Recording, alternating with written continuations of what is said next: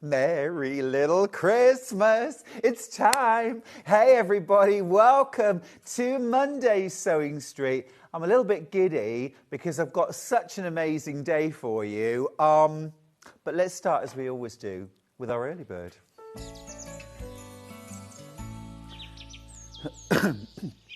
Oh, this is cute. Now, this morning is the official worldwide launch of Tilda's first ever Christmas range, Merry Little Christmas. And to celebrate that, our early bird is linked. It is a double set of Merry Little Christmas buttons from Tilda. You have got the large buttons, you have got the small buttons. You get 8 of each, so 16 buttons in total. The packaging is gorgeous. It's one of my favourite things about the buttons, but they're beautiful. Should be £12.98. Let's get straight in there. I don't have loads of these. I don't have loads. Some of you already checking out your baskets. £9.98. What an absolute steal. They are gorgeous. Now, they're flying into baskets, and you are checking out so fast. I'm proud of you. They are lovely, aren't they? The large ones, by the way, for reference, are... Oh, they've put the sticker right over the information. That's good, isn't it? I think they're 8mm and... No, wait a minute. These ones are 12mm. So I think... I can't get this... Oh, great, 16mm. 16mm for the large, 12mm for the small. Super cute. Oh, wow, over half the... 2/3 of the stock's gone. Wow, way oversubscribed on that already. Super cute. A little bit of Merry Little Christmas.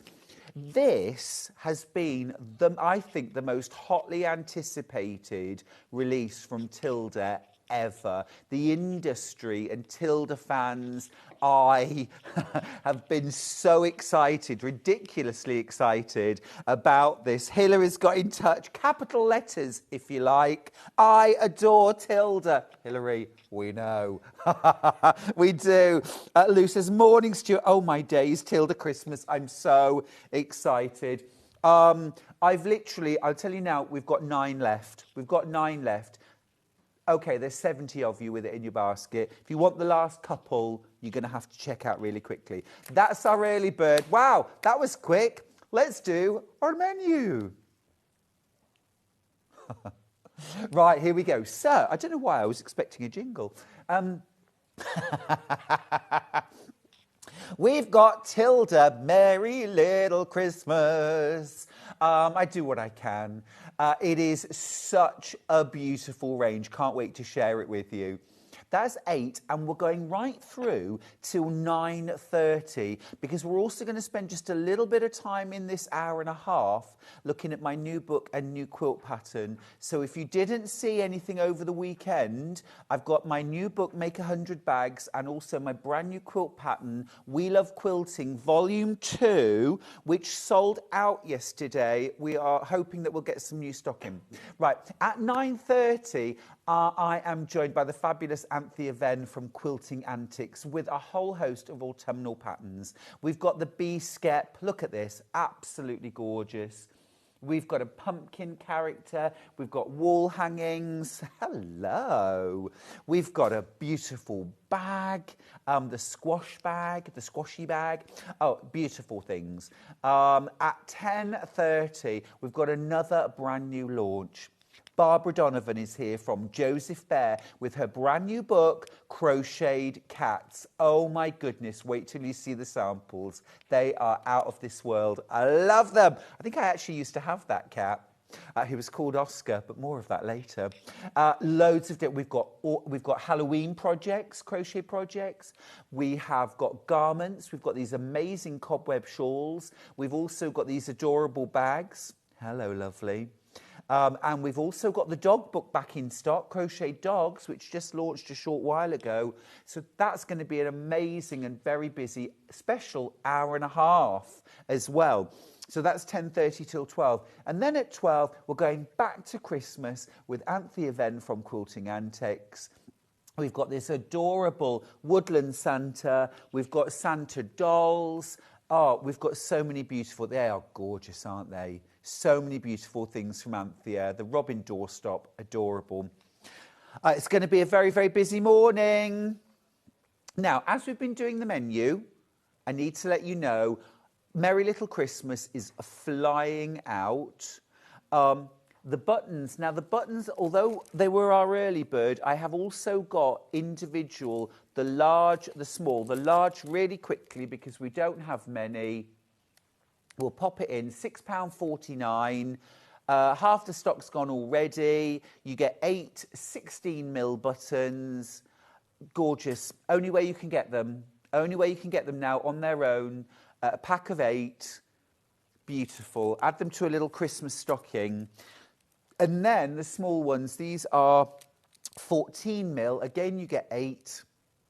I would use these almost like holly berries with fabric holly leaves. £6.49. Half the stock's gone already. If you want those, grab those quickly. Right, let's get into this. First of all, can we just take a moment to appreciate this incredible quilt from Tilda? It is so beautiful, using lots of fabrics from the range. Now, Merry Little Christmas is the very first pure Christmas range that Tilda have ever done. It has been so longed for. And I have got the most incredible mega bun. Happy Christmas. Happy Christmas. Let's talk price first of all, and then I'll tell you what you're getting. It should be £287.68. It's already flying out. You're going to get 2 whole meters of this for free. 2 whole meters. This is a 16-meter bundle for £250 and change. £251.72. It's on split pay, £83.90. Jumping into baskets already. Now, what you're getting in this bundle is you're getting the full collection, which is 20 fabrics. But then on top of that, you are getting the coordinating blenders. Now, we don't have the blenders available in any other format. We've got them in this bundle and we've got them in the colour bundles only. So if you love those blenders, let me show you what you're getting. I'm just going to pop that in there. Oh. So altogether, you're getting 32 fabrics. Now, first off, you've got a cream beige colourway, which I just think is such a beautiful colourway for Christmas. You've got 2 pictorial prints. You've got one in the beige, you've got that same print in the duck egg blue, but it's got polar bears, it's got little dogs, it has got a child dressed up as a snowman, it's got Santa Claus, of course, let me show you, but a sort of Scandi Santa, the Nutcracker. Anyway, let me keep going with this. You've got this gorgeous, really subtle, it's subtle Christmas. It's not hugely, this is Christmas. Beautiful rose print here. Look at this one on the cappuccino. This is one of the blenders. It is absolutely gorgeous. Again, look, this is just beautiful fabric. Again, this floral spray. So if I show you this now, this is your kind of beautiful, warm, soft cocoa cream, little bit of duck egg, and that beautiful rosy red in there. Now, let's get into the greens. You're getting all of this in the bundle. You're getting all of this. This is that blender again. It is so lovely. You've got little doves in amongst the holly. You've got a rose floral there. So usable. Now, this is another sort of pictorial print, but again, it's very subtle, sort of silhouettes of Christmas motifs. How gorgeous is that? Half the stock's gone. Half the stock's gone. I spoke to a friend of mine who works really extensively with Tilda, and she said to me that pre-orders on Merry Little Christmas have surpassed all other ranges ever. So we knew that this was going to be hugely busy. The duck egg blue, my favourite. I think this is this print. Let me just show you. Look at that. Absolutely gorgeous. It's that almost sort of chalky duck egg blue, isn't it? It's so soft, almost like those chalk paints, you know, the kind of Annie Sloan colourways. I just think are so lovely. You're getting all of this. There's way more in baskets than we've got, I'm afraid. This is another of those blenders. How beautiful. And not just for Christmas. Most of these fabrics are not just for Christmas. They're going to, I mean, look at this one. Look. It's not Christmas until it wants to be. You know, when you see it in the, or I used it in my Christmas stocking. I'll just show you here. I used the pictorial. This is a stocking from Quilts from the Country. And I used the pictorial on one side, okay. But then on the other side, I used the string piecing technique from Make 100 Bags to string piece using strips. And there I've used all those kind of florals and gentle prints. So you can turn it this way or that. 20 of you are going to miss out now. I urge you to check out your baskets quickly on this because I just don't want you to miss out. And then we've got the red colourway. We've still got one whole colourway to look at, which is the red. Now, Tilda, you will have noticed this, I'm sure, as a Tilda fan. Tilda don't really do red.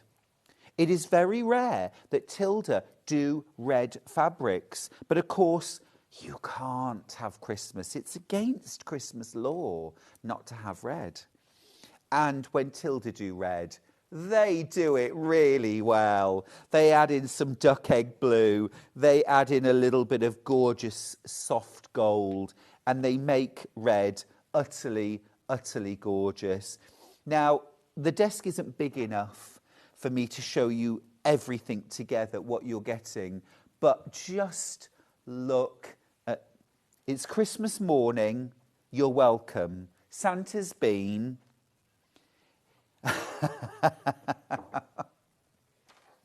This is all I want for Christmas. It's all I want for Christmas. Now, how many in baskets, Ben? Oh, 70 of you with it in your baskets. I don't have enough stock for even half of you, I'm afraid. Do check out. Morning, Steph. Morning, Claire. Good morning to Jan and Anne. Good morning to Delia. Loving the collection. Hilary says this is the best Tilda ever, and I have most collections. You certainly do, my darling. Got my Tilda. I'm happy, says Liz in Derbyshire. Merry Christmas. Merry Christmas. Oh, it's gorgeous, isn't it? This is Michelle in Lincolnshire. Morning, Stuart and team. I had a bad weekend, but you always give me a smile. Oh, Michelle, I'm sending you big hug, big love. Thanks for sharing your time with us. Good morning, Stuart. What a lovely Christmas fabric bundle. I also like the cushion at the side of you. That's from Victoria. The cushion's gorgeous, isn't it? Look at that. So, 4 Ohio stars joined together with sashing. Simple, country, beautiful. Good morning, Stuart. What lovely red fabric. Oh, Victoria, I know. And if, you know, you might do red work. Because actually, the only fabric in there which is Christmas as such is this one right here. And that is subtle enough, that if you mix that in, now you might do red work, you might like just the traditional red and white quilts. There's your palette. Gorgeous, easy. It's just such a classic colour in quilt making. But mix it with the duck egg blue. Very Tilda. Add in the green, you've got Christmas in an instant.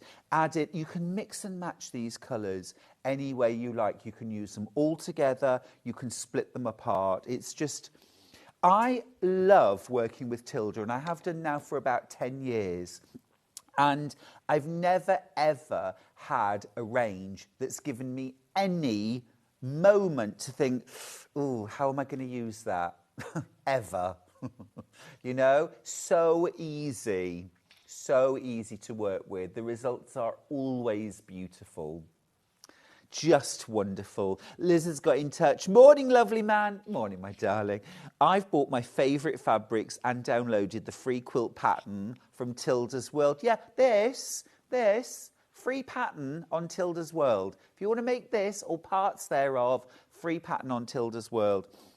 Also, a Christmas stocking pattern. Now just sitting back and watching. Lovely. Mo's got in touch. Morning, handsome. I'd just like to point out for the rest of the crew, that message was for me.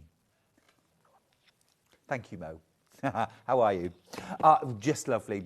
Now, I need to let you know that I'm down to my last 25 bundles. There are over 80 of you with this in your basket. Look how the buttons have been used to such great effect. Now, if you missed out on the buttons, you could do covered buttons. If you've got any of the Christmas reds and greens from Tilda's Creating Memories, awesome, mix them. The blue background on this quilt is actually the blue check from the autumn Creating Memories. So they always use some of their blenders, some of their other fabrics and mix. So if you've got any previous collections, get them out, mix and match. Michelle says, good morning, Stuart. Gorgeous fabric. I couldn't resist. Well, that's the thing I always say with Tilda, I can't resist. Thank you, Tilda and Sewing Street. Love Mimi. You're welcome. What a lovely start to the day, isn't it? Just gorgeous. Do be quick on this collection. Don't miss out. Now, remember, it should be £287.68. You are getting a total of 2 meters free. That's 4 of these chunks of fabric completely free. 251.72, and this is a great opportunity to take advantage of split pay if you'd like. 3 split pays available on this bundle. You don't need to pay the full amount today. It's 0% interest. You can just pay £83.90 today to get it home in 3 to 5 working days. Now, this is the worldwide launch of Merry Little Christmas. This is the first time it's been available. Now, in baskets at the moment, there are 90 of you with this in your basket. I'm down to my last 20. I'm down to my last 20. You can use split pay if you want. I've got 19 left. Down to teens now. Over 95 of you now with it in your basket. You see, I'm just going to take this one out for a second. Look at these beiges and browns. Now what a beautiful colour palette. No Christmas. Even if I put that in, it's still so gentle, so soft. A lot of nurseries are done now with these sort of beiges and cappuccinos. And, you know, if you wanted to make some beautiful Baby's First Christmas, absolutely lovely. Another 3 bundles have sold, by the way. This means there are fewer, and another 2 now, just noticed. This means there are fewer and fewer opportunities. There are 100 of you now with this in your basket, and I'm down to teens. Okay. Let's talk fat quarters. We've got something for everyone, but not for very long. We're going to start with the duck egg. 5 fat quarters. These are your 5 feature fabrics. Oh my goodness. Oops.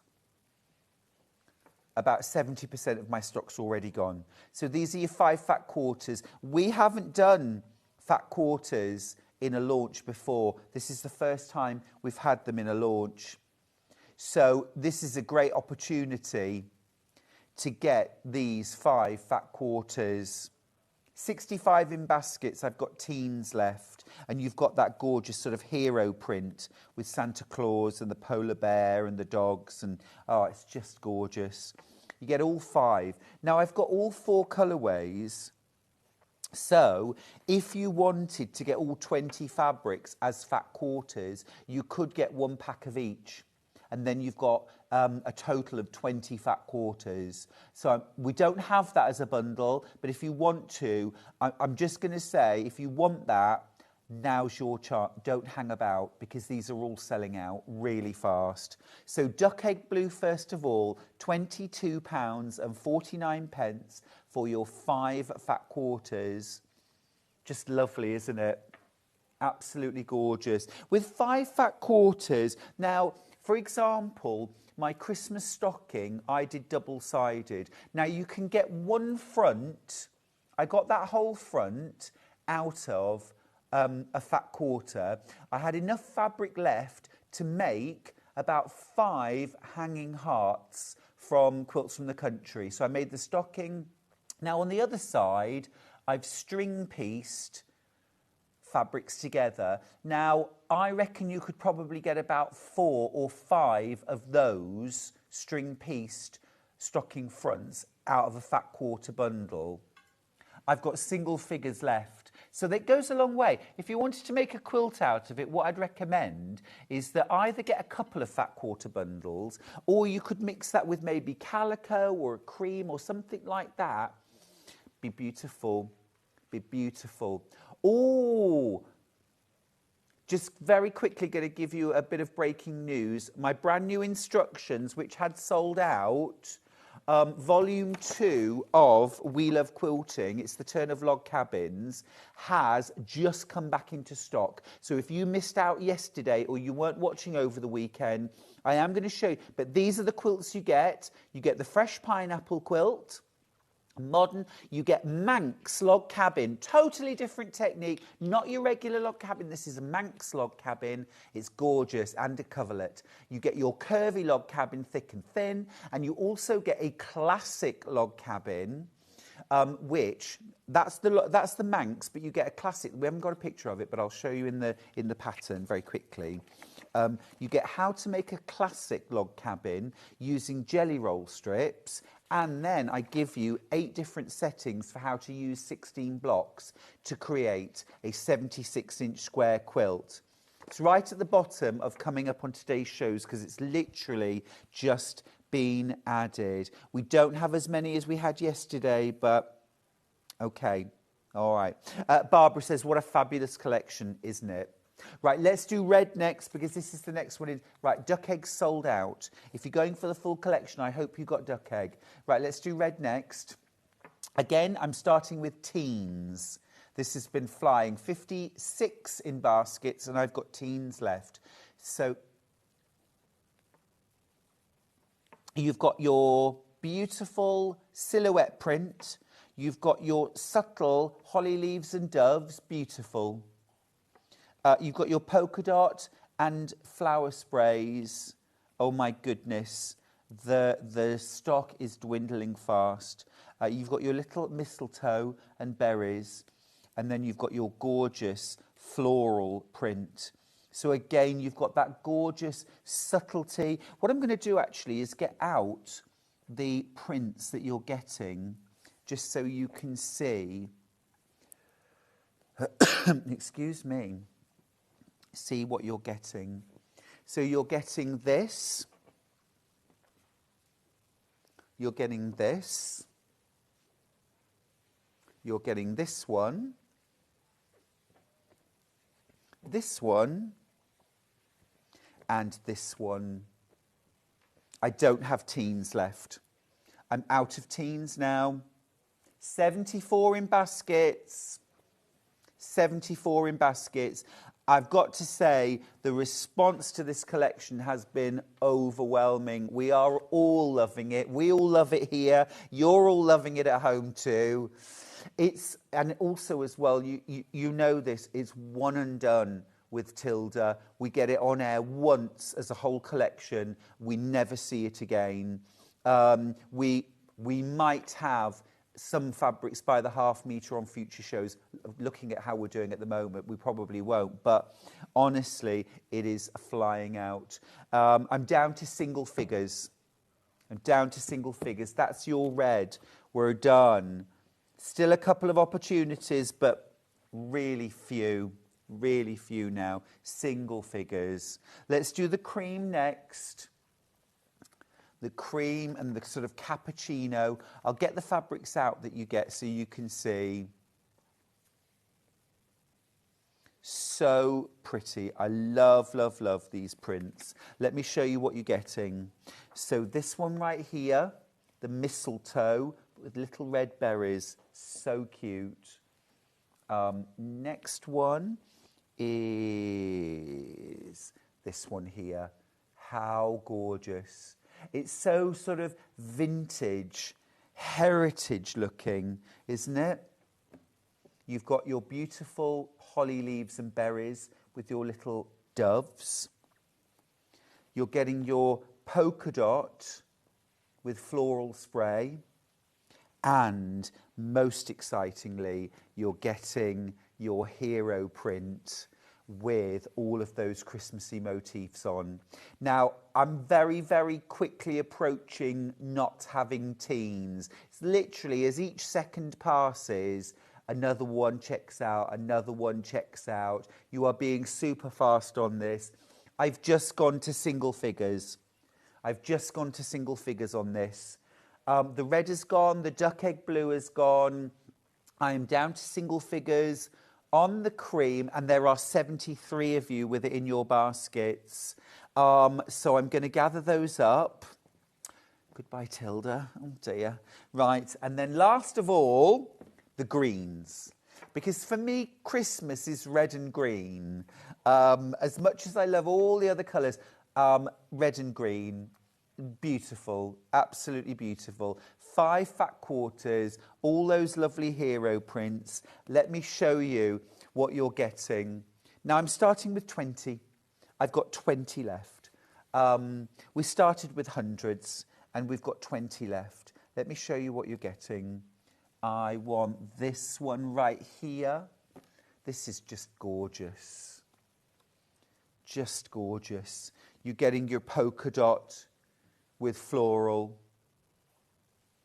You're getting your holly leaves. Oh, sorry, that's the wrong one. No, I've got that one out. Wait a minute. Missed one. Ah, there we go. This one here. Oh, I'm glad you get that one. How gorgeous. And then, last of all, you get... Oh, I've got into a right muddle. Oh, I've got it. Here we go. Here we go. I'm overexcited. That's what it is. Those are your fabrics. Again, I'm down to teens now. There's 50 of you with it in your basket. So lovely. And I just love that little bit of red, that little bit of soft gold. It's all gentle, it's all classy, isn't it? That's the thing about Tilda fabrics. They're always so classy. Just beautiful. Just beautiful. Now, remember, with things like your Christmas stocking here, this is gorgeous. Let me show you this. How beautiful is that? The greens are so important. If you're going to be making something like that, those green holly leaves, absolutely essential. Christmas trees, those little details on Santa as well. So, so important. There's over 60 of you now with this in your baskets. I am fast approaching no teens. Karen says, I resisted for 28 minutes. Oh dear. Karen, you've got a stronger constitution than me. I didn't wait that long.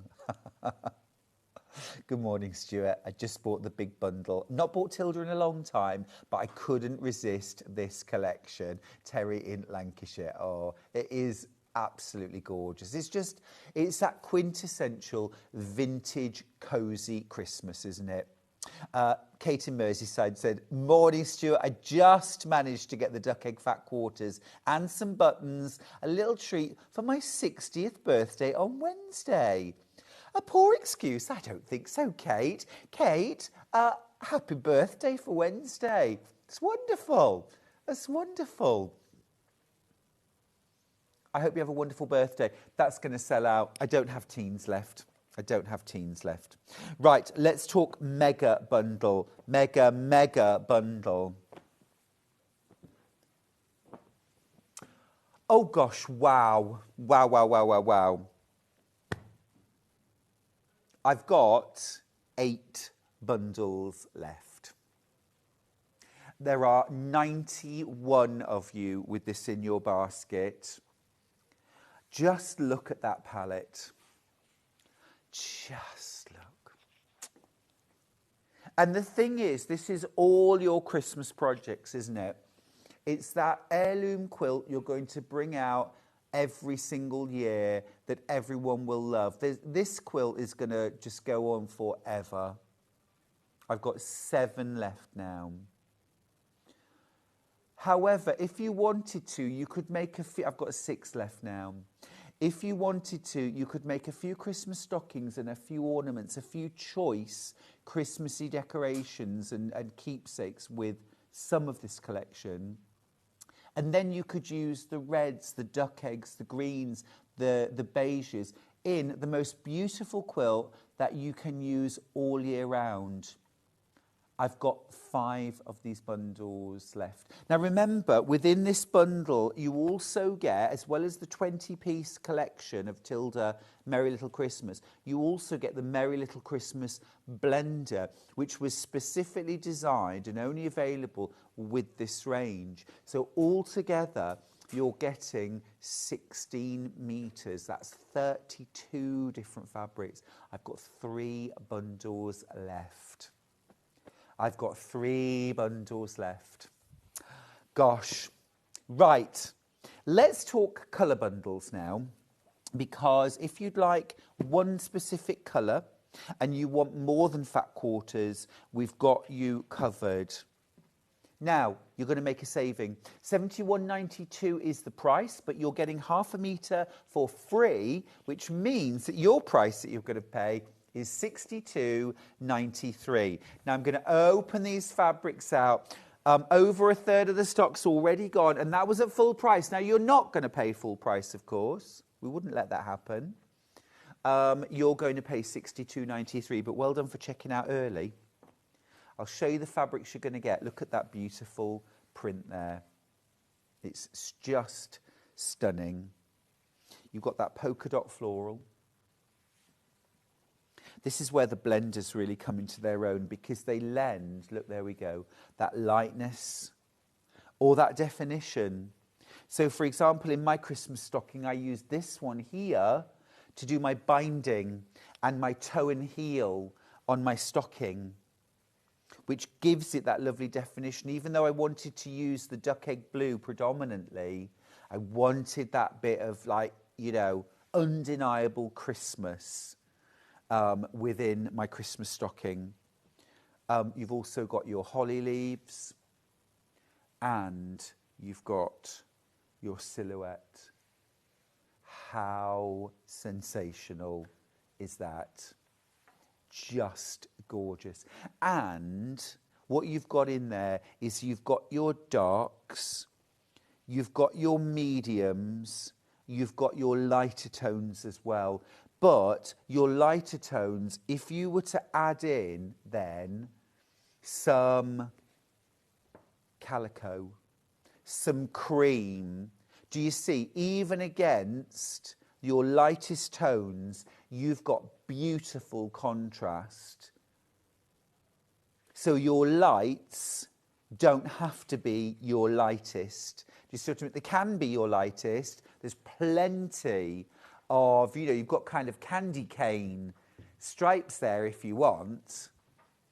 But if you want to add in a really bright cream, a calico, an ivory, an ecru, or a white, you can, and really make it pop. You could add in some green, as Tilda have here. But equally, you could add in some duck egg blue. Pick it out. Or some golden yellow, or some really soft pink. Some really soft pink would be beautiful. And I think back to the very first book that Tilda did, or certainly that I can remember Tilda doing, and this was way before they started doing fabrics, and almost all the projects in the book were done in reds and pinks together, and I'd never seen that combination before, and I was bowled over, and I think there was a little bit of duck egg blue in there as well. This is really Tilda's roots.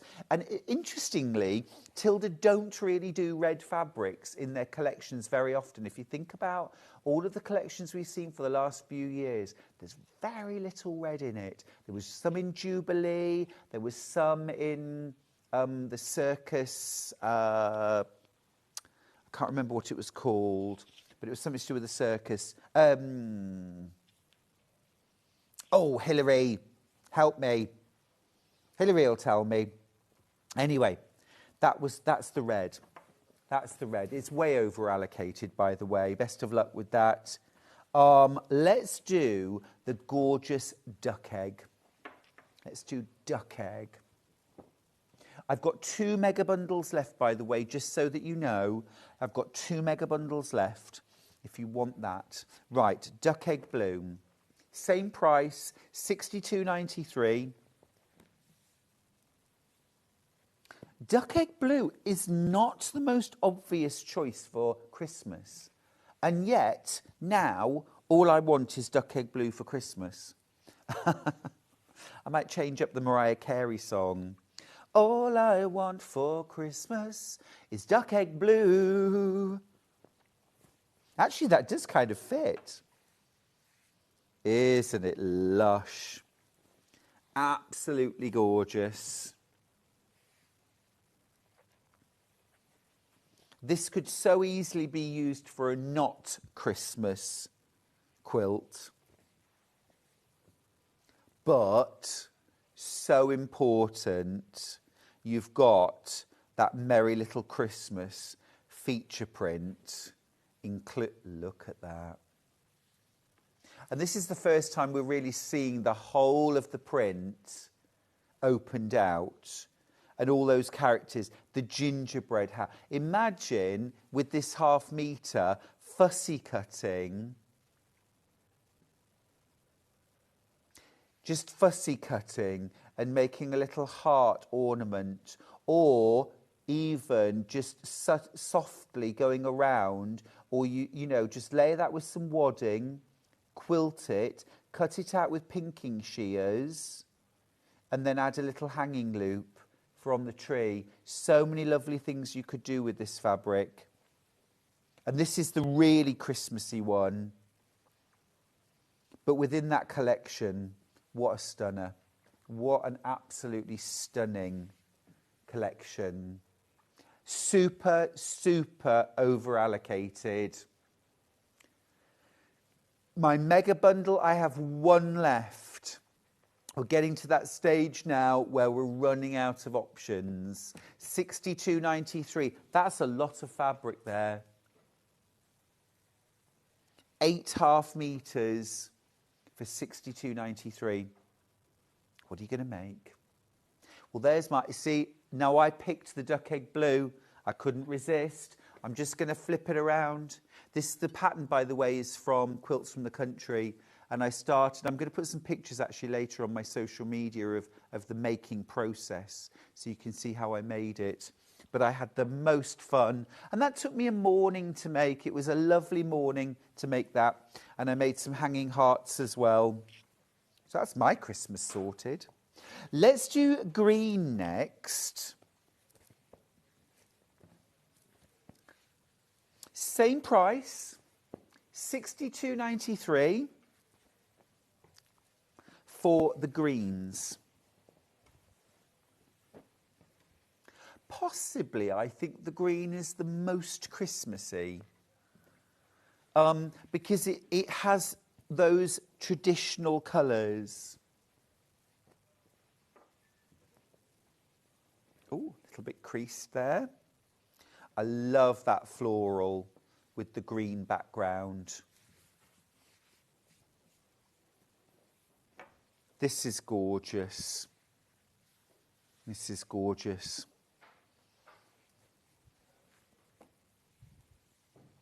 Stunning collection, says Sally Ann Harrison. Unsurprisingly, I haven't been able to resist. Well, didn't Oscar Wilde say, I can resist anything but temptation? And I mean, I couldn't put it better myself. When you're presented with Tilda's first ever Christmas collection, this is something that I shall certainly have to keep a little of forever, just to say I got it. There are your gorgeous greens. Now again, these don't have to be used in a Christmassy context at all if you don't want to. You've got your blenders, you've got these beautiful florals. I mean, for example, you might just take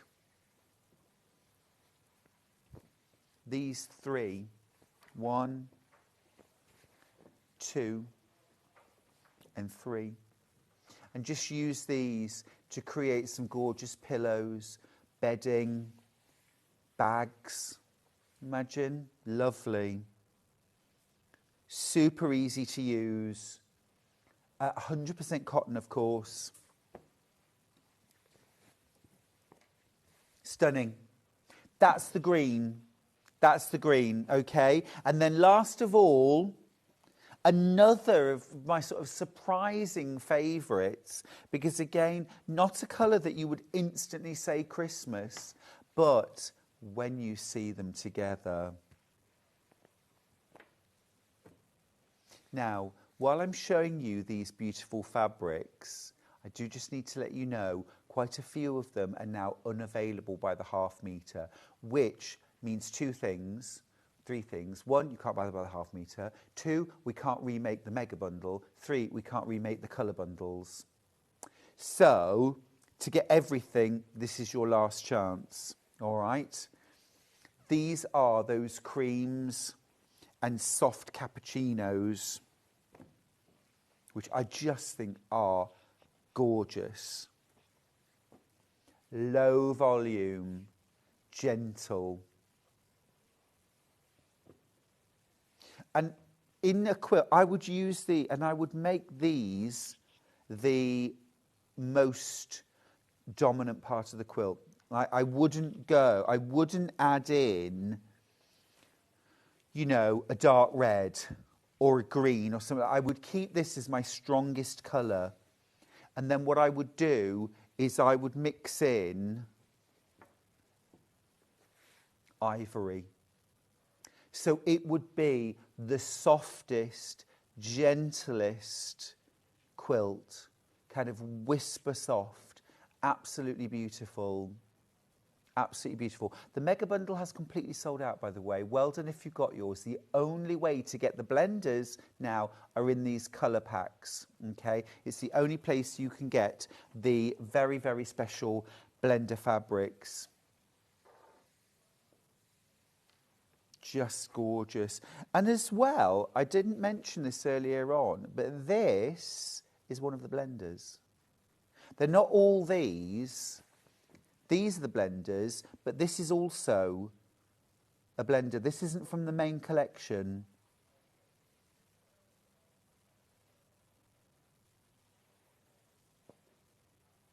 This one here, this is one of the blenders. Yeah. Interesting, isn't it? So gorgeous. Could use these anytime. Really lovely. Mix this with the duck egg. That cocoa and duck egg. Double the quantity in baskets than I have. Double the quantity. Don't forget that beautiful hero print. This time in the cappuccino. Now, one thing you could use this for very successfully is a log cabin. And you could use these as the light half and perhaps the greens as the dark half. I want to introduce to you my brand new We Love Quilting Volume 2 mega pattern. I launched this yesterday. We completely sold out. Which shouldn't be possible. but is because of how many we can load on our system. So they completely sold out yesterday. We've managed to get half the quantity back in stock today. Let me talk you through this pattern. So a couple of months ago, I introduced the concept and the brand new thing, We Love Quilting Volume 1, and it was the turn of scrappy quilting for Volume 1. You get lots of know-how, lots of tips, lots of skills, and then you get 3 unique patterns, in this case to make scrap quilts. For Volume 2, which launched yesterday, I wanted to give log cabin quilts their time in the sun. Log cabins are an absolute quilty classic, but they're as gorgeous now as they ever were before. So we start off with a bit of history, because it's a fascinating history how the log cabin quilt came about, where its roots are, and its roots are not as far back as I thought they would be. I thought log cabins would be like from the earliest settlers in America. They're building a log cabin, and at the same time they're using bits of fabric to create a quilt in the same way to go in the log cabin to keep them warm in that first winter. Not a bit of it. It wasn't until the American Civil War that people were clinging to nostalgia, effectively, and looking to their past and wanted something to make them feel warm, cosy and secure. And so they created a pattern to reflect their forebears living in the log cabins. And the log cabin quilt was first seen in print in 1863. So way after, nearly 100 years after the first Western settlers, European settlers, had gone to America. So interesting history.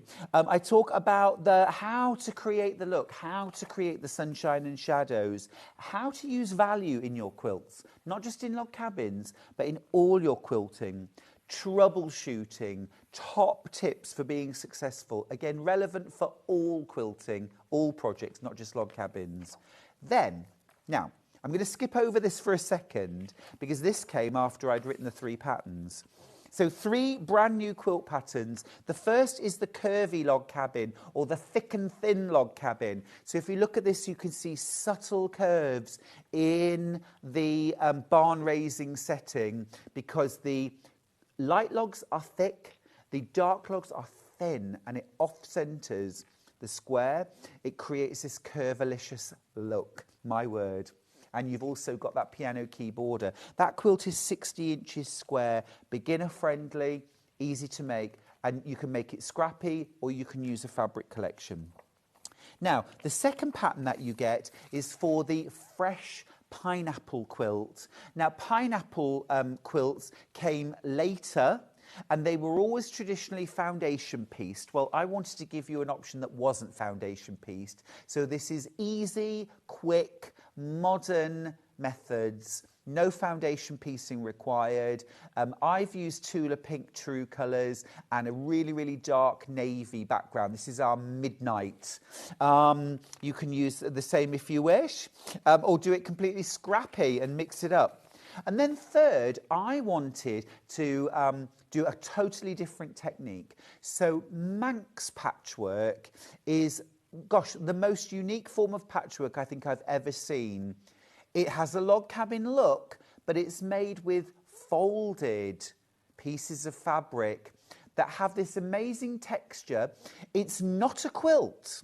It's not a quilt, most importantly. It's only a quilt if it's 3 layers, a backing, a wadding and a top. This is a coverlet because it's a top and a backing with no wadding. However, it's really warm and really snuggly because of all those folded layers. Now, traditionally, log cabin quilts were not quilted. They were tied.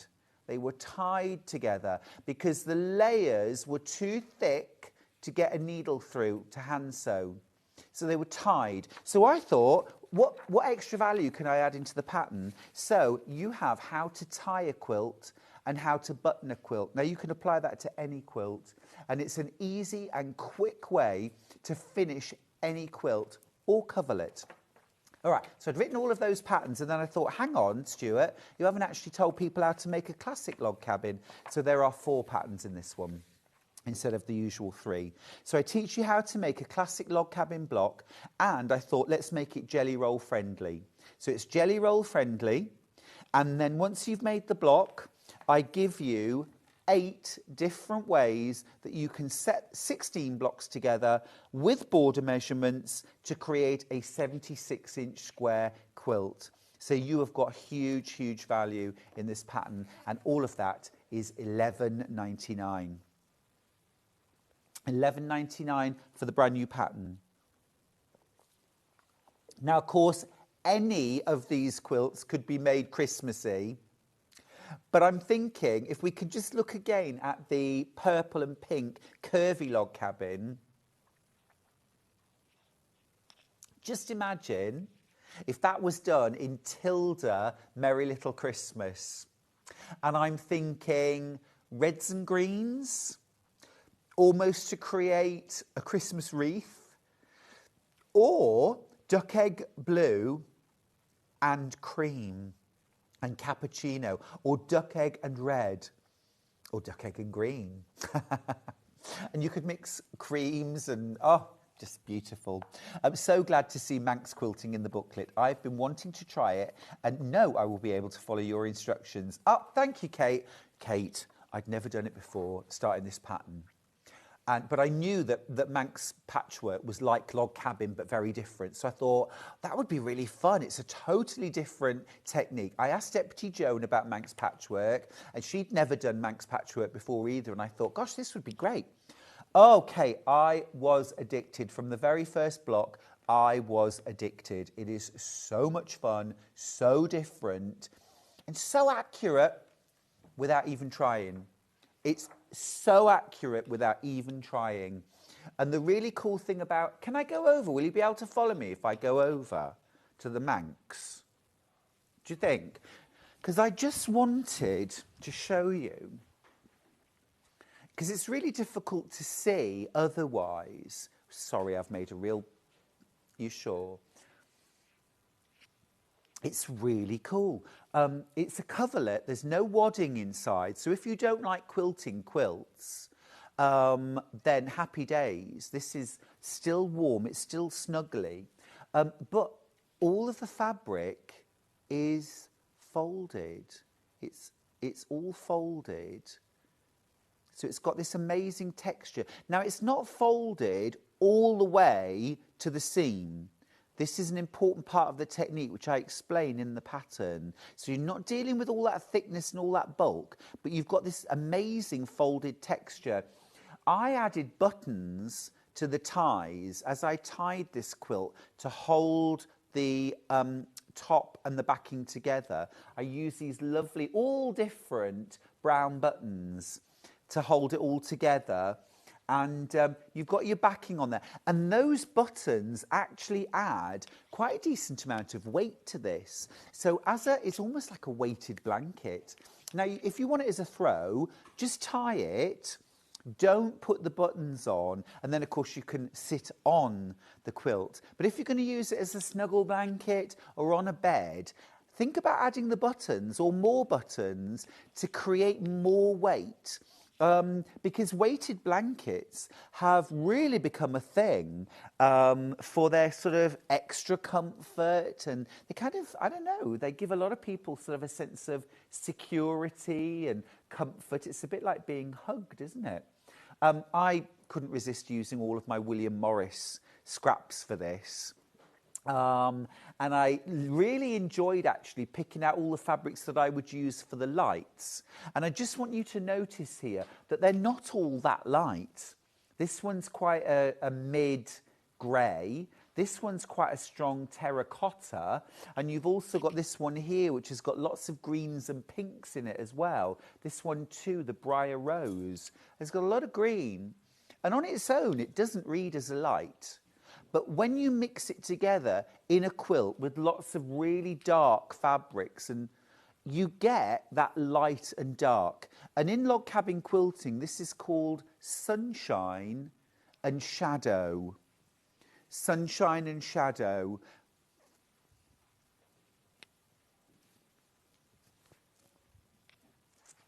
That's how you achieve it. It doesn't have to be as bold as just cream and just dark blues. I think it's much nicer if you can add some subtlety, some light and shade, some sparkle, and some surprises in there as well. You could so easily use a couple of those half-metre bundles of Tilda. Pick your favourite 2 colours and mix them together. Either use them all as the darks, or, for example, if you were going for the creams and the cappuccinos, I would use those as the lights, and then I would use maybe the greens, the reds, or the duck egg blues for the darks. And, of course, you can add in your own fabrics too. So that was the brand new launch yesterday. But the, oh, can I just very quickly mention while we're here, just volume 1. If you didn't get volume 1 of We Love Quilting, this is where it all started a couple of months ago. And this is We Love Scrap Quilting. So I talk about what a scrap quilt is, how to make a scrap quilt, my top tips.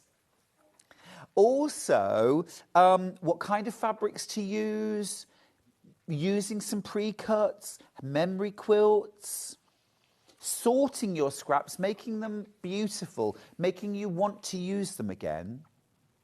Then I talk about how to create colour schemes that work, how to piece your backing together, how to piece your batting together to make a Frankenbatting. So even the backing, the batting and the binding can be using scraps as well. And I talk you through all of that. Then you get 3 patterns. The first one is Sticks and Stones, which is a jelly roll friendly, beginner friendly quilt. I've done it with a range of fabric, but you could easily use your scraps and do it totally scrappy. Then we've got the Bold Braids quilt. Instead of making blocks, we're making linear strips of patchwork that we then sew together to create this quilt. Loved making that. It was so much fun. And then something for the more intermediate or the really confident beginners who are ready to move on to something a bit different. You've got the Radiant Circles quilt, an illusion of circles, an illusion of curves. It's all straight line piecing, all easy piecing. But you're going to use either templates for this one unit here, and I include the templates on the back, or you can foundation piece it, and I've included the foundation so you can choose between the two. I like to build skills up. So you've got 3 unique brand new patterns plus all of those hints, tips and know-how to be able to confidently use your scraps up, because I like projects that use the fabrics that we've already got. Okay, right, now on Saturday we launched my brand new book, which was just wonderful. We had a great morning. It's been a lovely weekend, and thank you everyone who joined me over the weekend. But if you were able to join us, we launched my brand new book. It's called Use Scraps, scraps again you see, Use Scraps, Sew Fabric, Make 100 Bags. I wanted you to be able to make 100 plus bags using this brand new book. It's a hardback. We always do. We crash the price. It should be £22, which would make each bag 22 pence. But we crashed the price, and we crashed the price to £19.99. Ben, we've got to honour it. We've got to honour it. £19.99. It's brand new. It's brand new. You can't buy this anywhere else at the moment. Not on my website, not on Amazon, not in any shops. You can pre-order, but you'll have to wait until the middle of September to get it. If you get it from Sewing Street, you'll have it in a couple of days. And every copy is signed. And it's signed in the book by me. I sat in our, it's a big old squiggle that. I sat in our warehouse for 8 hours plus, and I signed them all. So they're all signed. Now, let me explain the concept. First of all, as you would expect, you've got all of your techniques that you're going to use again and again, fully explained, all those how-tos. So when you look at a pattern, for example, Don't Shoot the Messenger, one of my favourite bags, right at the start it'll say skills used. All right?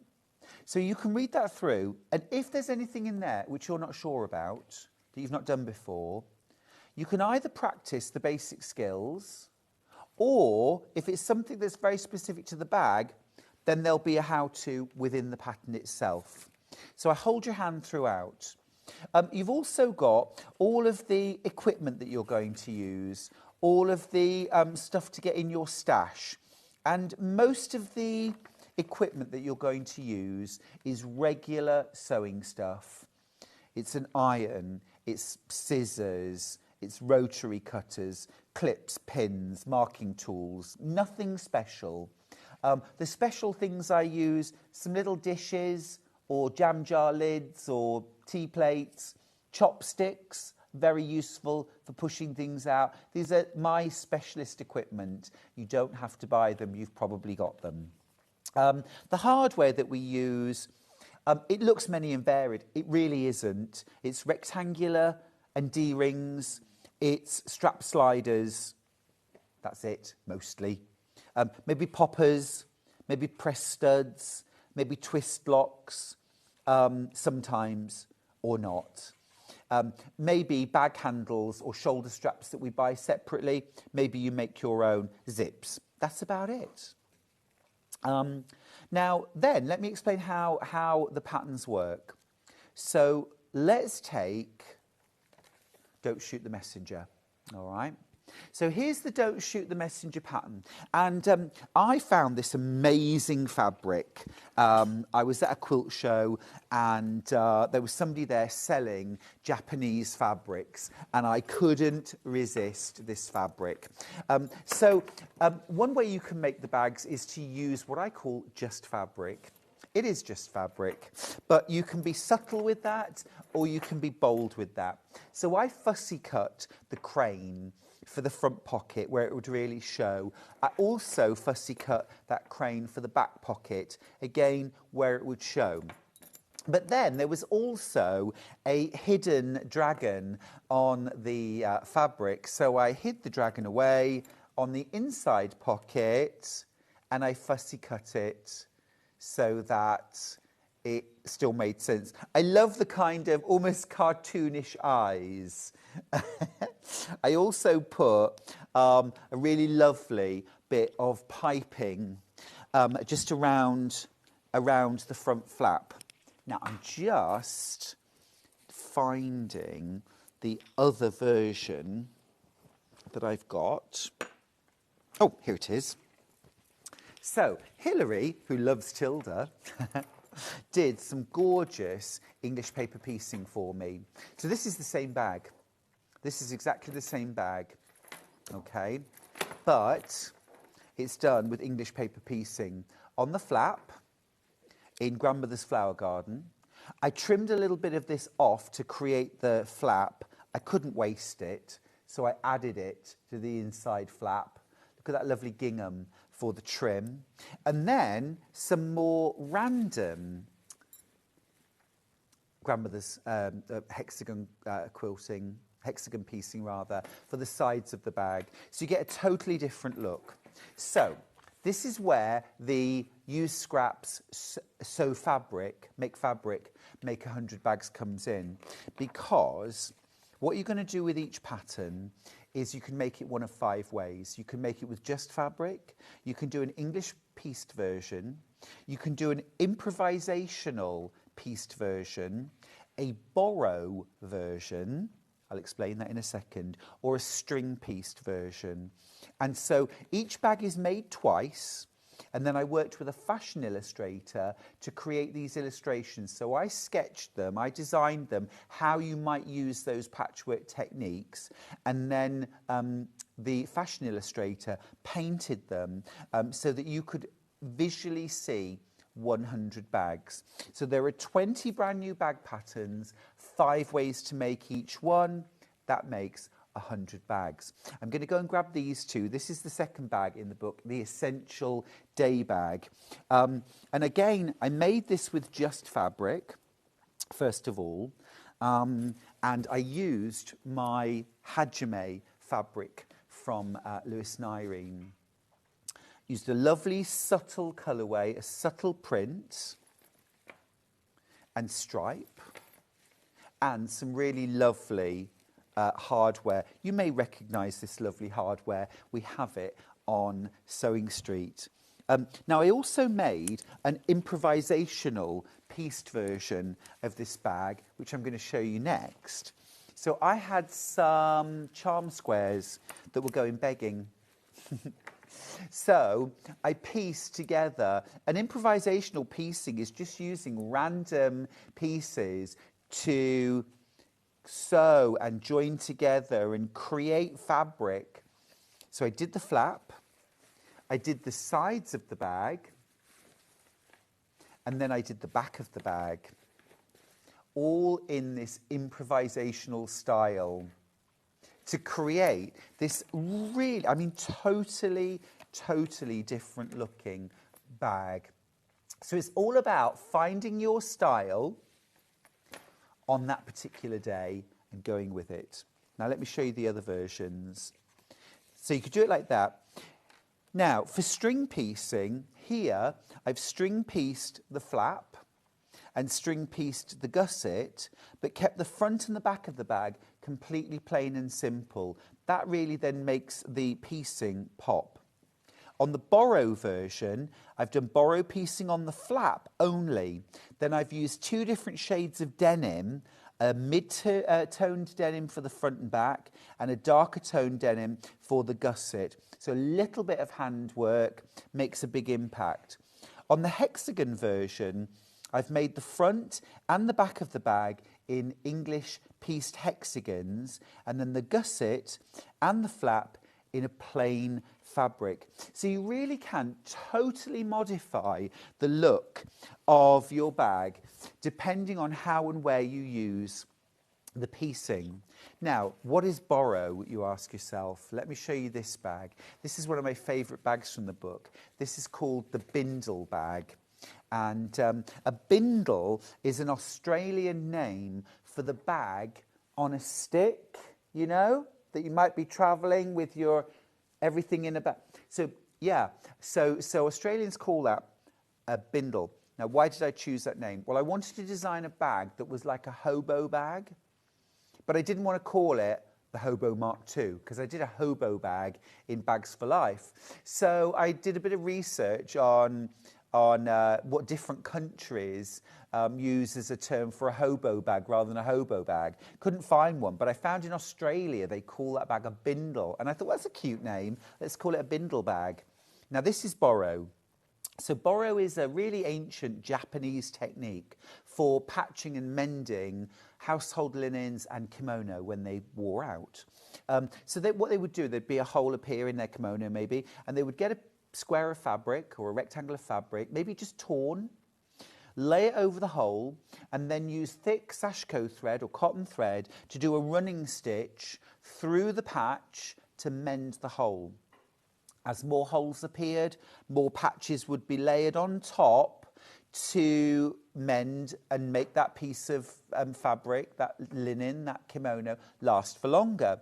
Now, of course, over time, it became an art form in its own right, and now is a really popular hobby and patchwork form. So this is what borrow is. Now, the deputy, Joan, did an amazing job on this.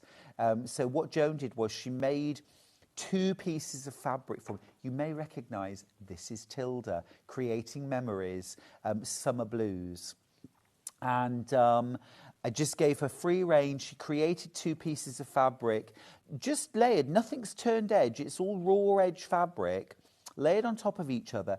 But then the real fun comes in stitching different kinds of running stitch, spirals, crisscross, down here Jones used a checkered fabric. This is actually the same fabric that's been used in the background of the Christmas quilt that was hanging behind me. And she's done little slanting stitches, but all different little cross stitches there to create all this amazing texture. And then I made it up into the bag. Now, you can make that bag in just fabric in an hour. Simple webbing handles, tapestry maybe. You could use PU. It could be orphan blocks. I like that bag so much. I've made quite a few of these now. Joan's made loads of them. Or you could spend 3 or 4 weeks, or months even, doing intricate patchwork, a hexy version maybe, and then spend an afternoon or two creating the bag. So you really can mix and match to your heart's content. I'll just show you in the book. So there's the borrow version. This one's improv. So what I've done here is to create some long strips of patchwork in these kind of like odd different shapes sewn together, and then sewn thin strips of fabric between those bands to create the body of my bag. For the hexie, I've done large hexagons in a diagonal strip, and then small hexagons, which I've then just trimmed off the edges, sewn together to create the front and back, and then string pieced just thin strips of fabric sewn on the diagonal to a foundation. Now, while we're talking about string piecing, I'm just going to find some string piecing. I'm not there. Sorry.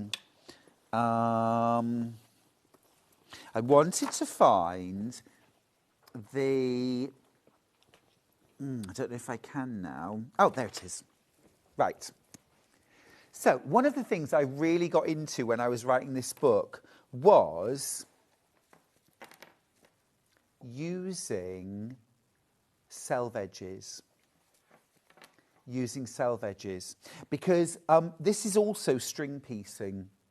So it's flipping and sewing strips of fabric to a foundation. And selve edges make such a cool, interesting strip. So these are all William Morris blue fabrics that I cut a bit of the fabric and the selve edge and pieced them together. This is a really fun little purse. It clips onto your belt loops on your trousers or a skirt rather than having to have it in your pocket.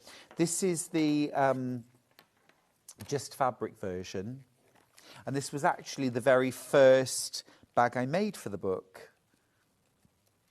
I'll just find the pattern. Yeah, here we go.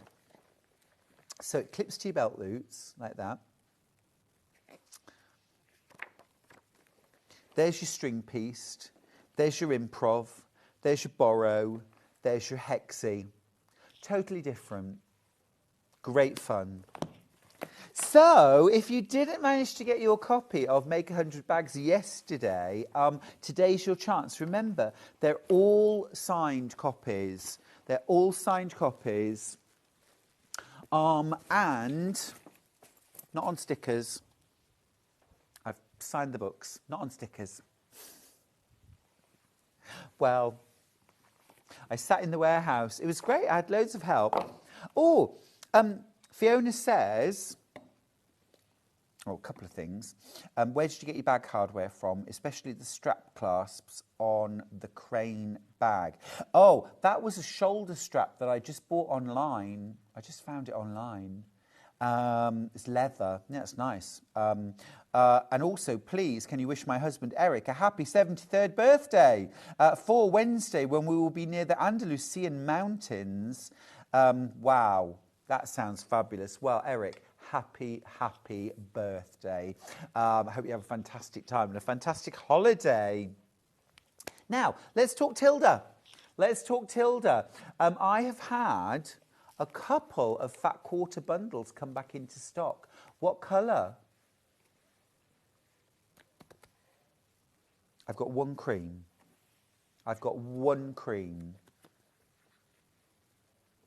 These are the prints. You get the hero print.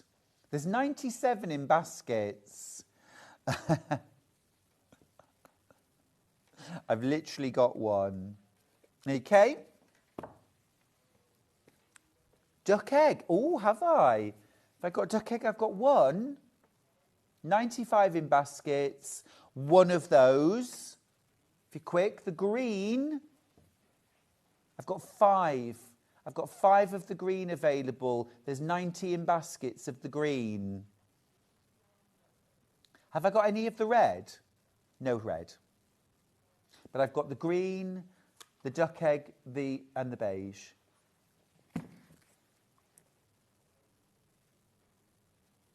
Have to be ever so quick. Have to be ever so quick. Right, let's talk colour bundles. Oh, they've all been taken away. I can start with the duck egg. I've got that. But the others are back on the trolley. So, here we go. These are half meters. You get 8 half meters. And within that, you get the 5 main collection. And you also get 3 of the blenders. So this is a blender, this is a blender, this is a blender. I've got low teens of this left. It's the last way to get any of the blenders. Way, way more in baskets than we've got available though.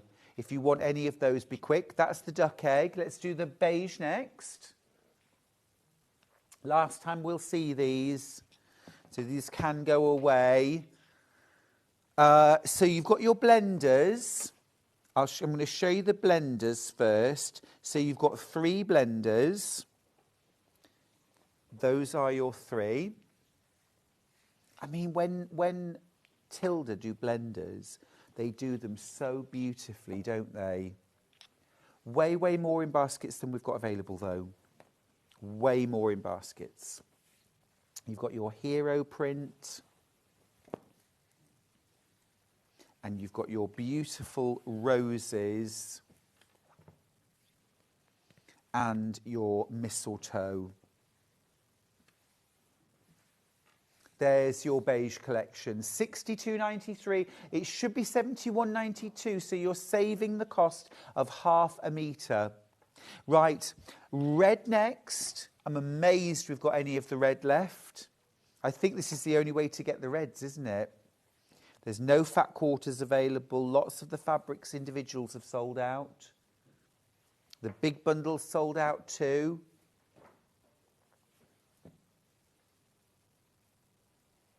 Let me just... Here are your 5 prints from the main collection, and then your blenders. This is one of the blenders. This one. This one. So this is your red collection. Oh, it's lovely. Absolutely gorgeous. Easy to use, aren't they? Just lovely. If you love Mandy Shaw and her red work, always on the lookout for red fabrics. Always. Way more in baskets than we've got in all of these collections. And then the greens to finish with. And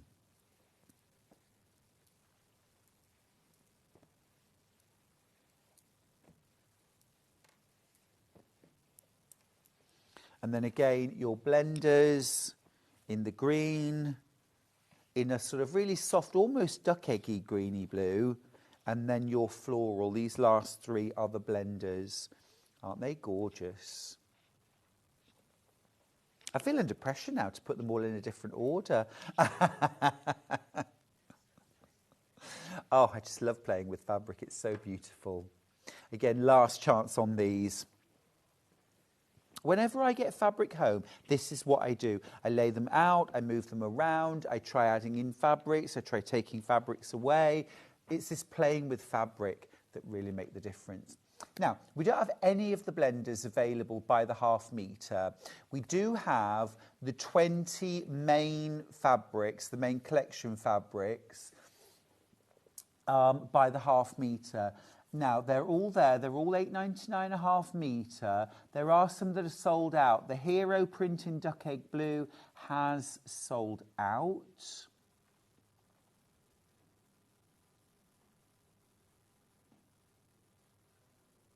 Let's have a look. I think the cream one's sold out as well. Yeah, that's sold out. So both Hero prints are sold out. So, there you go. Best of luck with the Tilda. Now, yesterday we launched the brand new Volume 2 of We Love Quilting, Volume 2, Log Cabin Quilts. And I was going to share a little bit more of the history with you. So I learned a few things which I thought I knew and then discovered I didn't actually know at all. One of them was the origins of the log cabin quilt block. I thought it was, as I say, earliest settlers, and it actually came much later. Another thing which I thought I knew, well, there's some debate about where the name log cabin or where the origins come from. Yes, it is definitely the building of a log cabin, but one of the ideas is that the name comes from Abraham Lincoln.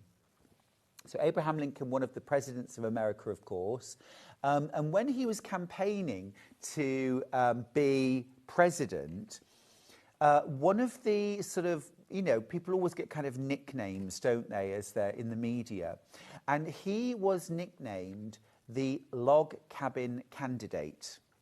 And the reason for that was because he was really trying to push his sort of grassroots, my family were here way back when, I came from a log cabin kind of background. And so at the time, lots and lots of log cabin quilts were made to raise funds for his campaign and in support of him. I'm fascinated by this. A lot of early quilts were made to support either charitable endeavours or to help fund political campaigns. Signature quilts, raffle quilts, a lot of them were made to support those campaigns. Another thing I thought I knew was what colour centre square you always have on a log cabin, yeah? Traditionally, it's red. Well, except in my research, I found out traditionally it's not red at all. The earliest ones were black. The centre was black.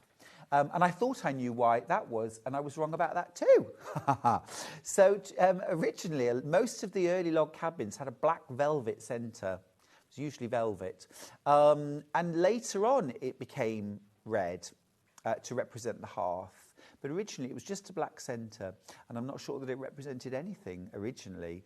The earliest log cabins were actually foundation pieced. And the reason for that was, at the time, quilt making tended to use silk, satin, dress fabrics, not easy fabrics to piece together using the running stitch method. There's two English ways of piecing patchwork, or traditionally, English piecing and English paper piecing. Obviously, we know English paper piecing's around, you know, paper, hexagons, that kind of thing. But English piecing of a quilt is doing a running stitch. The running stitch method is also known as English piecing. And that's how quilting was made at the time. But you couldn't work with silk, satins, stretchy velvets, things like that. So they were sewn to a foundation, piece of fabric that was marked out. Because of the foundation, the layers were too thick to hang quilt. So they were tied rather than quilted. Those early log cabin quilts were tied, not quilted. So I thought that was interesting. Anyway, I mentioned about the black centre. I've always told the story that, you know, red represents the hearth, true. Yellow represents a candle or firelight, kind of... I always think of it as a candle in the window for somebody who is gone, who you hope will come back, that kind of guiding them back. And then the black centre square, I'd always been told that the black centre square was either memorial for Abraham Lincoln after his assassination, which makes a lot of sense, or that it was part of what was called the Underground Railroad, which was a signal to people escaping slavery that yours was a safe house. So people would put the quilt out in the garden with the black centre squares on their log cabin, and somebody would know that that was a safe house. Well, doing my research for this, that is actually refuted, that was the reason for the black centre. Because of when quilts with log cabin quilts were being made. It was during the American Civil War, which was largely based on the abolition of slavery. So actually most people who were escaping slavery were doing so before that. While there were Union camps, you know, one presumes you could sort of, you know, ask for help and it would be given. So the idea is that the black centre was just fashionable. It was just fashionable. Black velvet was used a lot in quilt making, crazy quilts, things like that. And so it was a fashionable choice. But I like all the stories. I don't think it necessarily has to be true. What do you think? Anyway, you get 3 patterns, 3 full patterns in the mini book. You get a curved log cabin, which uses thick and thin logs. You get pineapple quilt, and I've called it fresh pineapple because it's a modern way of making it. Love the quilt. I love this quilt. And the Manx log cabin I was totally addicted to. I just loved the process of making this. And this uses 36 blocks. And the finished quilt is 51 inches square. So it's a lovely throw quilt or snuggle quilt. And I say in the pattern, if you can do it with a half square triangle, you can do it with a log cabin block. Because a traditional log cabin block or a Manx block has the look of a half square triangle. It's half light and half dark. Now, once I'd written all of that, I realised that you really would need a pattern for a classic log cabin, which I hadn't included at that point. So I included it. You get your dimensions to make a classic log cabin block, sunshine on the light side, shadows on the dark, and the centre half in glowing red. Then I've given you 8 different ways of setting just 16 blocks. You've got barn raising. So this is a really traditional pattern, and I use this set for my curvy log cabin. Boxes. This is called boxes, and you can see why. And I've done it dark. And I just used the same blocks, but turned them just to show how very different. These are exactly the same blocks, but just turned. How different it can look. This is the pinwheel. You can see there, because if you can do it with a half square triangle, you can do it with a log cabin. Then up here, I've done a star in light and dark. Again, if you can do it with a half square triangle, you can do it with a log cabin. And then down here, you've got what are called straight furrows and zigzag or streak of lightning. All that for $11.99. Wow, it's been such a busy start to the day. But we haven't even met our first guest. Right after the break, Anthea Venn is joining me here from Quilting Antics. We're going full on autumn. It is cosy, it is warm, and you know from Quilting Antics, it is utterly gorgeous. See you after the break.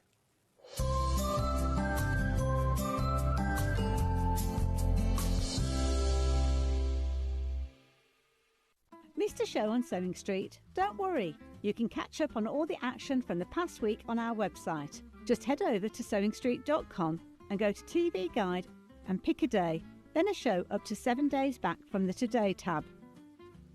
Looking for something older?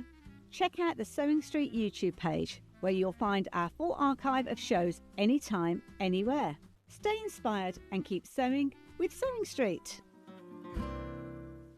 Want to know what's coming up on Sewing Street? It's easy. Just visit www.sewingstreet.com and head to the TV Guide section for all the latest show details.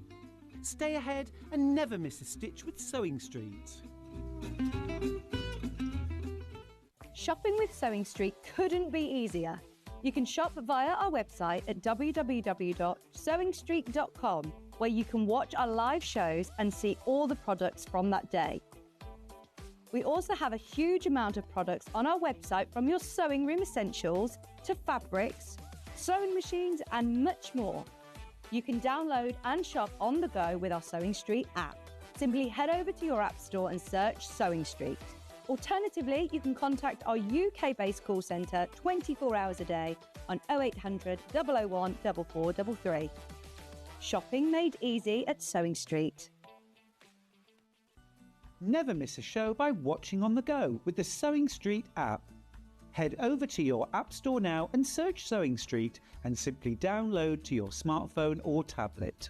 You can watch the shows live and see your favourite presenters and guests. Click on the Today button to shop all of the products that are featured in today's show.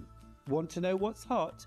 Then click here to see today's bestsellers and highlights. Have you missed a show or want to watch one back?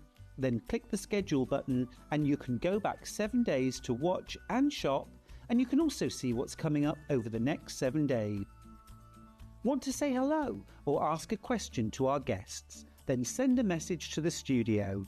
You can also keep in touch with all the latest news, events, product launches and much more by clicking here for our social media pages. Never miss a show by watching on the go with Sewing Street.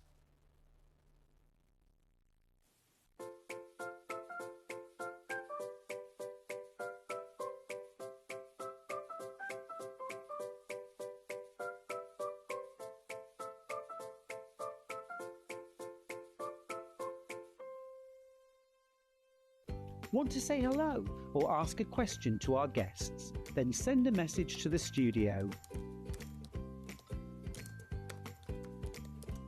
You can also keep in touch with our social media pages.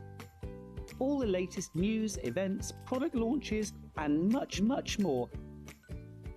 Search Sewing Street. Here at Sewing Street, we only charge one P&P throughout the day. You can add as many items to your basket and check out and still only be charged once. Once you've checked out the first time and want to order again, you simply add the item to the basket and click on the Combine Order button.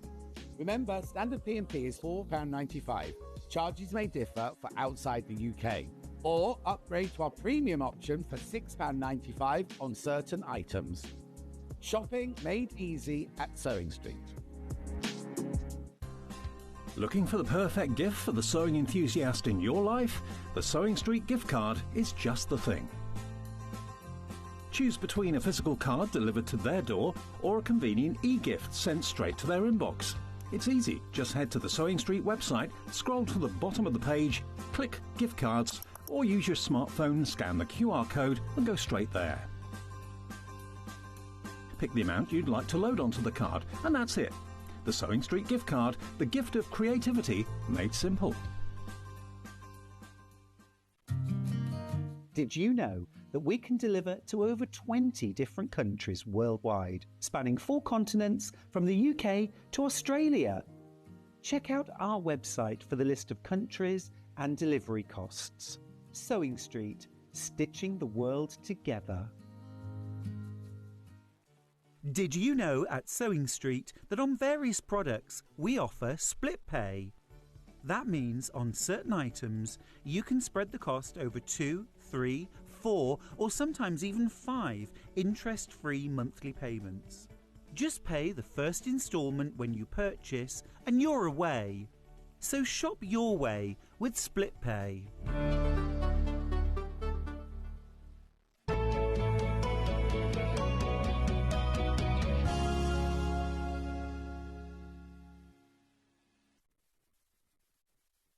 Well, here we are. Autumn has arrived. It is officially autumn. No, it's not officially autumn, is it? Oh, no, please. But it's September the 1st.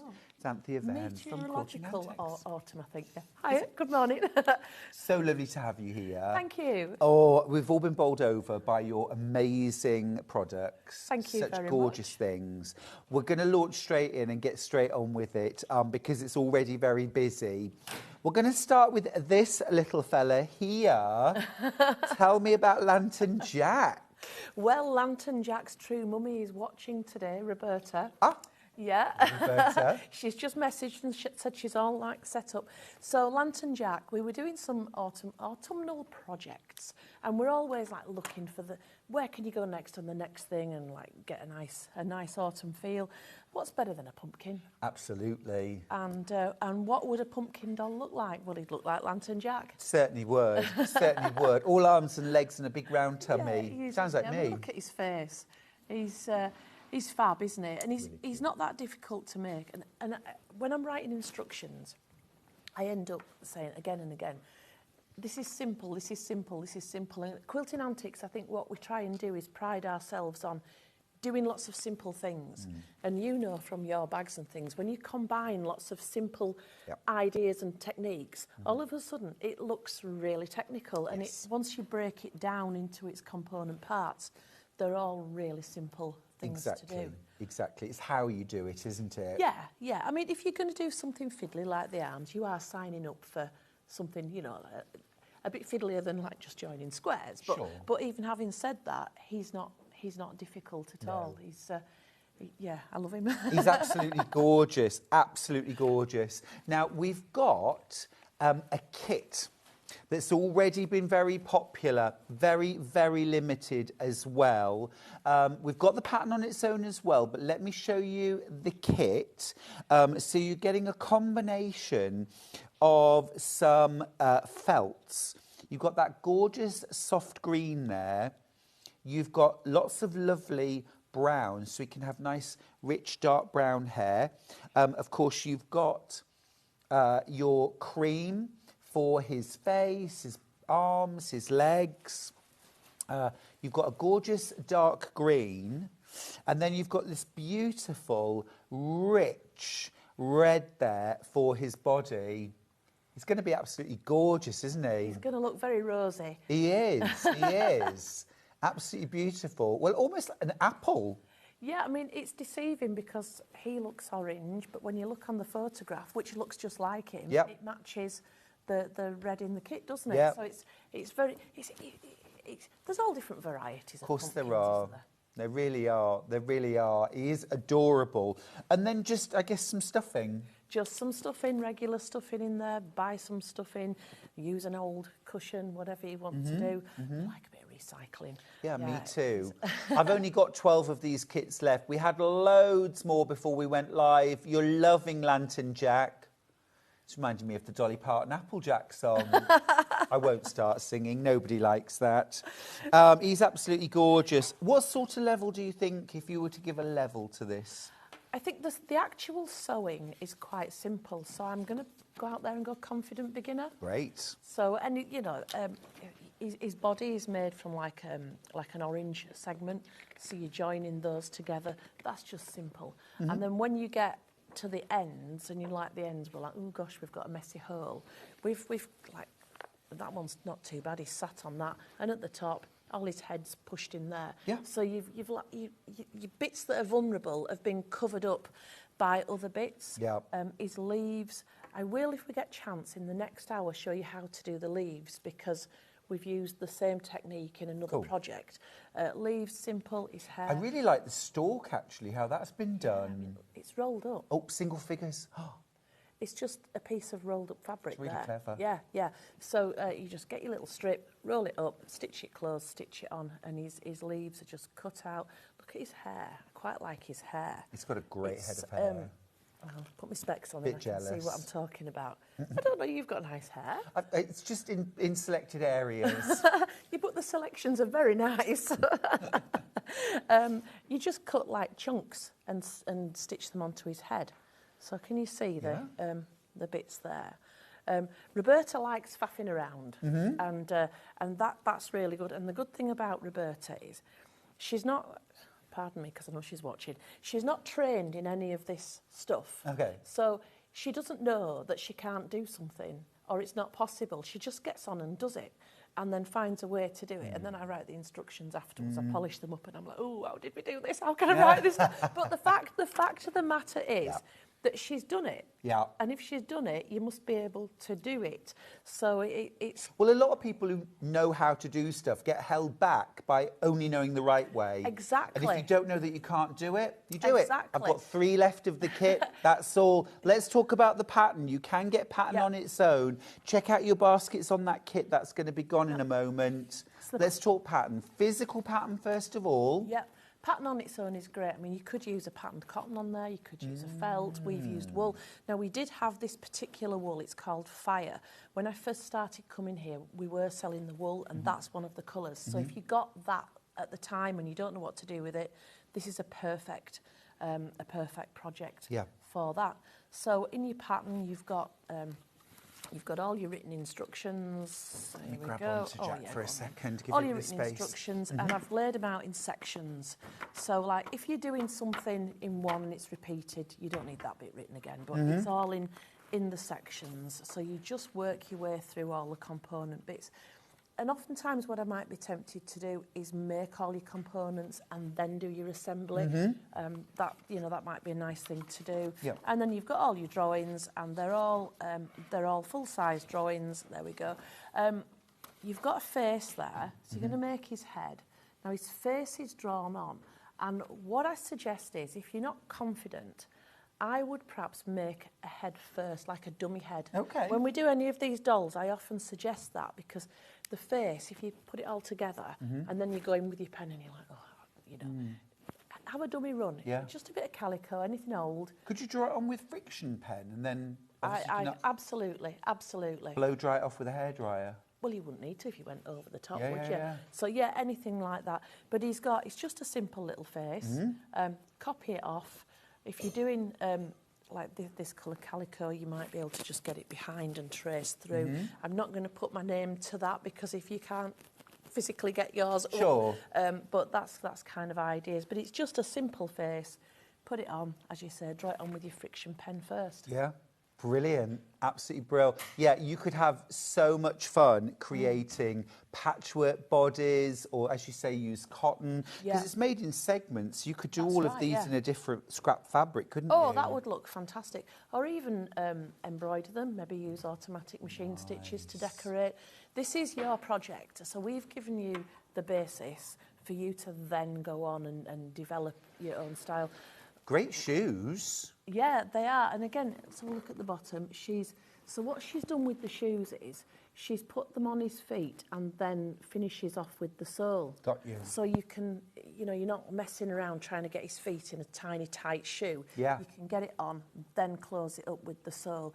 And by the nature of Jack, he's a pumpkin. He would live in your garden, wouldn't he? So if he's going to be a little bit raggedy, I think that adds to him. I agree. And if you want to do any hand stitching, so like the soles of the shoes, you're stitching from the outside. Why hide it? Just, for sure. If you want to be a bit deliberately scruffy, maybe fray some bits out or whatever, I think that just adds to him. But do you know where he's going after this show? Yeah, He's going to be part of my autumn decoration at home. Oh, for sure. Every year, he's there. He's like the star of the show. Yeah. I don't know about you, but you make all this stuff and then you store it, and it lives in boxes, and I'm like, oh, it needs to come out. So every season, I have a display at home. Oh, yeah. And he will be in Gorgeous. The autumn display. I think I would sit him in a terracotta plant pot with maybe a few others and some little mini gourds and things like that. He looks fab. Have great in fact, fun I got with some that. of those little like velvety gourds that you get fantastic. off on online sites and stuff. Yeah, group them up. It looks fantastic. He's lovely. Make more than one Jack. Yes. And make them in a couple of different fabrics. Have a family of Jacks. And once you start doing them, then you can get adventurous. And of course you can bring them out every single year as well. Well, he comes out every year to my house. Now, if you want a digital pattern, we can do the digital pattern. Different graphics. So this is the code you'll need. It's an instant payment and an instant download. So you could be making your own Lantern Jack today. Crack straight on. And I'm really getting into the downloads, because you can print it off. You can chop up your templates, you can use them, then you can print it off again if you want it again. You can deface them, you can alter them, you can change them. So you might decide that you've printed it off, you've chopped out the arms, next time you're going to use the arm, but you maybe want to change the position. You've got a row of them, let's say, and you want to do slightly different. Love that, YMCA. Exactly.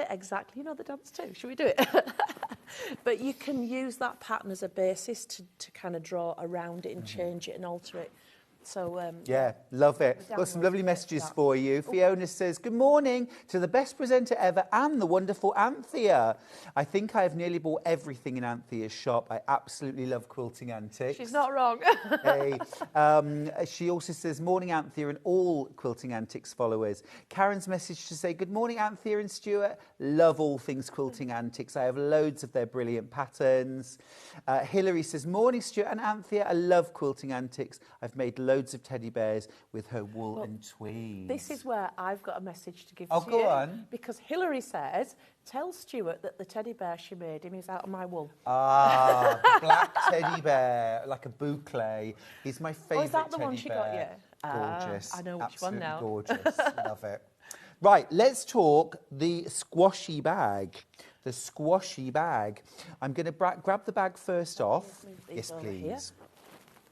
This is absolutely beautiful. Is this a little bit of a play on words? It might be. Squashy and squashy. It might be, yeah. This is, look at this. It's such clever construction. So I'd fancied doing something with box pleats for ages. And so when I start to do something, everyone at home goes, oh, God, she's off again. I love it. And I had a deadline and I went, I want to do this bag. And they're like, oh, God, you know, she's got no concept of time, hasn't this woman? And I sat down and bear in mind, I was inventing as I was going. The main of it had come together in like an hour. It's amazing. When you know, you know. Well, I knew what I wanted to do. And I like it because if you just hold it up normally, the pleats aren't really obvious. Nope. But the more stuff you put in, yes, you know, these lovely pleats open and reveal.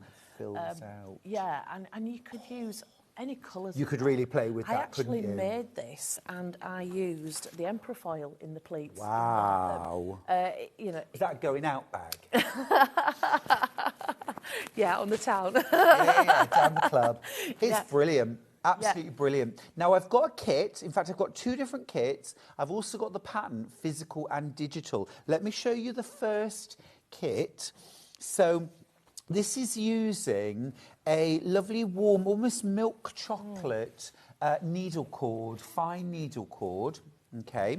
You've got your pattern included. You've also got 2.5 meters of cotton solid, which you can use for your inserts and also for your appliques. And I guess the appliques are optional. Yeah, and once you've got the pattern, you can change that up and use all kinds of things. So I've actually prepped a demo using this, and I've used the yellow in the pleats as I've done for here. But if we look inside this bag, I actually used a real bright and zingy lining in there. So let me pull it through and then you can see it a bit better. Lovely. So I just really kind of like the idea of it being on fire and that whole thing. So these colours are fantastic. Absolutely and gorgeous. The other colourway is equally as nice. Yeah. But have a look inside there. That you've got 1.5 meters of fabric, so 0.5 meter of your needle cord and 0.5 meter of each of your cotton solids. You've also got your pattern, which means that for all of your fabric, you're paying £9. That's not a bad price for a bag, is it?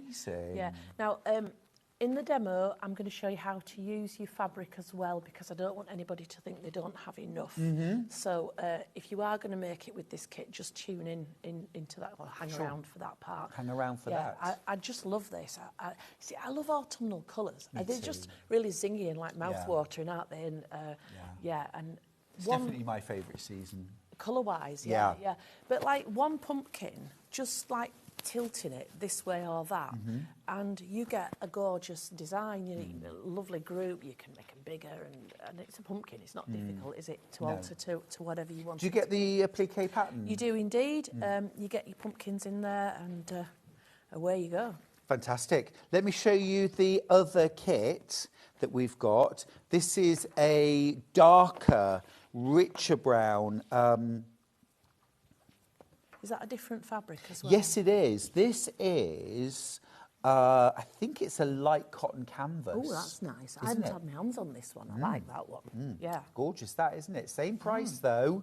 So you've got that for your outer, and then you've got slightly darker, richer cotton solids. I'm just going to bring the other two in for a second so you can see. So this is the other kit, and you can see it's a brighter, lighter orange and a brighter, lighter yellow. So if you like those slightly darker, richer colours, you're also, of course, getting your full pattern for the Squashy bag from Quilting Antiques. All of that for $18.99. It's fab value. Yeah. And just use little remnants of what you've got. I mean, you can see how small these pieces are for the pumpkins. I mean, you can use these two, of course, you can use what's left. But, you know, just get in your bit box and for your applique. Yeah, it is gorgeous. $18.99, including the pattern. Do you need anything for inside the bag? Well, I haven't used, because you've got so many layers here, I haven't used anything in this part, but I have used just an offcut of in-our form to stiffen this up. But if you've got anything similar to in-our form, I think wadding would work as well, because once you've put your applique on, you've stiffened it up. But you and I are both huge fans of in-our form. Oh, love in-our form. We love our foam. So, yeah, not a bad idea. I'm like in-our form queen. Yeah, absolutely. I wish I'd bought shares in the company years ago. Just saying. Gorgeous. Now, let's talk pattern on its own. So you can get the pattern on its own. Gosh, I can think of a gazillion different looks. Oh, gosh, yeah. So, I mean, the opportunity to hide something dazzling and gorgeous or subtle or, Do you know what? I really fancy doing a red and black version of this. Can you imagine a black bag and then it opens up to reveal a real kind of Valentine's red? Fabulous. I think that you maybe put roses or love hearts or something on there. I'll tell you what would work. If you've got an embroidery machine... You took the words out of my mouth, actually. Right. I was thinking the same on the same thing. page, yeah. Either here or down here. You could do vertical. Yeah, well, actually, in the demo thing, I've had a little diggle, get my teeth in, a little dibble with the automatic stitches. It's easy for you to say, Anthea. Well, I had to go. Yeah, those stitches that we've got on our machine that we never use. But, you know, I quite... I like doing that because you're right, we buy these fantastic machines. Oh, and it's got 300 stitches. Yeah, but how many do you use? Well, 2. Yeah. Well, this is a great opportunity to get in. You can do them around the top, down these top stitched. These top stitched bits here, the purpose, it's functional to keep the back in. It makes it behave, and I've also... no, I haven't top stitched on there, but on the demo one, I did top stitch in here as well. Oh, to hold your pleats firm. Well, it makes it fold. You know, it makes it always fold where you want it to fold. The variegated thread's beautiful here, isn't it? Yeah, and I did use a slightly heavier weight, which I think works really well. But don't forget, if you're using a heavier weight, just use a normal weight in your bobbin. Otherwise, it just overwhelms your machine, doesn't it? But yeah. It's really beautiful. So pattern on its own, physical pattern, all your instructions there to make the bag. It's a real gorgeous one, and I can think of so many ways you could change it. We've also got a digital version if you prefer. Same price, but instant download. So again, you can make your bag today. And what sort of fabrics would you say is suitable for the outer? Well, I've used wool because we're woolly people, and I kind of say nowadays, we use wool, you don't have to, because we write our patterns. I say any suitable fabric, and let me explain why. Someone once tried to make one of our dolls with a crinkly fabric and then complained that she couldn't get the limbs to work because the pattern was wrong. I'm like, no. So I say any suitable fabrics, it's just kind of, it's common sense really. Cottons, cords, velvet, although you might struggle Not stretchy. Yeah. Yeah, anything except stretchy and crinkly, really. Yeah. Well, even crinkly has its place, doesn't it? Sure. But anything you've got, canvas, gosh, it just goes on, doesn't it? Yeah. Yeah. I think if you're a novice, stick with what the designers used. Definitely. Once you've got a little bit more experience, and actually having made one bag, that's enough experience to know how the fabric needs to behave, isn't it? Exactly, exactly. But I used the lighter brown in my demo, and that was really nice to use. Fab. And also, because there's multiple layers with the pleats, a lighter weight fabric soon becomes a lot bulkier because of the amount of layers on there. If in doubt, you can always put a little bit of interfacing on. Can't you? Absolutely, yeah. It's fabulous. Love that. That's the Squashy bag, with or without appliques. Make it yours. Lovely. Right, now before we go to a demo, Anthea, we just want to introduce the pumpkin spiced cushion. This is absolutely divine. Thank you. And this also comes in for the autumn display in my home. I bet it does. I bet it does. Oh, it is so lovely. I like it because it's very easy as well. You know, I said at the start, everything I'm saying, it's simple, it's simple. Yeah. It is simple. It's a square with a strip on it and then some applique on there, twinkled up by the gold emperor foil. But it's how you've designed it, isn't it? It's down to the designer then. Yeah. If it's simple techniques, but it looks amazing, that's because it's a great design. Thank you. It's absolutely gorgeous. I'd I'll have that take in that. my autumn display in a heartbeat, Anthea. Check the boot of your car before you leave, won't you? Note to Now, self. I do have the pattern, physical and digital. I've also got 2 gorgeous kits. Yep, this one right here. Yep, we'll start with this one. So it's the pumpkin spice pattern, and then have a look at this. Ooh, this is really rather yummy. It is, isn't it? Very really soft delicate. pistachio. Yeah. I'd call that. Really nice. And then you've got some cotton solids, okay? You've also got your herringbone. Would you call that a herringbone? Yeah, Or- I would. So I'm just going to say, on the instructions for the strip down the side, because it's wool, we have frayed back that edge that comes into the cushion. Some other fabrics, you may not get that frayed edge, but just Yes. work with what you've got. You don't need to do the fray. No, exactly. You could even put a little bit of something insert, I suppose, couldn't you?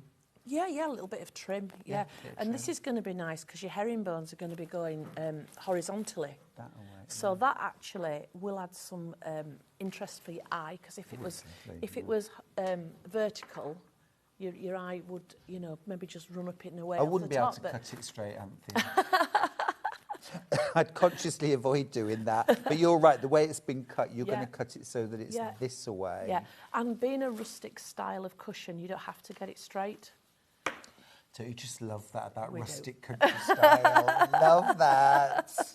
Does it look a bit wobbly? Well, that's deliberate because it's rustic. I love it. I love it. Michaela, my very good friend who does work with me on some of the designs, she has this saying, wonky is good. And I often tell the tale of being at Kirsty's Handmade. We did, you know, she did the marquees, Yes. the 200 students. Oh, I remember that well. She's on the stage with the headset in, and I'm running up and down the tent shouting, wonky is good. Yes, we can all breathe a sigh of relief. You don't have to bring your best work to the table. But in a way, Anthony, don't you think you've got to commit to that and just embrace it, embrace serendipity? Definitely. I mean, you know, oh gosh, don't try and be too perfect. No. And Well, Michaela fortunately. says, if you try not to be perfect and everything's imperfect, it all looks perfect. Yeah. Gorgeous. You're loving this, by the way. The pumpkin spice cushion. You get your pattern, you get your kit. Yummy. Absolutely yummy. Now, I've got a second kit that I'm going to share with you. I'll pop this to one side. I think the difference in the kits as well, because we don't all have that kind of rustic autumnal look in our homes. And if you've got a lighter vibe going on, then that is going to be beautiful. Yes, agreed. Absolutely. Now, I loved this velvet. Isn't that nice? That was really nice to work with. Yeah. Ooh. So that's real kind of like melted chocolate. It is. And the feel of it, you just want to do this all the time. Oh, yeah. Oh, hello. Indeed. Where's he gone? Where's he gone? I mean, I love a bit of that. I love a bit of that. And then you've got these beautiful, subtle linen textured blenders. Oh, that's a Definitely. really nice combination. Yeah, so I mean, you are going for what suits your home better, but personally, just on the counter, this is my favourite. I can't deny it. Yeah, It's rich, isn't it? it's rich, it's gorgeous, it's of this time of year.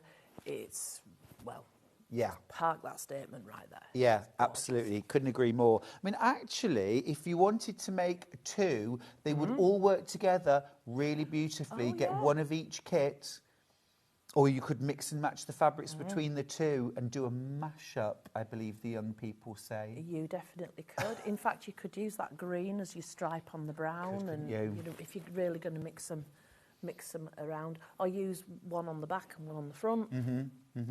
Very nice. Yeah. That's lovely too. Really like that.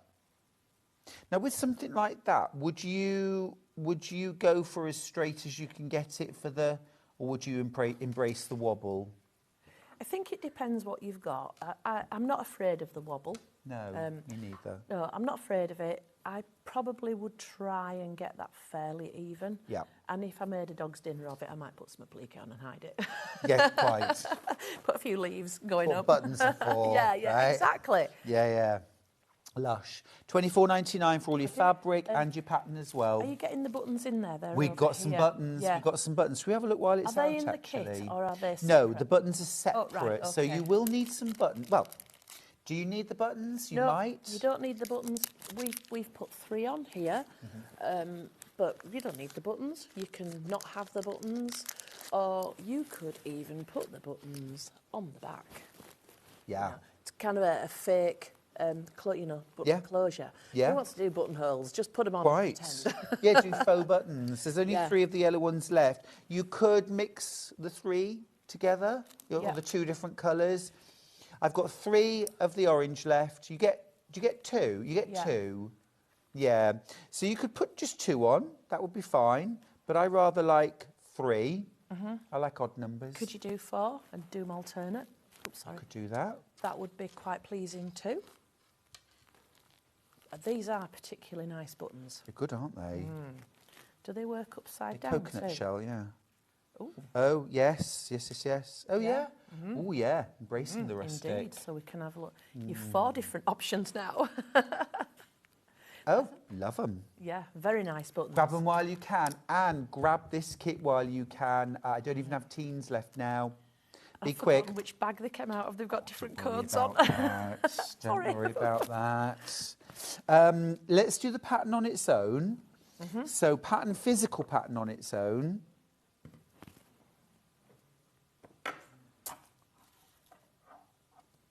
And of course, you get your full-sized. Yep. So the actual cushion itself is not difficult. It's the drawings, really. So if you need that support to do the drawings and stuff. And I meant to say, on here, we've used garden string to do the tendrils. Is that what it is? Yeah, you know, so we like kind of recycling and making do a mend. The only thing we had in the colour we wanted was green string. So we've couched that on. And I brought in the demo, I brought some gold braid. Lovely. Yeah. Lovely. Just anything that you've got. Really nice, really nice. Love it. Right, we've also got the digital download for the pattern as well. There we go.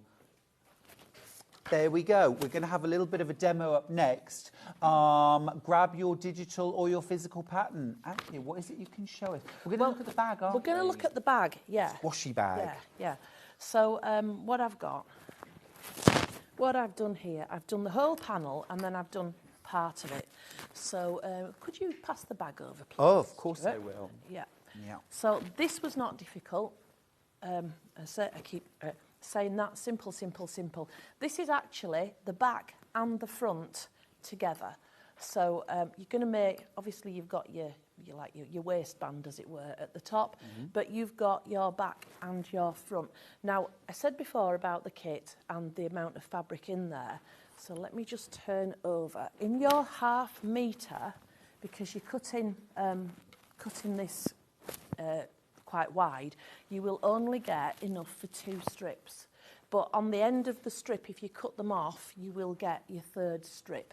And what I've done is I've made the seam in the middle. So when we fold that over, it's right down on that fold line. And if it's not precisely on that fold line, it's not going to matter either. So there we go. Cool. So what you're going to do is you're going to make the front and the back all in one. And I've got here, just with the leftovers from the kit, I've put together, so that's kind of where you start. You're just joining them together, with the right side up.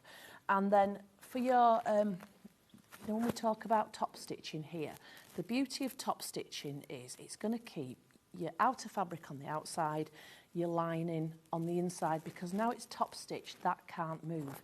So to top stitch, it's quite simple. You just nip it together, put that to the side, nip it together, get it, I didn't press this because I was doing it like everything I do is usually in a whirl and a total rush. So at home you can press this and you can get it perfect, but I just did it with my fingers, and you can see it's gone quite nicely because that seam line down there, it wants to work for you. It wants to help you out. So fold it together and top stitch. Now, as I was doing this, and if you look on here, you can see that looks like I've done one inside out, and it looks like one's the right way around. I wondered about that. Well, do you know what? I was Trust the process. Oh, indeed. So I'm like going at this phenomenal rate of knots yesterday afternoon, because we've all sorts going on at home right now, and I'm like, no, I've got to unpick. Oh no! And then I went, oh yeah, it's right. Of course it's right. Of course it's right. That isn't to say on another day I wouldn't have it all to unpick. But I'd gone along and I'd got like so many looking like okay, and then it's like, oh no. So just top stitch, and then let's put on this one because it's got top stitched at both sides. So your pleats here. Now you don't need to be scientific, and I understand if you have a scientific brain, you can embrace it. Exactly. But all I did, I just kind of marked out by eye where the centre was and brought that into the centre there, brought that into the centre there, had a little look here. Does it look even? No, that's not as even as I'd like. So then just moved it back. And can you see with the top stitching, it's almost offering itself up on a plate, isn't it? Yeah, it's not. it does. It's not It's so fighting easy. me. So then come back and have a look, and let's get a clip. So once I'd got something that I liked, just put a clip in to hold it, and I held top and bottom. I mean, you can do both sides at once, but by doing top and bottom, then and you'll kind of develop a way that you're going to do this. I've held it top and bottom. That now is ready for me if you want to top stitch on there. Ah, so you just kind of pinch that yellow pleat together and top stitch along the edge? Yeah, yeah. So the first time you do the pleat, you might be all fingers and thumbs, but I assure you, once you've done them all, you'll be fine. So yeah, don't worry, because this is behind. It's out of sight. Like if you were doing box pleated curtains, you'd want to be perfect. You'd want all your pleats even, and because people are going to stand below and like look. Let's say it's a valance or something. Yeah, they're going to look and judge. But on here, you know, I always say if someone's having that close a look at your bag, they are not your friend. This is true. Yeah. So I've got this, and as I say, on my actual bag, I didn't. Did I? Hang on. Did I? Oh, I did top stitch in there. I've just lied to you. It's just a little one. But yeah, just top stitch on there. But you don't even see that. It just helps the bag to kind of hold its shape. Exactly, because here you can see we've got all the top stitching in there, and it's begging to be put into position. So here we are. Let's help it out.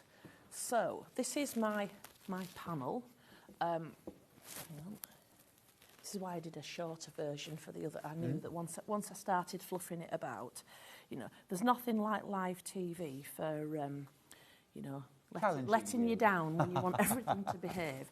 So from at this end here, I've stitched across. I just did like a tacking length stitch and just stitched across. So if I'd also stitched at this side, then the whole thing's going to behave, but I wanted to be on here and I wanted to open it up. Absolutely. So once you've stitched both, and on the real bag, I also stitched, where are we?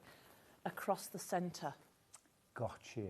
Yeah, so stitching across the centre, which, remember I said, if you've got the kit, that seams in the centre.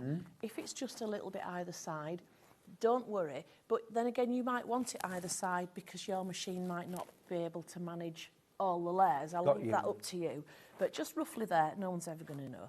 So if you've stitched across there, you've tacked it at each end, when you pick this up, it's going to behave. It's going to do what it, you know, what you want it to do. So that there is, oops, you can see it. Yep. it's there. Now I'm calling it a waistband. I'm going to call it the waistband too. Yeah, this kind of, oh, there we go, on the camera. This waistband kind of thing here. Now, my machine is a bit of a workhorse, and sometimes I am guilty of forgetting that not everybody else is the workhorse, mine is. And in the instructions, I've given you 2 options for putting the top on, and I've explained my reasons. So where are we? I'm going to tell you what they are. So I put, there's several ways to do the next part. I'll explain the pros and cons. And I've put, fold the outer fabric in half like this, and this is because this is the pros and cons, and the other way, do it a different way, and this is because the pros and cons. Just read. It's not like a War and Peace, it's just a little section there, and decide what suits you best.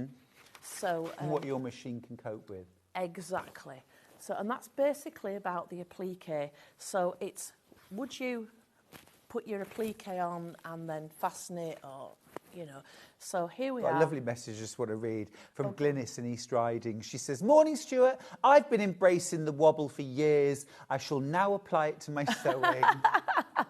You go for it, Glynis. Love it, Glynis. Love it. So, yeah, so I've kind of done 2 pieces. One's loose, but I'm just going to stick with this here. So when you cut it, and I've got the inner form, and yours will be longer because it's going to go all round the back. Just to say as well, I haven't given you a precise measurement. I've told you to measure your bag. Okay. Because if when you're putting your pleats together, your top stitching's different, or your pleating's different, and your measurement's different for the top, you would be wanting a little piece of my flesh, wouldn't you? So I've told you to measure the top. Yeah. And you've probably got a piece of inner form knocking about that will do the job.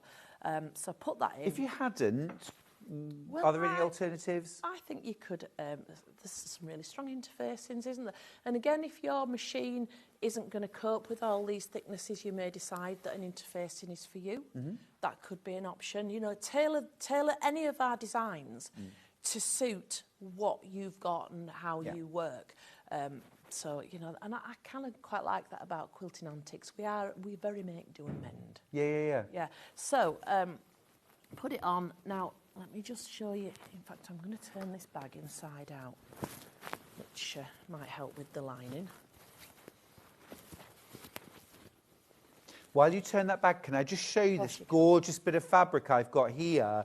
I think you might want to grab yourself some of this while you can. Look at the wrong side. I think that wrong side is absolutely gorgeous.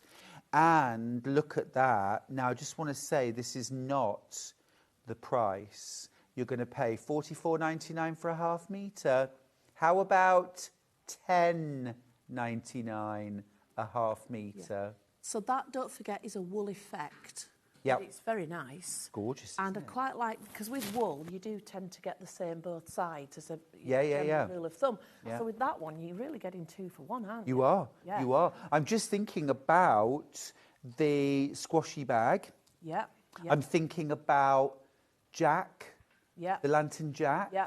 Yeah. Pumpkin. Yeah. I'm thinking about pumpkin spice cushion.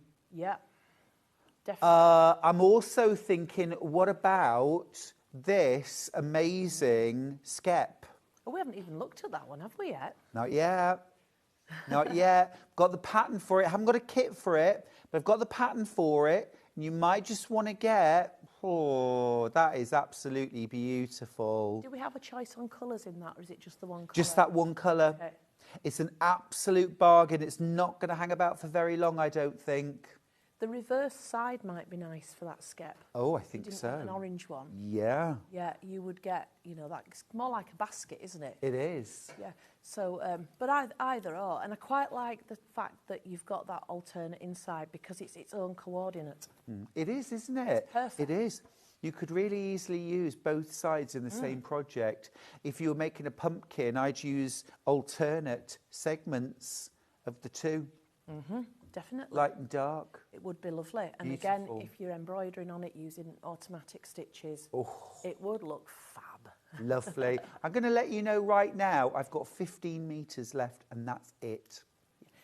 No wonder, is it? $44.99 down to $10.99. This is a bit of a steal. If we are doing automatic stitches and things, I always say test on some scrap first. Yes. In fact, I'm going to just jump to this. Yes, good idea that. I've only got 10 metres now. I didn't bring the first failure. This is using the thicker thread on here. When I just had one layer of fabric, the machine did chew it up a bit. So I'm on 2 layers here. I was just playing. This wasn't intended to be anything. You've got to though, haven't you?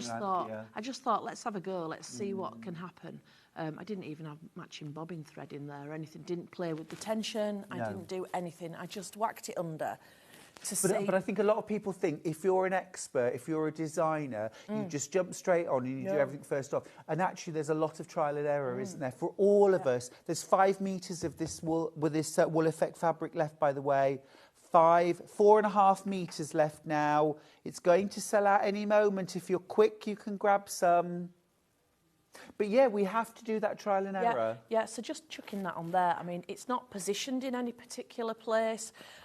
You know, I haven't thought about the stitch length here or anything like that, but you can see that if you were applying, let's say, that right to the edge, you know, it would look pretty That is good. Beautiful. Really good. That is beautiful. And the other thing as well is between the automatic stitches, some worked better than others. Because I had the thick thread in, and this one that's not quite as dense was a lot easier to do than that one tended to chew up a little bit because it's very dense. I really like that one though. It is, but if you switched it for a thinner, lighter weight thread, then I think you'd have had better success. What sort of weight thread are we talking about? Well, there, this was the 12 weight. I think. Gosh, really? Oh yeah. Well, I brought it here. That's to show rope. you. Yeah. Well, so I like this colour, but I wanted it. You know, like when you've got jeans and it's got the yellow stitching on the pocket. I was looking for that kind of effect. And variegated works really well for decorative stitches. Oh, absolutely, absolutely. Nice message for you from loads... Lynn, by the way. She says, hi, Anthea, your patterns are fabulous. Oh, thanks, Lynn. Thank you. Great to see you on today. Thank you. Anyway, I want to finish off your top. Right, let's just go one layer thick is probably the best. Just do it like binding. So you can put one layer on, stitch. So that's what you want to be, you know, here right on the edge. Come over. I've given you a nice thick seam allowance so that you've got plenty to play with. Got you. Come over and turn it under. Now, before you turn it under, get your lining in so that you're catching the whole lot. Brilliant. Now, the lining, because I thought the bag was quite skinny when it's closed, I didn't want a skinny lining. So I've gone with a wider lining and then I've put 2 little tucks in there. Nice, because you wouldn't want to have to do all the work of the outside on the inside to get the volume, but you've done it simply. Let me just show you. If your bag is empty, right, your pleats aren't really showing. No. When you start to fill your bag and the pleats start to reveal themselves, Love it. but if your lining was narrow, it would never fill to the point that they open. So your lining's got to be a bit thicker. So just play around and your pleats, you know, it's the easiest pleat in the world. You've just got whatever length it is, just fold it over until it fits. There's no great science to that, is there? Just fold it over. So are you going to be heading to the pumpkin patch then at the weekend to collect your own pumpkins? We went to one, there was a garden centre near us we went to a couple of years ago, and they'd done this sort of like visitor attraction that we managed to sort of gate crash early and walked around on our own. And I'm not kidding, we were almost on our knees laughing. Some of the they were so weird, but it was really fun. Now I want to mention the bee skep pattern because you found it and it is absolutely beautiful. It's a work of art, this. We've only got a pattern, by the way, but I think it's really worth getting while we've got it in stock. Look at that. And I'm going to So what is a skep for those who don't know? Well, it's a man-made beehive, and it's like baskety, you know, like woven and all this kind of thing. So they can look like, well, whatever you weave. So if you weave a round one, they'll be round. If you weave a tall one, they'll be tall, and so on and so forth. So this is by Roberta. Yeah, and do you know, remember I said at the start, Roberta hasn't been taught, so she just does it. So look at these little bees. Yeah. She worked out how to make them. And basically, she's made little capsules and put jackets on them. Love it. And Isn't then, that how bees are made? it is indeed. But look at these wings. That's 2 layers of organza, and the pattern is from the fusible web.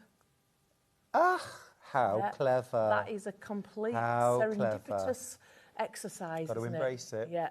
So if you've got a textured fusible, then that's what you're going to get, and that looks fantastic. It really does. This is jewellery wire. It's got a bit squashed in my box coming down though.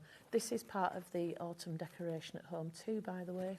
Even though bees are finishing. Oh yeah, it's of too course. Oh no, it Yeah. has got a lovely kind of autumnal Yeah. look to it. Yeah, Oh, and I just love it. And you can go bonkers with your bees. You can have as few or as many as you want. And the flowers here, so this was intended for late summer, autumn when it was made. But if you change that colour for yellow, it'd be some more limey, it would be springy, and then deepen that colour for wherever you want to be in the year. We Or could just do a spring, summer, autumn, winter. Exactly. Or just take the flowers off and swap them. Yeah. And you know, Oh, it's really gorgeous. I love the little hatch at the front. It is, all it is, it's a circular piece of black, and then what she's done, can we see it there? She's kind of rolled up some fabric and put it round, and this drip of honey here covers the join. Clever. Told you, she just makes things Just work. works it out. She works doesn't. it out. She doesn't know what the correct way is, and I find that so refreshing that it challenges everything that we normally do. It really does, and it looks gorgeous from every angle. Yeah, and so we used wool, which it's the same on both sides. woolly If people. we are indeed, but if you're using a fabric that doesn't have anything on the reverse, put your seams on the inside, turn it through. They don't have to be like that. Yeah. Or you could put, turn them through and maybe put some stitch detail, an automatic stitch over that. Almost like over a that French seam. Exactly. Yeah. Just play around. So you've still got the ridge. Play around, make it your own. I mean, you could stitch little lazy daisy flowers all over, whatever you want, and found items. So we've got jewellery wire in here, but any craft wire, anything that himself's got in the garage that you can nobble. Could you weight that and use it as a doorstop? 100%. Oh, gosh, that is lovely. Oh, I'd love one of those as a doorstop. Just saying. Just saying. Oh, love it. Love it, love it, love it. Yeah. Well, I nearly said then that's the favourite thing I've brought on the show, and then I was like, oh no, but that's my, oh no. Yeah, they're all your favourites. Oh yeah. We've got that a long time ago. If you want a digital pattern, we've got a digital pattern. We'll give you those details. And then I've got something else. It keeps on giving. There's your digital download of the Bee Skep. Now, this is so beautiful. It is detailed, and this is very, very Deputy Joan. I'm just going to say, Deputy, if you're watching, isn't this you? Oh, who's Deputy Joan? Oh, she's my right hand. Is she really? She's my brain's trust. She is. This is Mellow. So this is designed by Michaela Smith. Now, there should actually be another piece on the bottom that says Mellow. Okay. And then we got to this stage and went, oh, crumbs, we didn't put the bottom bit on. That's okay. It's in the drawings. Yeah. It's in the drawings. There it goes, Yeah. yes. So it's all there. So you're getting your instructions how to make, there you go, bit of stitchery, Mellow. Thank you. We've done this in autumnal colours, but you could do this to match your decor. You would do it to match whatever season you're in. They are rose hips, but they could just as easily be buds in spring. Yeah. It doesn't. If you made that in a different colour and it was in a spring vibe, that would be a bud, wouldn't it? A Oh, flower of course bud. it would. It can be whatever you want. Love all the little mice sitting on Well- toadstool. I made rosehip syrup a couple of years ago. Oh, it was disgusting. All right. Oh, and I made gallons of it, and it was like really, really sweet tomato soup. It was horrible. I thought you were going to say it was really nice. I was No, going to jump in there and I wanted congratulate it to you. be. No, it was awful. What I like about these little mice is I've been trying to do a nice mouse for ages. Because, you know, as a designer, Stuart, if you're doing a mouse and you get it done and they go, oh, gosh, it's a rat. We don't want rats, do we? No. And they're really difficult to do. And what Michaela's done is she's simplified them. It's one shape and then the detail is in the stitch. So just by a curl on the back leg or whatever. This one's my favourite. This one, reaching up for the horse chestnut. Yeah. Yeah. I think, or is it a conker? It's Conkers. horse chestnut. isn't Conkers. it? I'm a Yorkshire lass. Conkers. Do you live up in Yorkshire? Yeah, I north. thought you did. Yeah, you're not far from me, I don't think. You near Skipton? No, we're over Church Fenton. Oh, near right, to yeah. Leeds, yeah. Yeah. All the same, we'll have you. Yeah, Yorkshire lad, absolutely. yeah. And then the little French knots in here just look like some kind of seed, nondescript seed. Yeah. You can go mad. If you don't like doing French knots, do you know what we've been doing? Go on. If you get some fabric, you will need to put some fusible on the back of it. It'll go in your hole puncher. Ooh. Yeah, put it in your hole puncher and make little dots. For berries. Berries, whatever, and then instead of like thinking, oh gosh, I don't want to stitch all these down, do them by hand, like with a crossover, or make your cross come up the clever, centre, so you can, you know, cheat the system everywhere you go. You really can. Follow Quilting Antics, we'll teach you all the cheats. Bracing wobble, cheating the system. I love it. You've sussed us already. One show, that's all it took. That's all Did it took. take the full hour? No. This is utterly delightful. And here made in wool, but you could make this in quilt weight cottons. Oh gosh, yeah. Well, the original was in cotton, but we're woolly, so we made it in wool. Michaela's was in cotton, and I think her colour, oh gosh, was it blue? I don't know, I can't remember now. Wasn't this anyway? We just did this because it's of the time of year. Yeah. Yeah. You know, if you wanted to put more red in, you'd really bring that forward. Or if you wanted to put some like golden yellows in, you'd take it back to late summer. So you can change the vibe of this with your colour choices. You really could. You know, if you wanted to do a different background, Osnaburg would be nice on the back, wouldn't it? It would. It would. It's gorgeous. That's the physical pattern, by the way. If you want the digital pattern, we've got that. We'll give you those details. A lovely message for you, by the way. Liz has got in touch to say, love Quilting Antics. I've got 2 boxes of patterns. My current favourite is Dave the Gargoyle. The pattern booklets are amazing value for money and the fabric is amazing too. I am building quite a stash. Oh, Liz, I love you stash. just a bit more. Yeah, I should bring Dave the Gargoyle on here. Definitely, yes, please. Did we? I don't think we brought. No, I didn't bring him last time. No, I don't think you've had Dave. Next time. I'll bring Dave. Brilliant. Right, I'll have to change my plan now. I've just done a plan outside in the green room. Change it. Everything changes. Right, that was a wonderful hour. Thank you. Thank We're going to go to a break now. When Anthea comes back, you're bringing Christmas. Christmas, yeah. Can't wait for that. The projects are gorgeous. Oh, I will just mention before we go to break, 1 Tilda mega bundle. This is 16 metres of fabulous brand new Merry Little Christmas has bounced back. You can get it if you're quick. Over 100 of you missed out on this. There is 1 bundle and I'm going to give you the break to check out. There's over 100 of you with it in your baskets. You've got 1 chance. See you after the break with the fabulous Joseph Bear.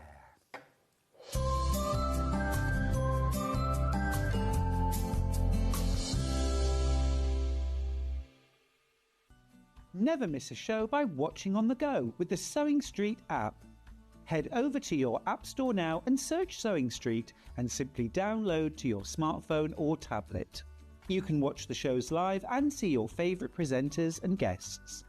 Click on the Today button to shop all of the products that are featured in today's show. Want to know what's hot? Then click here to see today's bestsellers and highlights. Have you missed a show or want to watch one back? Then click the schedule button and you can go back 7 days to watch and shop, and you can also see what's coming up over the next 7 days. Want to say hello or ask a question to our guests? Then send a message to the studio. You can also keep in touch with all the latest news, events, product launches and much more by clicking here for our social media pages. Never miss a show by watching on the go with Sewing Street. Want to know what's coming up on Sewing Street? It's easy. Just visit www.sewingstreet.com and head to the TV Guide section for all the latest show details. Stay ahead and never miss a stitch with Sewing Street. Shopping with Sewing Street couldn't be easier. You can shop via our website at www.sewingstreet.com, where you can watch our live shows and see all the products from that day. We also have a huge amount of products on our website, from your sewing room essentials to fabrics, sewing machines and much more. You can download and shop on the go with our Sewing Street app. Simply head over to your app store and search Sewing Street. Alternatively, you can contact our UK-based call centre 24 hours a day on 0800 001 4433. Shopping made easy at Sewing Street. Missed a show on Sewing Street? Don't worry, you can catch up on all the action from the past week on our website. Just head over to sewingstreet.com and go to TV Guide and pick a day, then a show up to 7 days back from the Today tab. Looking for something older?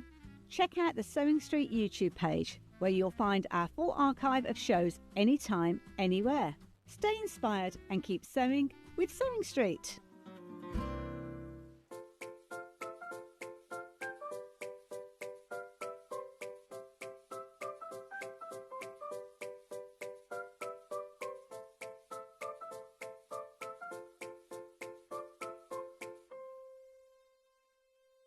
Want to say hello or ask a question to our guests? Then send a message to the studio. You can also keep in touch with our social media pages. All the latest news, events, product launches and much more. Search Sewing Street. Here at Sewing Street, we only charge 1 P&P throughout the day. You can add as many items to your basket and check out and still only be charged once. Once you've checked out the first time and want to order again, you simply add the item to the basket and click on the Combine Order button. Remember, standard P&P is £4.95. Charges may differ for outside the UK. Or upgrade to our premium option for £6.95 on certain items. Shopping made easy at Sewing Street. Looking for the perfect gift for the sewing enthusiast in your life? The Sewing Street gift card is just the thing. Choose between a physical card delivered to their door or a convenient e-gift sent straight to their inbox. It's easy. Just head to the Sewing Street website, scroll to the bottom of the page, click Gift Cards, or use your smartphone, scan the QR code and go straight there. Pick the amount you'd like to load onto the card, and that's it. The Sewing Street gift card, the gift of creativity made simple. Did you know at Sewing Street that on various products we offer split pay? That means on certain items you can spread the cost over 2, 3, 4 or sometimes even 5 interest-free monthly payments.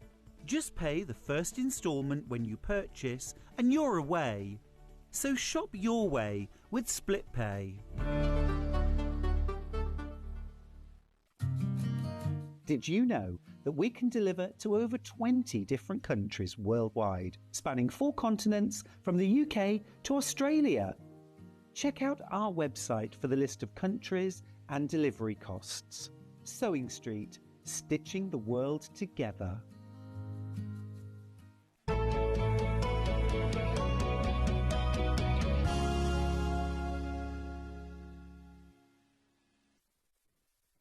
We've just been having quite a gossip here, haven't we, We Barbara? We've both been saying we've been looking forward to meeting each other. I've certainly been looking forward to meeting you. yeah. And Joseph, of course. Joseph's here, yes. I do love a bear. Oh, Barbara. yes, I'm yeah. well known for my love of bears. Joseph is adorable. Thank you. Yes. Old? Yes, I think he must be about 20 now. What's that in bear years? Oh, I wouldn't know. At least 100. Must Well, be. Yeah, Barbara, must be. it's absolutely wonderful to have you Thank here. you. Such a treat for us. We've got an amazing hour-and-a-half show together. And actually, it's kind of going to get split, not entirely equally, into 3 parts. We are launching Barbara's brand new book, which is Crocheted Cats. I am super excited about this. This is not actually officially published or available anywhere else until well into next week. This is your first chance to get it, and they're signed copies. Barbara, I can't believe the price at $14.99. Yes. This is a beautiful book with 35. 35. Stop it. My producer, Barbara, you should close your ears now, Barbara, this will offend you. We're actually going to do a deal on the price. You're not going to pay $14.99. What are you going to pay? $12.99. Are you offended? No. She's fine. Barbara's fine. Barbara's fine. I just love this. I just love this. Are you a cat person or a dog person? Dog. Are Dog, you? yes. Can you move your chair that way, please, Barbara? Oh, you're... I don't mean that. I don't mean that. No, I love all no. animals. These are so cute. Tell me about Crocheted Cats. Well, I did the dog version book, and then my publisher came to me and said, could you do crochet cats? Now, at the time, I thought, God, well, surely cats have all got little triangular ears. They've got the same nose, they've got the same snout, eyes, and I thought that's going to be difficult for 35 patterns. Yes. But once I actually started looking at it, it wasn't. So cool. Because we added the big cats into it, Right. the tigers and paw prints and things like that. And it wasn't really. There are more. See, I did a cheetah here. Yes. But there's more around than you would think. If you just Absolutely. think of a cat. Absolutely. You've gone big cats, Yes, you've gone domestic yes, cats, yes. It's in the parts tiger, of... yeah. Oh, wow, look at that. These are absolutely incredible. We've got some of the samples in the studio, and they are quite literally wild, Barbara. They are wild. I mean, I've never seen anybody use crochet in this way. They're very realistic. Yes. Really? How long have you been crocheting? I started it, as most people do at school, doing granny squares and things like that. 20 years ago? Yeah, really? 20, that's Oh. right. Then I went on to doing, the lace. Well, I can't see the lace now, and I stopped it for a while. And I went back to doing it, and then I thought, well, somebody actually said to me, you should start trying to sell it. And I didn't think of anything like that. Then it did start to This sell. is cute. I like the rug. Then I started designing patterns, and it sort of went from there. Amazing. And you've worked with King Cole, I believe, Yes, I as a have. designer. Yes. Fabulous. And Yes. so many different patterns in this book. The creativity is incredible. And, Barbara, the opportunity to personalise these Yes. is just there, isn't it, in every project? Yes, yes. The other thing is, if you've got, you can actually personalise them to look like your pet just by changing certain yarns. You might need a bit of black here, a bit of grey there. You can change them around You to really any colours can. you want to do. And anybody, you do not need any artistic or design skills to do that. no. You've done all the hard work.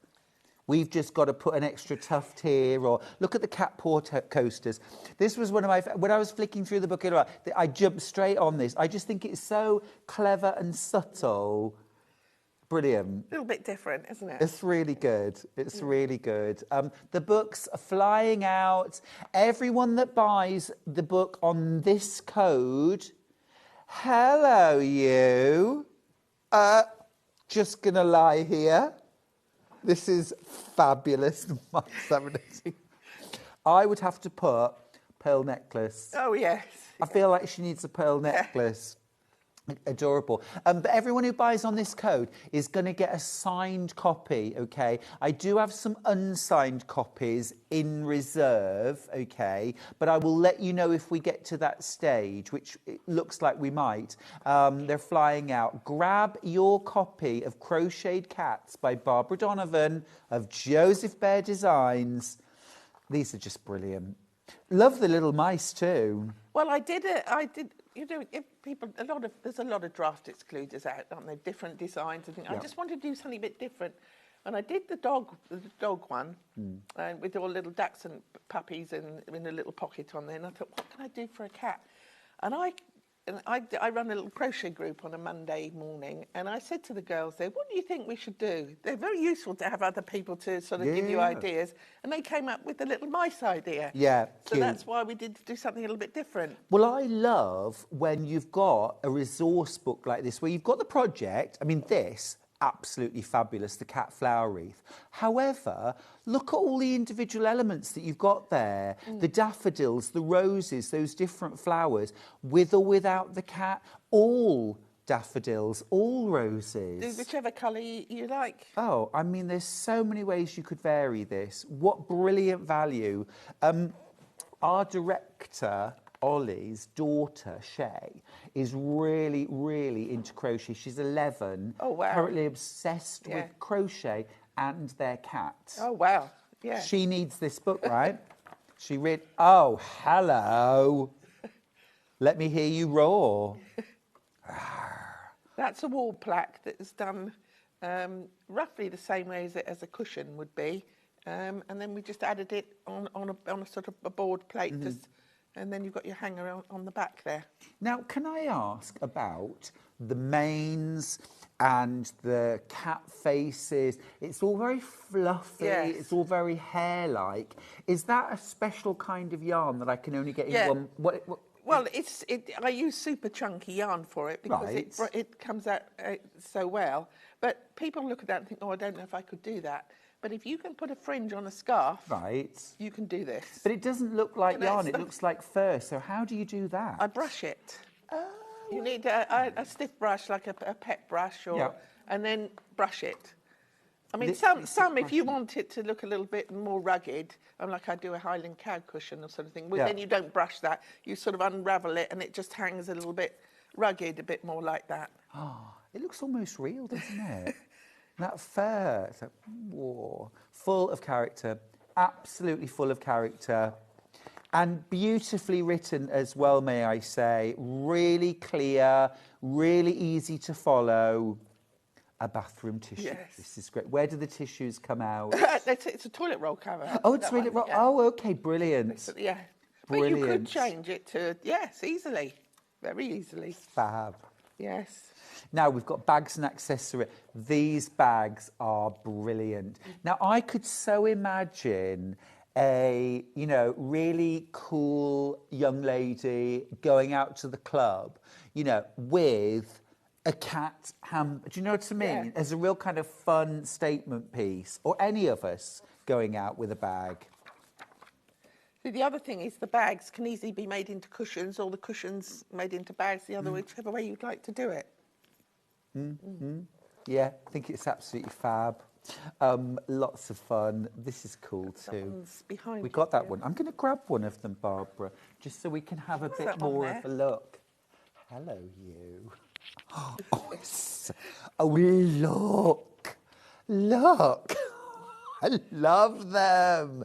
They're so fun.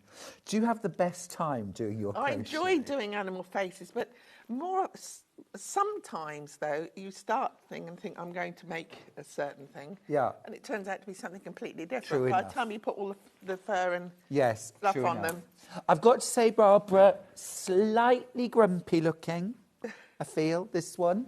Just slightly grumpy look on its face.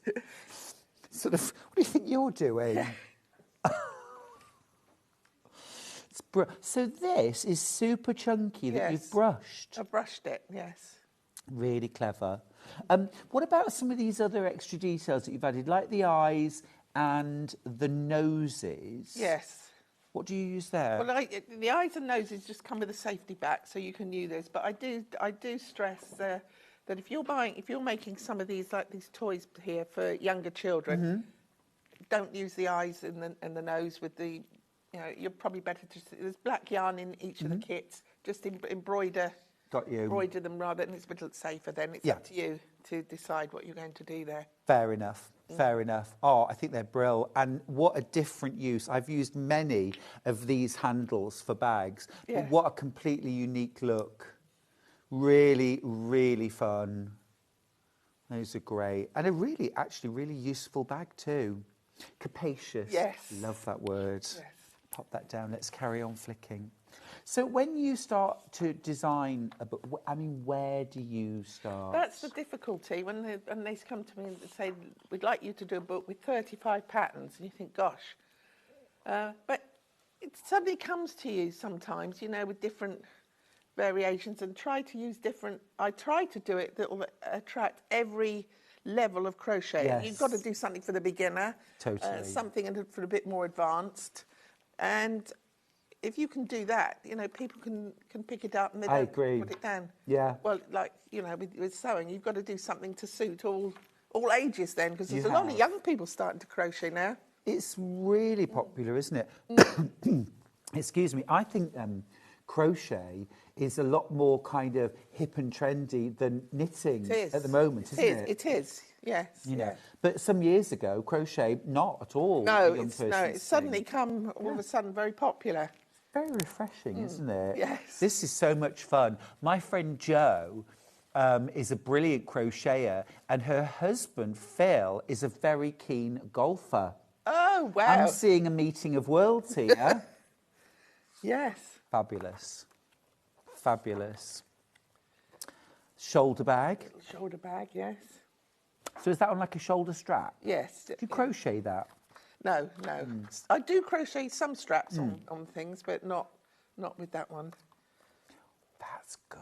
I like that. Scarf, yeah. Again, you Yes. can choose whichever colour wool you want for changing the colours around. Oh, it's adorable, look. Great. I mean, I love projects that are fun to make and fun to use. Don't you? Yes, yes. Now, the safari shawl That's the I've shawl got there, here. yeah. Yes. And that's got the paw prints on it, just to make it a I'm bit just, more safari. I'm going to looking. just kind of twist that around so that you can see. Let me just flick. Oh, hang on. I'm trying to sit and flick at the same time, Barbara. And I'm, like most men, I'm not very good at multitasking.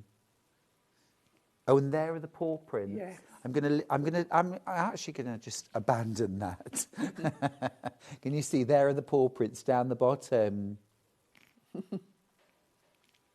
There they are.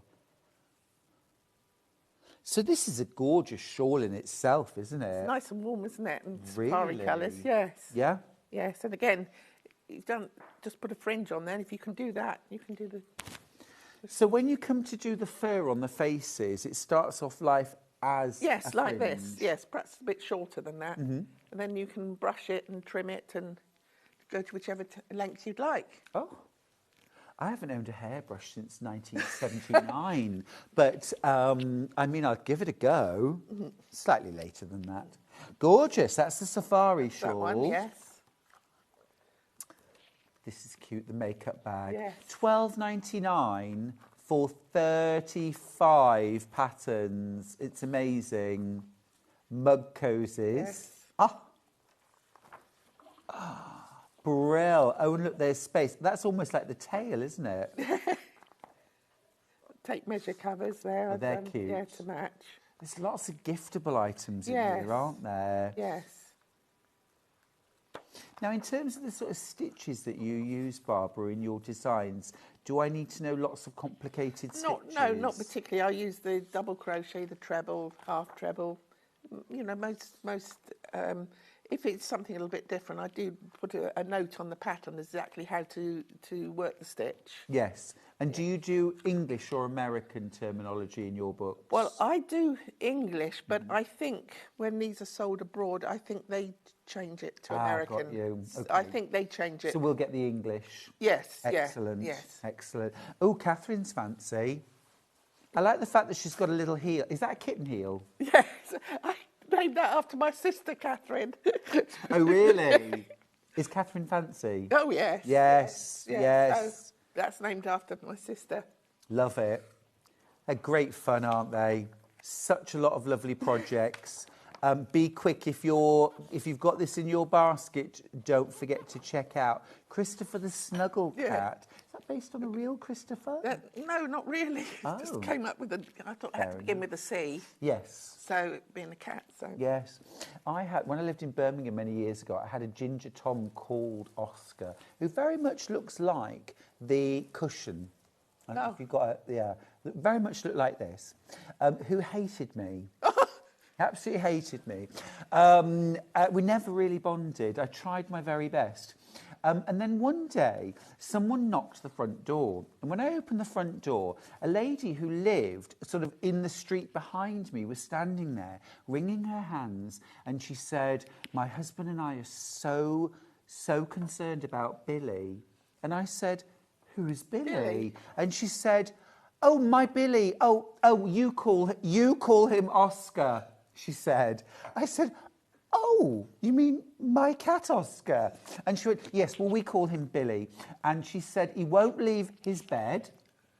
He's been under his blanket for days, and he won't eat his fish." He'd got a second life, Barbara. Got two. He'd got 2 lives. He's bigamous, right. married to someone else. It's terrible. Oh, look at the nutcracker. Yes, Look at the nutcracker. Wow. Now, I've got a very fine collection of nutcrackers. Oh, have you? I do. I don't have one in a cat. Ah.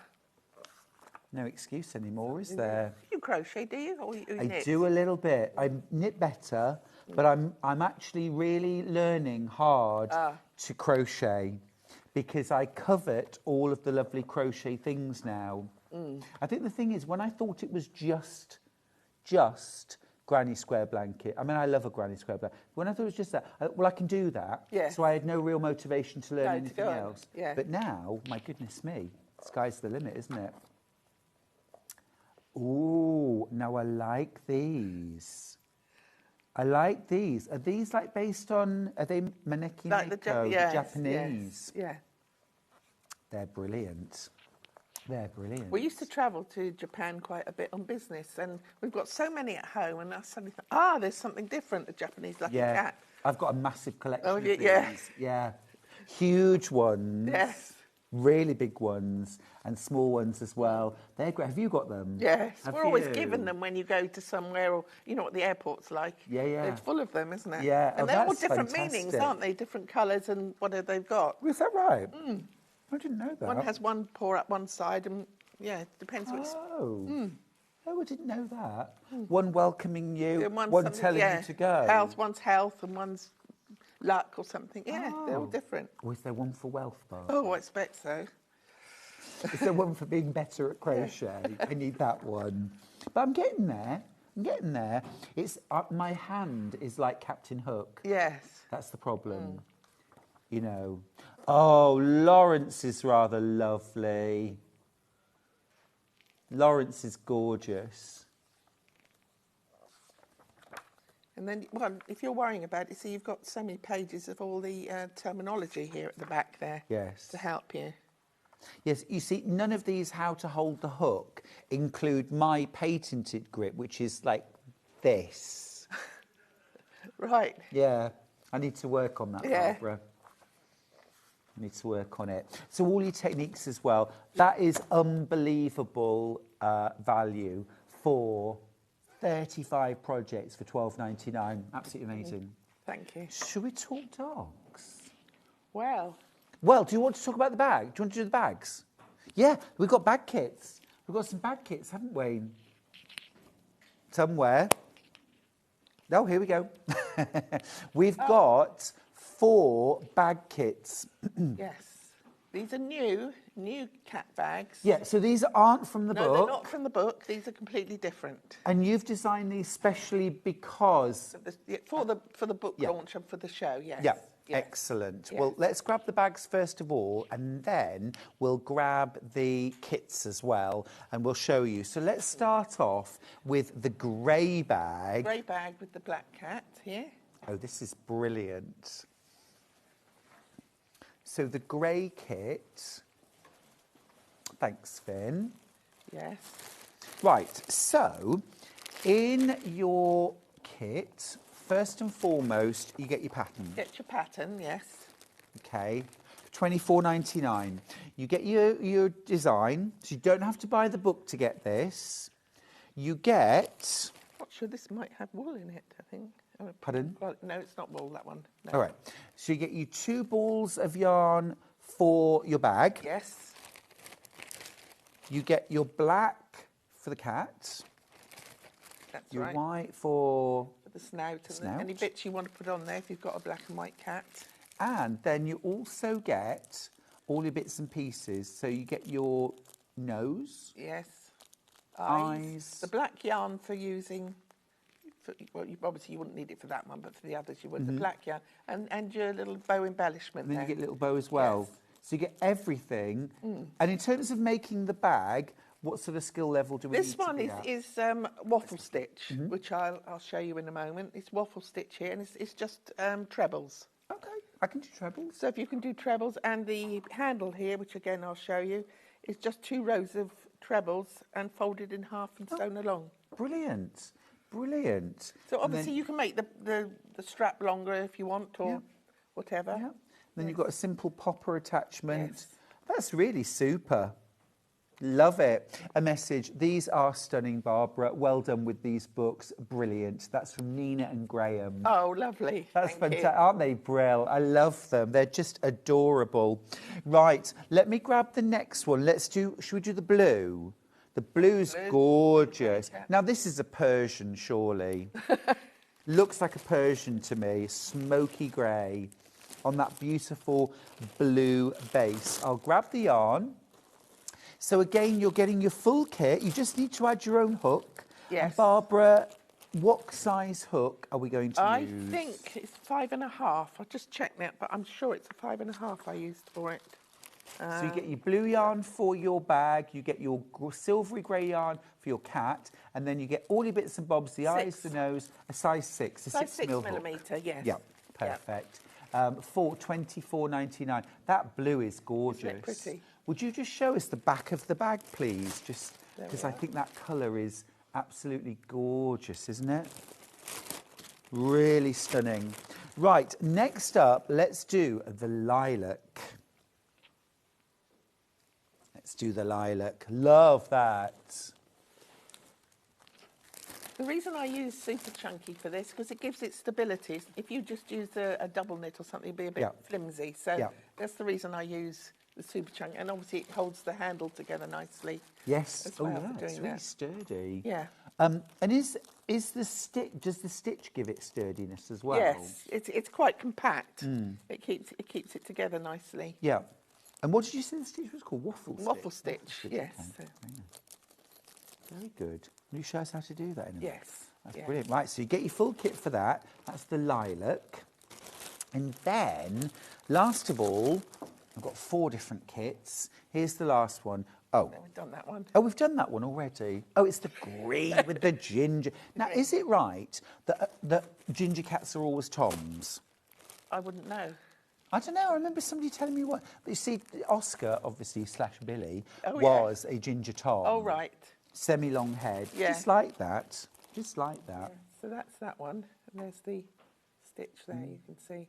So it's a nice little project to make, you know, even for young children. Again, if you don't want to use the eyes again, just embroider them in with the black yarn that's in Yeah. there for you.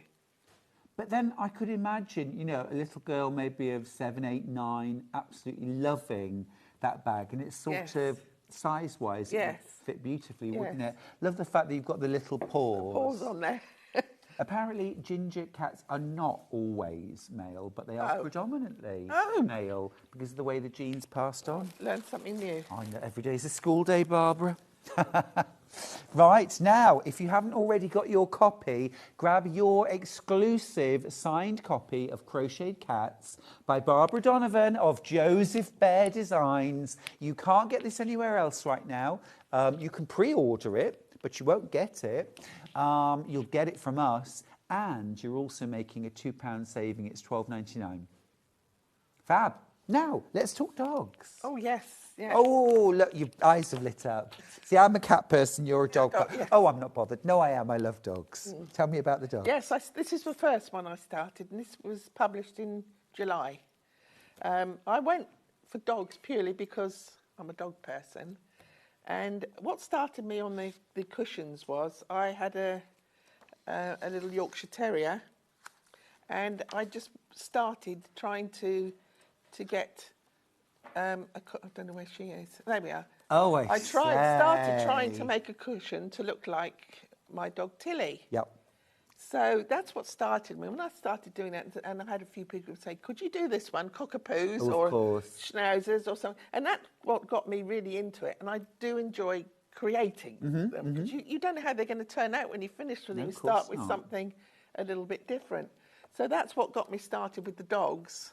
And then you can put them into other, different things, bags. Does Tilly always have a little bow in her hair? She did do, but she died 3 years ago. But, I'm sorry. Yeah, so anyway, I've dedicated the book to her. Oh, that's lovely.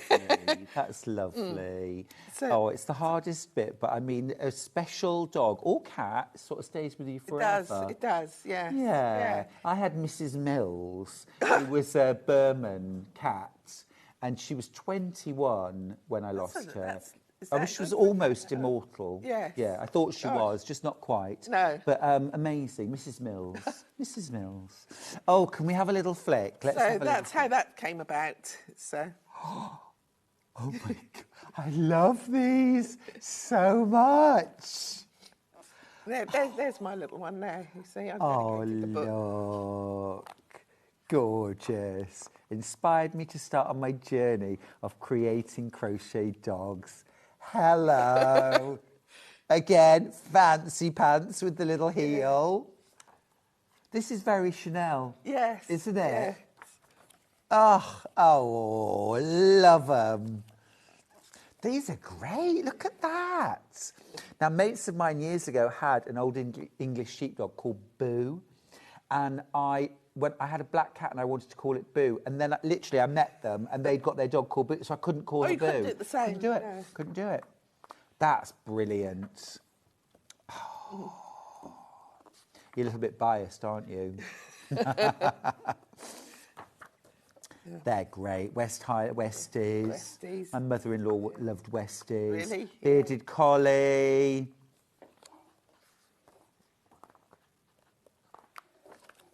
There's the Yorkshire Terrier. But you see all of these, where you've got just a head on there, where I put them on a cushion, you could put that head on a bag or a jumper or anything like that. Oh, the expressions are fab, aren't they? Love the idea of a jumper. Yeah, if you put a big head on a jumper, winter jumper or something, or on the end of a scarf. Brilliant. Oh, yes. So is there a scarf pattern, or would you follow like the cat? You could follow the one in the cat one and just do a normal scarf, then mix and match. Yeah. Oh my goodness, I don't have many of the dog book. I don't have many of the dog book. Just going to say. Do you know, it's the hardest thing, Barbara, I think, getting the expression right, don't you think? Where you place the eyes. Oh. But you know, a funny thing, I tried to do, I thought, I know what I'd do, a collie, like Lassie. So I started to do that, and by the time I'd finished it with all the fluff and the thing on there, I thought, that doesn't look like a collie. What did it look looked like? like? A wolf. Oh, okay. And I never even thought of thinking about doing a wolf. Right. And it's happened to be one of the best things I've done. It's very popular. See, there's the difference. Interesting. Yeah. Oh, look, there's the sausage dog. Oh, it's like a little currywurst, isn't he? Gorgeous. I like the little ones too. See, there's the waffle stitch there used on that one in the back. You can see if you did it on a bigger version of it. Absolutely, absolutely. The doggy doorstops are fabulous. I love that they've got handbags. Obviously. Oh, you must have the best time. See, again with these, I've put them on a small frame. Again with these, you could put them on clothing, bags. Yeah, you really could, couldn't you? Whatever you really like with could. them. So many fun. Now, you will need to be quick on this book because they're flying out and I don't have many left. The Chihuahua Nutcracker. Oh, low double figures left now. The Chihuahua Nutcracker, make the cat Nutcracker and the Chihuahua. Have you ever had a Chihuahua? No. I love that. You can get long head and short head, can't you? The long head, I think, are adorable. Oh, a cuddle buddy. Cuddle See, I buddy. think that's a lovely idea. Is that a dog? That's for Halloween, Teddy's got a yes. pumpkin. Teddy, yes, I made it. Made the body a pumpkin. Brilliant. Oh, hello. Brilliant, absolutely brilliant. Well, grab yours while you can. The crocheted dogs. The crocheted cats is limited stock now. Be quick on both of these. Barbara, we're going to go to a tiny break because we need to change everything to Halloween. Because after the break, we're doing crocheted Halloween. Don't go anywhere. Grab yourself a pumpkin spiced latte and I'll see you back here in a couple of minutes.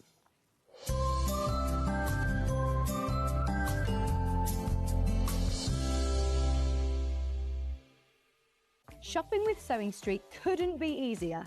You can shop via our website at www.sewingstreet.com, where you can watch our live shows and see all the products from that day. We also have a huge amount of products on our website, from your sewing room essentials to fabrics, sewing machines and much more. You can download and shop on the go with our Sewing Street app. Simply head over to your app store and search Sewing Street. Alternatively, you can contact our UK-based call centre 24 hours a day on 0800 001 4433. Shopping made easy at Sewing Street. Here at Sewing Street, we only charge 1 P&P throughout the day. You can add as many items to your basket and check out and still only be charged once. Once you've checked out the first time and want to order again, you simply add the item to the basket and click on the Combine Order button. Remember, standard P&P is £4.95. Charges may differ for outside the UK. Or upgrade to our premium option for £6.95 on certain items. Shopping made easy at Sewing Street. Did you know that we can deliver to over 20 different countries worldwide, spanning 4 continents from the UK to Australia? Check out our website for the list of countries and delivery costs. Sewing Street, stitching the world together.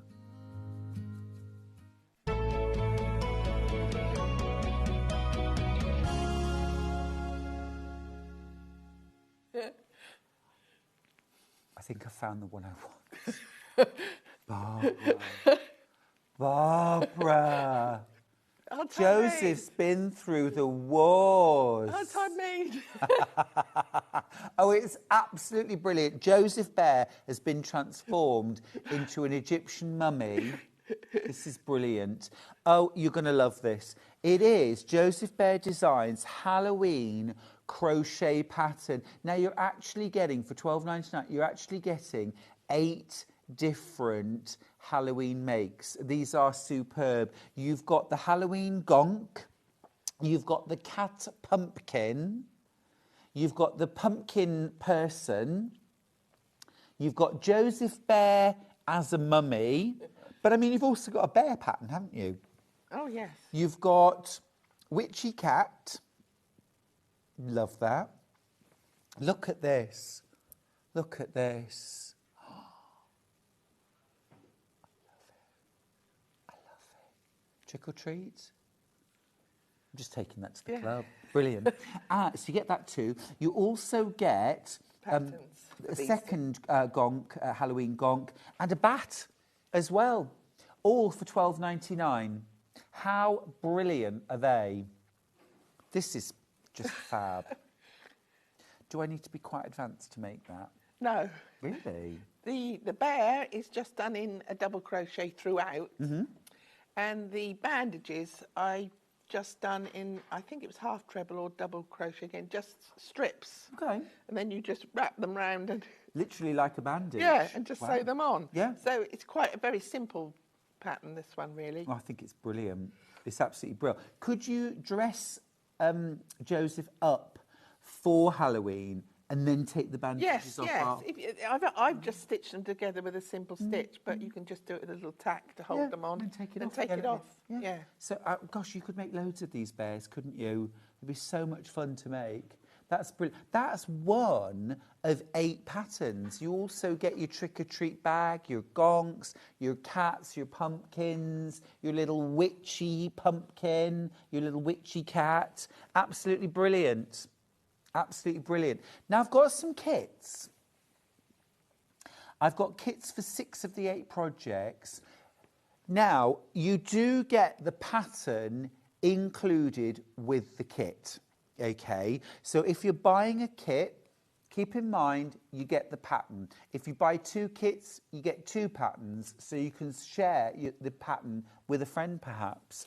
I've got to start with Joseph Bear the Mummy. I've got to. Yeah. Gosh, you even get the stuffing. Yes, yeah. You're making a bit of a saving. Each kit will get the booklet. Great, Yes. yeah. So you get your yarn to make the bear. Yes. You get your bandage. Yes. That's your yarn to make your bandage. You also get, you get the bits that you add on. The spiders and the web. And no. I thought you'd have to source those, but you No, get no. those. Yes. So you get those all included, and you get your stuffing Yes. for £20.99. That is brilliant value. Absolutely brilliant value, including the pattern to make all 8 characters. Fab. I'd be making loads of those bears. A bear is not just for Halloween, Barbara. No. Is it? I felt very mean doing that. Did you? Why? I was actually at a show somewhere sitting down and I was making it and I started doing the badges and a couple of old ladies came and, oh, poor bear, what's he done? Okay. And I thought, Okay. he's going to be covered in it in a minute. I was going to say, look, I'm just preparing him Yeah. for eternal life. Yes. You know, exactly. Yeah. Didn't they used to use something like a crochet hook to, like, pull all the gubbins out through the nose? I mean, it was not a pleasant process, mummification, but fortunately, Joseph is simply going to a costume party. Yes. He's absolutely fine. Yes. Absolutely fine. No bears were hurt. No. That's brilliant. So that's the Joseph Bear as a Mummy kit. Now remember, in each of the kits, you are getting the full pattern booklet for 8 different crochet makes. Brilliant value. Let's do the pumpkin cat. The pumpkin cat. That one, the second This one. one That's it. here. Yes. Oh, That's a little bit of a adorable. fluffy one there. So that is actually the yarn that's made. You haven't had It to is. brush that one. You can do, but as you can see, it very easily just comes out and makes it a nice fluffy Yeah. face there. So you get your black fluffy yarn for the cat, you Yes. get your orange for the pumpkin, a little bit of green for the stalk. This is nice. This is That's kind for of the got snout this there, glittery, For the because snout. it is a witchy cat at the Yeah. end of the day. You get your little accoutrement, the eyes, the nose, the spider. Yeah, you get all of those. Oh, and I a put stitch I marker. put a stitch marker in these kits to help you with this fluffy yarn in case people think, oh, I don't know if I can manage with that. But there's a stitch marker there to help you. Oh, to mark the beginning of the Yes, round? yes. Oh, that's useful. Yeah. See, I'm talking like a crocheter, You aren't are. I? I'm learning the lingo. You get your stuffing, Yes. and remember, you also get the full 8-pattern booklet to go with. Absolutely brill. Absolutely brill. The only thing you don't get in there is obviously the hook bit. I don't put hooks in with my kits because majority of people have got hooks Yes. anyway, and it cuts the cost down. So Do you need a different size hook depending I think on the no, project? I think they're all a 5. I think. They're all a 5. Okay, great. Right, next up, let's do the Frankenstein's Monster trick-or-treat bag. Now the hair here is done exactly the same way as I've done it for the cushions. Oh, for cat I've fur. just done just a fringe down here to look like a fringe, and then just brushed it out, and that gives you his hair coming up like that. Wasn't Mary Shelley about 19 when she wrote Frankenstein? Oh, I'm what a not sure. genius. What a genius. Kind of invented the sci-fi genre. She was the first one to do it. I find that amazing. Yeah, brilliant. Just superb. They're fab, aren't they? So you get all your yarn in there to make the bag. Yes. And you also get the pattern booklet. So cute. So cute. Lots of different easy techniques, though. Is this embroidered? Yes. Yeah. Yes. So easy enough for a beginner. Fab. That's Frankenstein's monster bag. Right, let's do a gonk next. Adorable. Yes. Let me find the kit. I think that's this one here. Yes. Here we go. So this is the Halloween gonk. So stuffing, orange, purple. I mean, purple and orange, classic Halloween colours, aren't they? Oh, pom-poms. Pom-poms and a spider. Brilliant. You get with that one. And a little gorgeous heart brooch. Yes. As well. And again, the beard here is done exactly the same way as I've said. It's done as like a fringe, and then you just brush it or just unravel it if you want a different look. Yeah. Yeah. I'm going to try that technique. I think that's a great idea. Never done that before. Brushing yarn. Right. Next up, let's do the... Oh, this is gorgeous.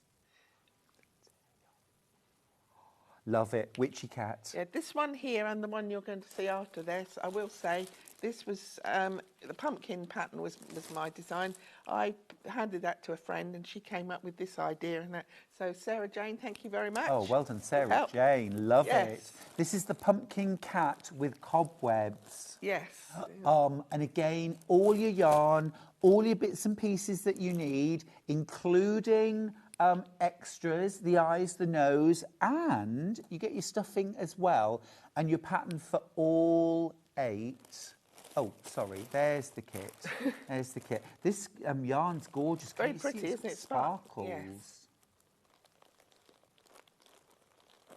Yes. Great. Right, next up, we've got the pumpkin. That's the one, yeah. Whoa! Here we are. Oh, adorable. This is the last kit that I've got. This is the pumpkin. These are a good size as well, aren't they? Price drop on all of these, £20.99. That's all your yarn, your stuffing, any little accessories that you need, and your pattern for all 8. So you can go into your yarn stash afterwards, grab some yarn, and have a go at making some of the others. Yes. Fab. Right, now, you've got a little bit of demo for us, haven't you? Is it the waffle stitch I was going to show you the waffle stitch. That would be fantastic. Yes, please. Right, let me get all the pieces here. So the waffle stitch is from the bag kit, isn't it? The bag kit, I was going to put... And it's also in the dog book as well. Yes, show you how to go through to make the actual cat and the Fantastic. and everything with it. So, how we would start the waffle, here's a piece, a small piece I've just done here. So how we would start the waffle stitch, so let me just get some yarn here to make some room here. So I've just, you do your row of chain, and then into that you do a row of... Oh, can I just move move you it forward a bit? Is that? that Yeah, better? and to the right as well, please.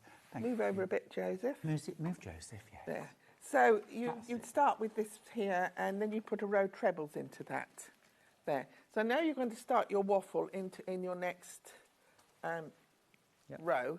So I this know is it's just a bit awkward, but this if is you can just always trebles pass it, here. thank you. So obviously, always you start with 3 chain for your first treble.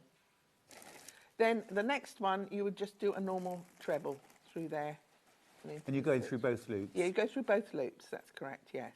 Now, to make your little waffle, little square piece there, you're going to.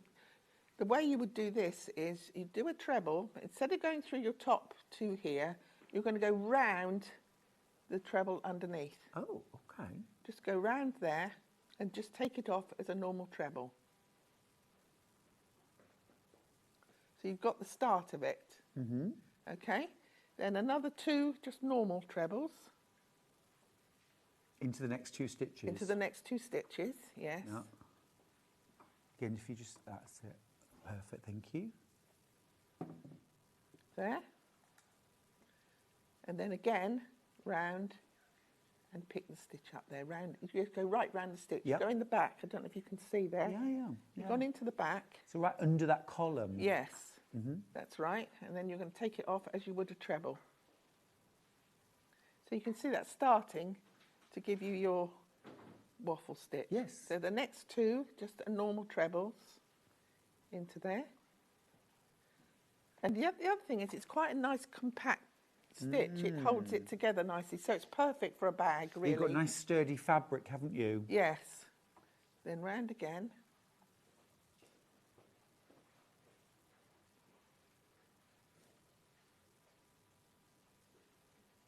So you can see this is the way it works. Yes. So you're getting the sort of uprights yes. of So if I of just, the waffle. I can show you how it goes together. Here. Yes. There we are. The whole bag. Yeah, so that's how you would go along to do your waffle stitch. And on the other side, if you see here, when you're coming back on the other side, right, you'll know that when you're coming along, when you get to one of these, it's prominent, sticks out, which is you would do a waffle into each of those that are sticking out. And the ones that are flatter, you just do a normal treble. That's all in the pattern. Okay. So that's how it works. So it's two waffles and a normal treble coming back. But going, it's two normal trebles and the waffle. And a waffle. So one counter off the other one. Can you see? I can totally see that now. That's really well explained, and it makes a lot of sense. Yes. And I feel like I could do that, Barbara. Yes. So that's how you would do that piece there. Great. So that's the one. Now for the handle, you were saying about how we do that. I've just done a shorter version here. Smashing. I've just done 2 rows of tray. Now you can do it at the length however you'd like to do that. And then obviously when you've done that, just fold it in half, and then with a needle, just make a stitch all along there, and that will give you your handle. And it's really sturdy as well, isn't it? That's quite a simple way to do it. I'm going to grab the bag, and you can see you've got that lovely sturdy handle there. So you can do whichever sort of length you'd like on that. Yeah. You want to make it a shoulder bag or whatever. You totally could, couldn't you? Yeah. And it's quite a nice thick handle. So that's what you would do for that. But now when it comes to the cat, how I start the cat face that goes on there, I've just done just rounds of double crochet, just increasing as you go. And I think that's you increase to about 3 and then 2 into 1. So that will be your face there. And then, I've lost my other pieces here. Right, now this is the thing I found when I first started with cats. I always found the snout part very difficult to try and replicate. Okay. To try and get that. Yes. Like that. Yes. And I thought, how am I going to do this? So if I just show you, so you've got that. So if we just join, just put some yarn. If I can move that forward, and if you can sort of... Now what I did for this was, I think I chained, this is about 6, something like that. So you've got your 6 chain there, okay? And then you do a double crochet into each of these round here, along the chain. 1,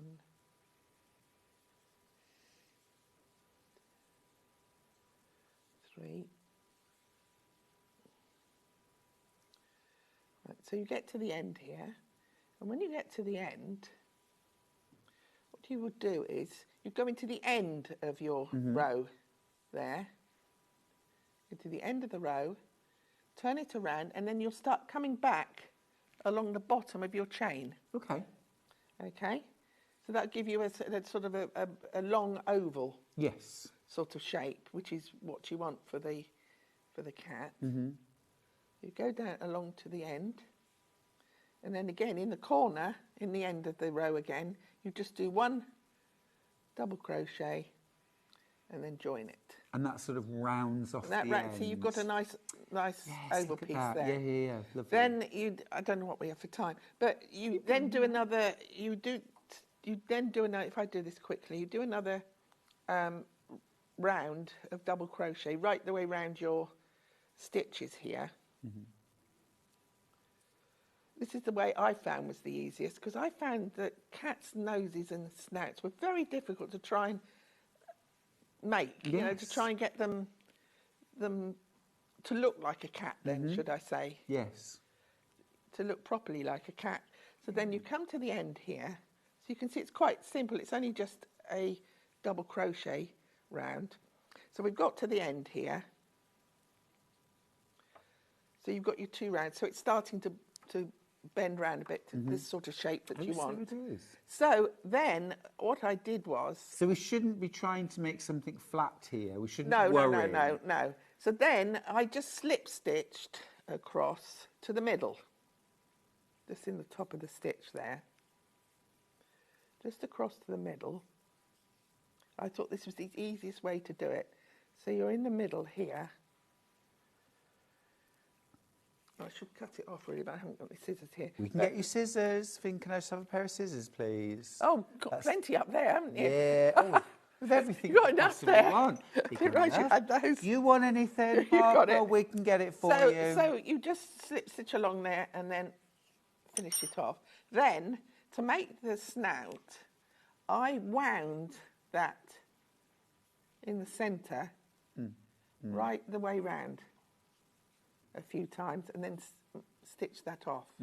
So you see that gives you your, and then you can put your nose and your black Can I just markings move it on over a little bit? Yeah. Thank you. You can put your nose on. So just by doing that and finishing that off, that gives you your little snout. You can put your nose and whatever you're going to put on there afterwards. And do you sew things like that on when it's off the face or when it's on? When it's on. Okay.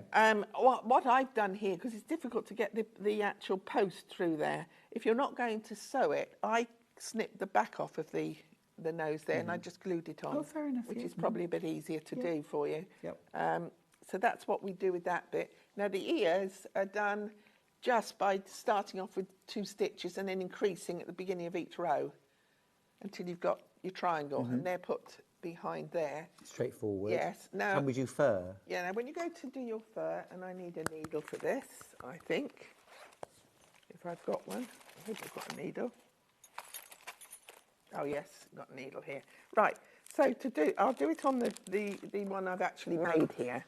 So just to show you how to do it. So you're going to make, so I've cut off, as you would a fringe, some pieces like this.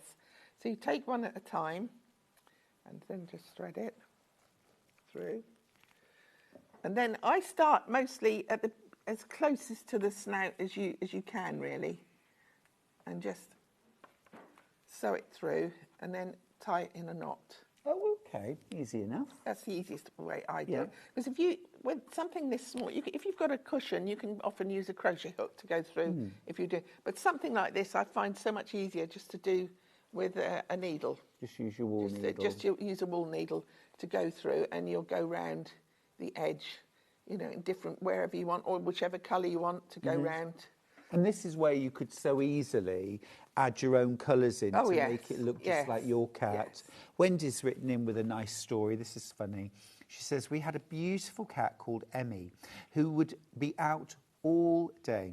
Then one day she appeared with a collar on and a note attached, tucked through, saying, does this cat belong to anybody? Because she spends the day in the college office behind.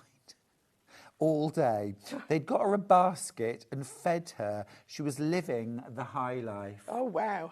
There's a brilliant children's book, actually, called Six Dinner Sid, which is about a cat that does exactly that. It's got 6 different personalities and 6 different names, 6 different owners, and gets 6 different dinners every day. Cats are everywhere, aren't they? Yeah, but one day gets found out by all of the owners. They all find out together that they're not the only, that their cat is not their cat at all. I had a funny story with a cat some years ago.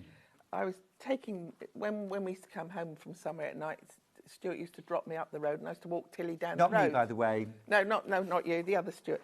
And I used to walk her down the road, and I was going past, it was dark, one house, and I thought I knew an old lady lived there, and I'm sure she was shouting, help me, help me. Right. I thought, oh, I didn't like leaving it like that. Sure. So I actually called the police.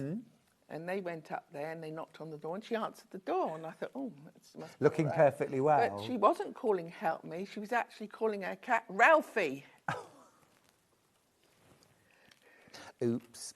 I did the same thing, Barbara, many years ago. I was walking home and I walked past a house and I could hear like a woman crying out, obviously in distress, Yes. and a man shouting and being really nasty. And I thought, right, I'm not having this. So I ran all the way home, rang the police. They rang me about 3/4 of an hour later, barely able to contain their laughter. They had gone to the house and sort of banged on the door ready for a set to.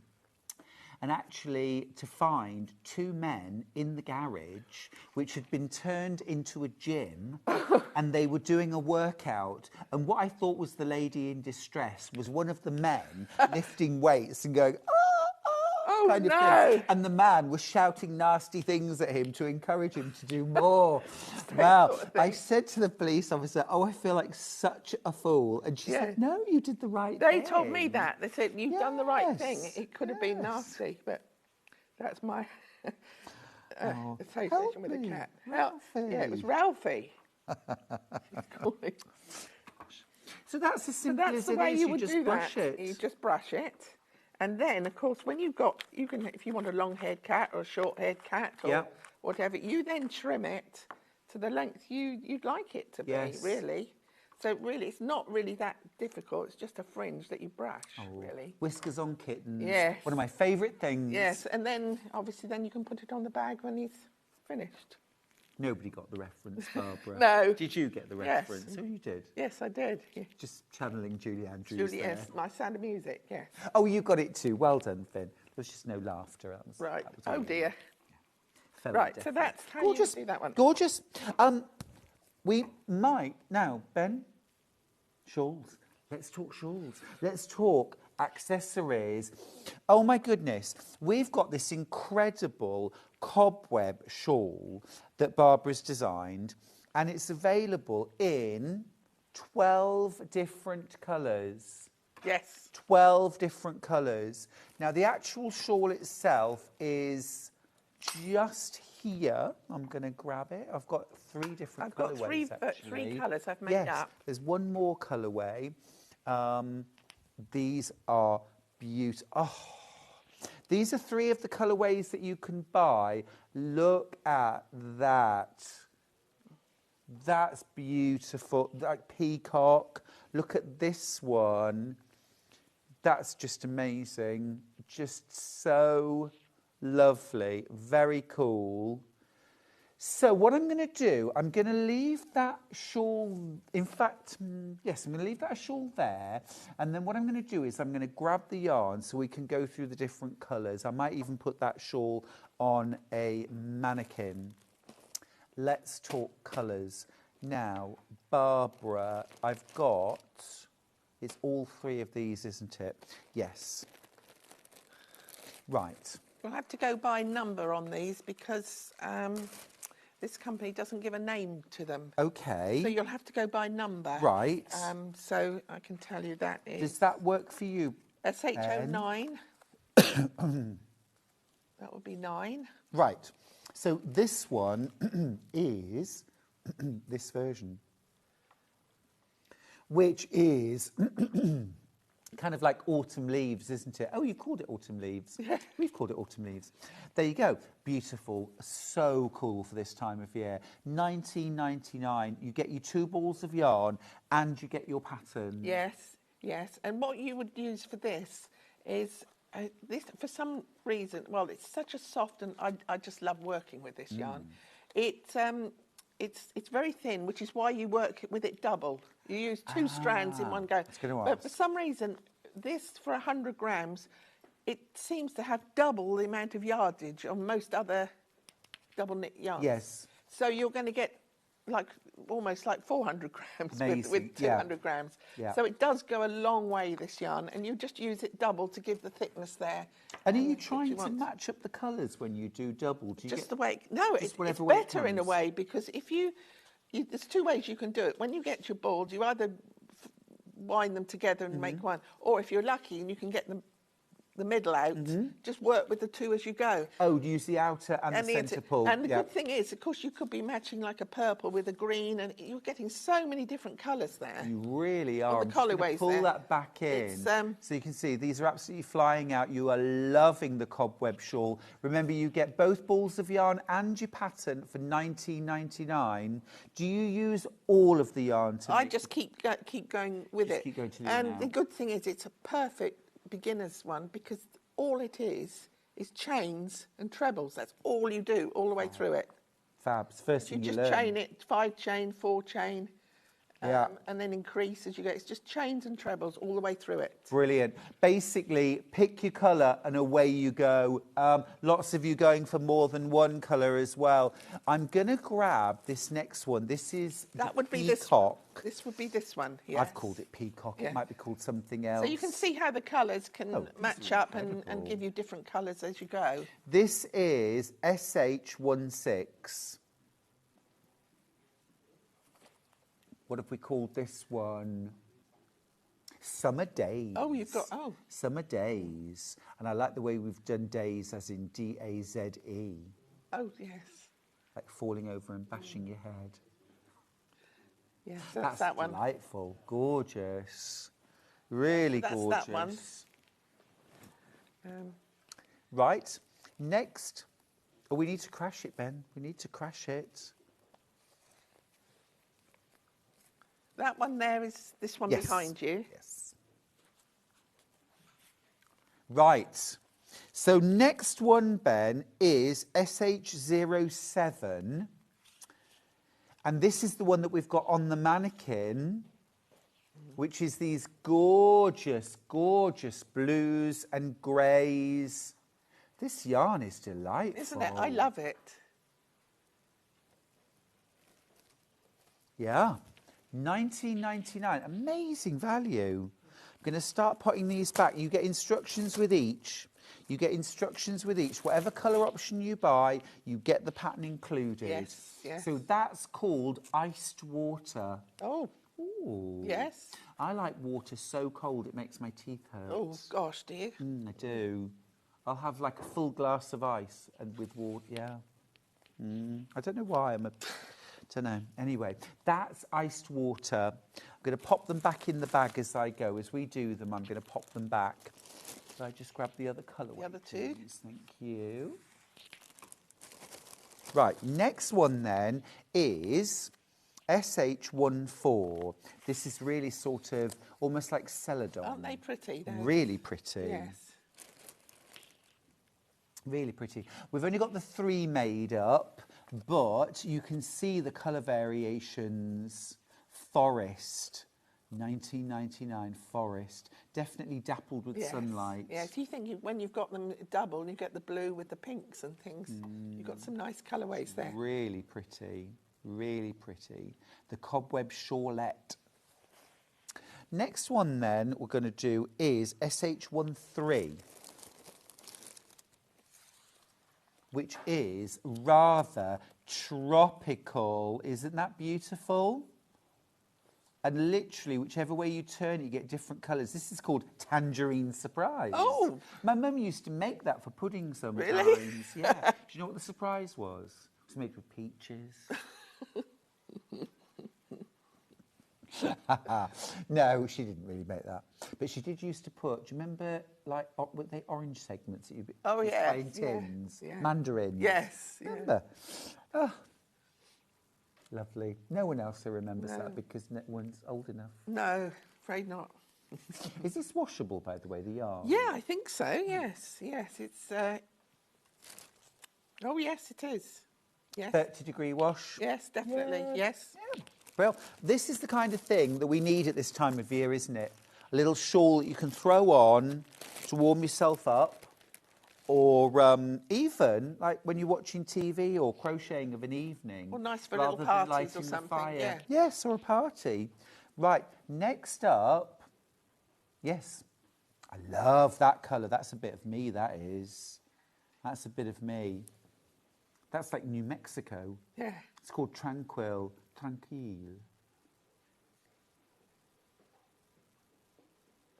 Whereabouts in the country are you from, Barbara? Bournemouth. Oh, lovely. I love Bournemouth, Bournemouth. Have you always lived there? Yes. Yeah, born and bred. Oh, no, I was born in Portsmouth. All right, okay. Yeah, Bournemouth's lovely. Oh, look at this. Now, this is also a bit of me. Yes. This is SH01. SH, Stuart Hillard. Oh, yes, of course. Number 1. That's gorgeous. What's that called? Holiday Vibes. Oh. Holiday Vibes. This is Caribbean holiday vibes, I think. Where'd you like to go on holiday? Where do I like to go? I like to go to the Bahamas. Oh, nice. Do you go regularly? I haven't been for a few years. Oh, yeah. But, yeah. I went and swam with the pigs there. Do you swam with pigs? You can go and swim with the pigs Oh, there. gosh. Yes. Never knew that. I've had a swim with dolphins, but wow. This is SH18. Isn't that's one of my favourites. I love that. Oh, wow. That's like Aurora Borealis, isn't it? This is called Azure Delight. Azure Delight. I tell you, the yarn is so soft. It's lovely, isn't it? It's delightful. Absolutely. Very nice to work with. Very nice to work with. But use 2 strands. Use 2 strands together, because otherwise I thought it'd be a bit too... That gives it a little bit of stability, and it brings more colours out. It really does. But embrace the serendipity. Don't try and match the colours up.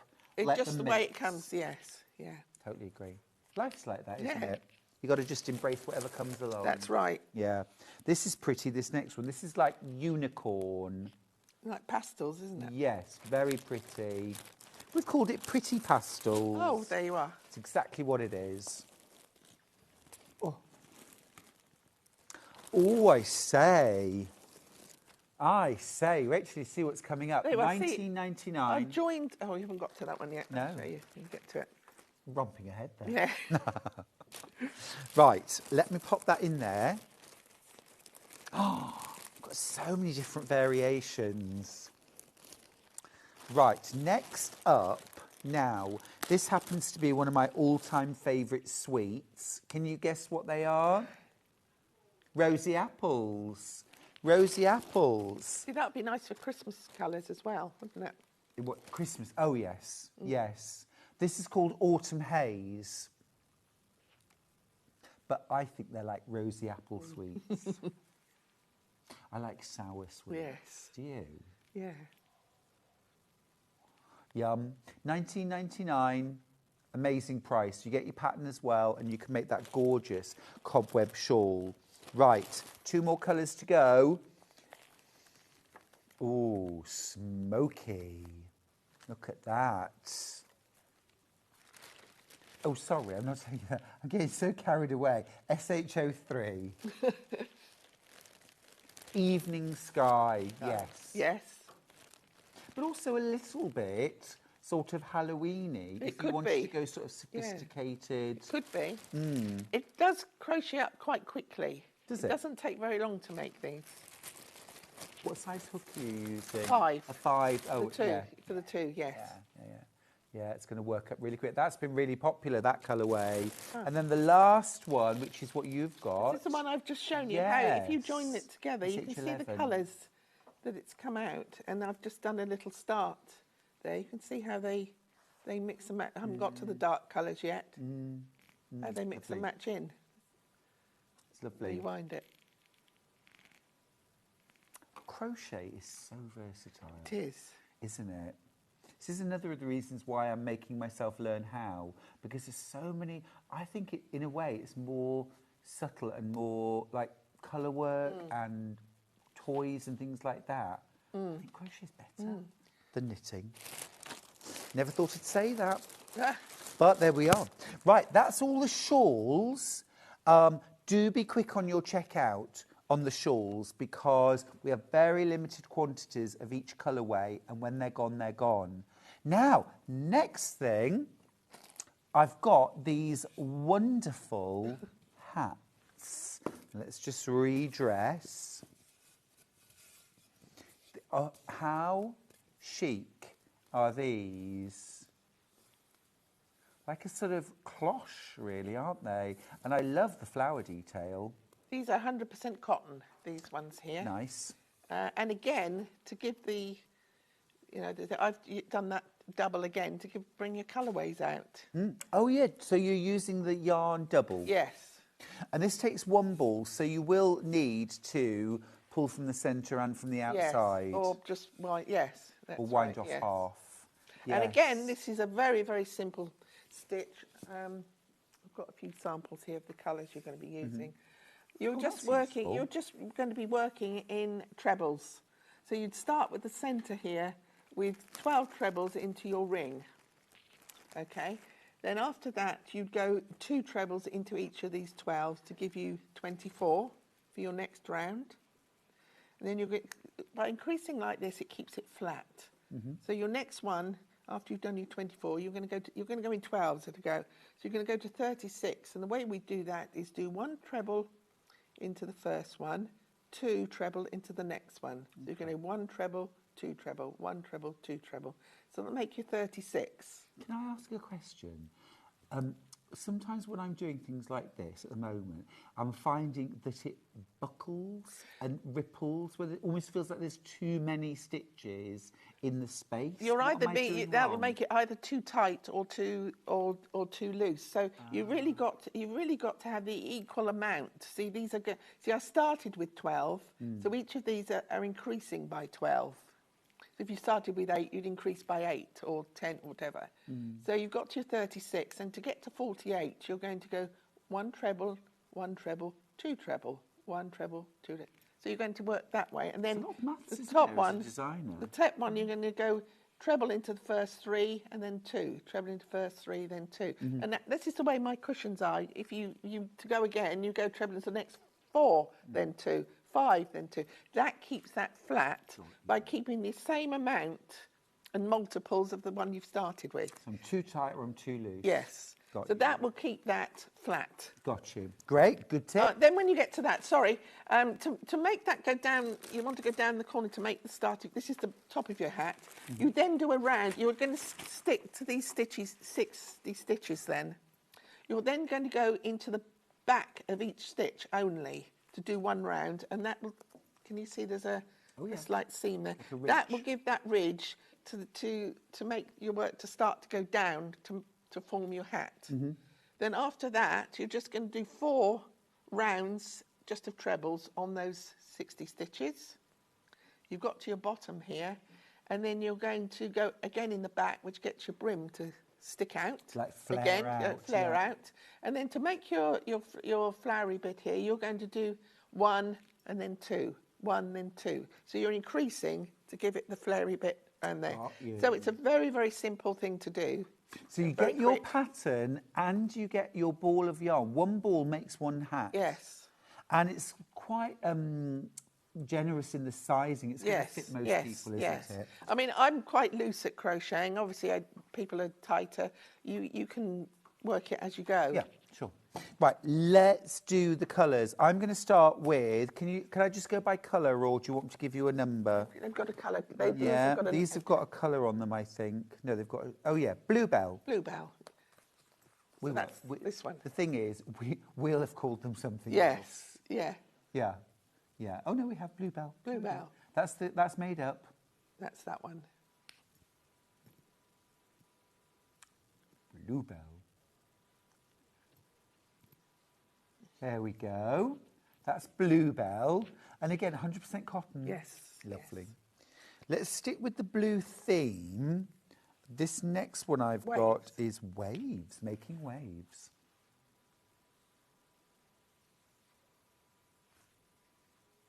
If I had a particularly large head, which I do, is there a way to...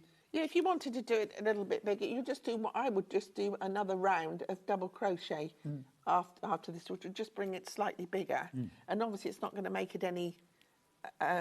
it's going to keep the same sort of shape, should I say. Then you can go down. Got you. Or if you wanted to do it, say, for a child, slightly smaller, you can leave one off and do a double... You can work it out to the size of the top of the head. Yeah. As you go. Cool. That's easy enough. Right, next up one is called Aquas. It's that one there. I've done Aquas. Oh, that's lovely. version of Now that is a holiday in the Bahamas. Isn't it? Take me to that sea. Beautiful. That's gorgeous.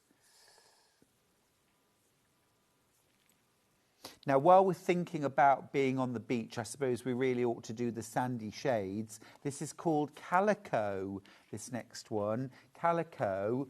And that one is this right here. Oh, that's lovely. Calico. Now, also made up, I have got rainbow. Now, not a traditional rainbow, this. It's this one right here.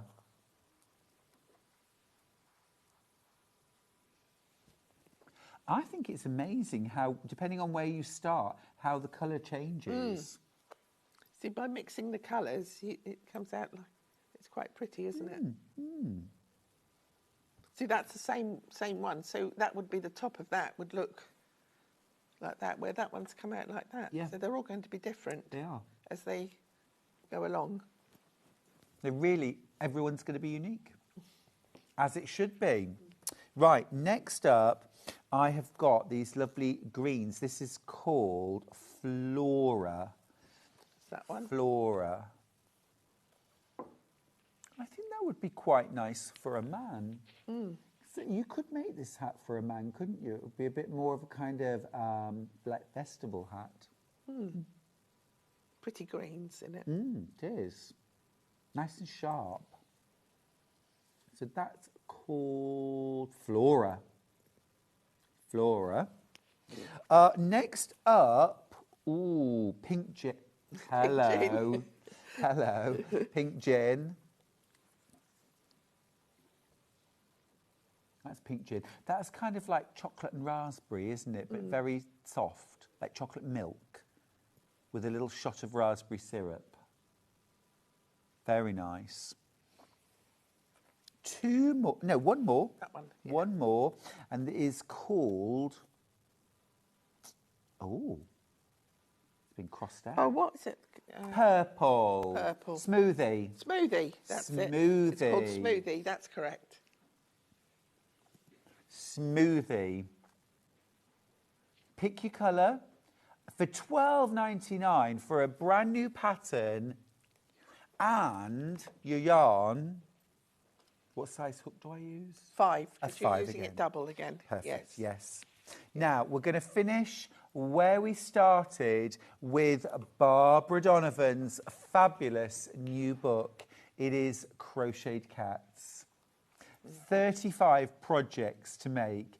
In a nutshell, Barbara, what have we got here?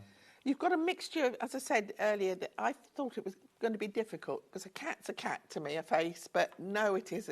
There's so many different ones. So I tended to try and do all the different versions or varieties, and also to try and do something that you can change and adapt to your cat. So there's so many different things that you can have. Oh, I think I'll do mine in that colour or whatever. You can change all of these around just by using a different colour yarn. Really. Totally. Yeah, and also do something for beginners to the more advanced. So there's everything in there to cover all stages of crochet in there. Plus, I thought not only cushions, we need a shawl to wear and the mug cozies, gifts. Some because Christmas is coming up, Yeah. so there's all Home gift decor. home decor. So I tried to do a mixture of everything in there. And it's set out in those chapters. We've got that over there. Can you see the second one on? We haven't shown that. Just that one there. A cushion. Next to the shawl on there. That's that. Now with this one here. Yeah.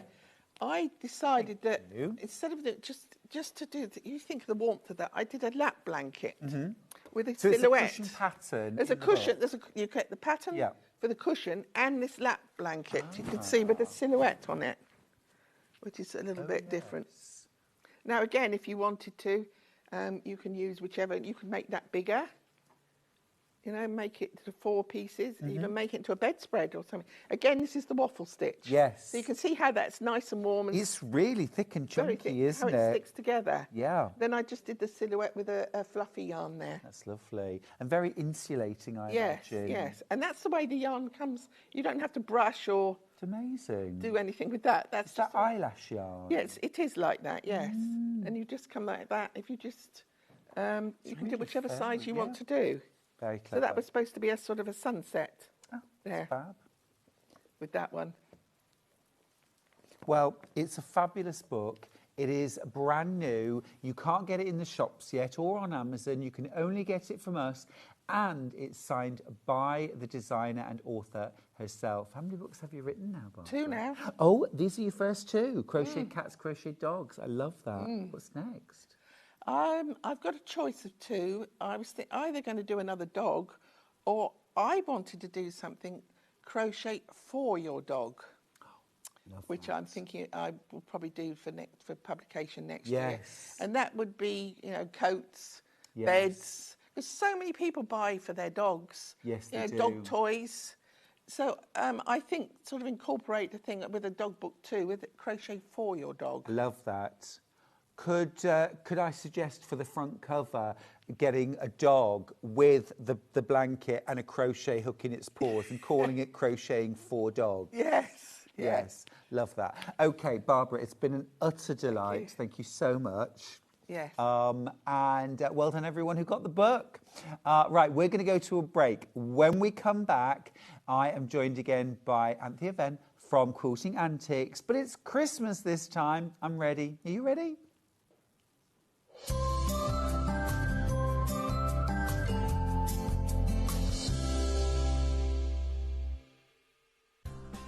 Looking for the perfect gift for the sewing enthusiast in your life?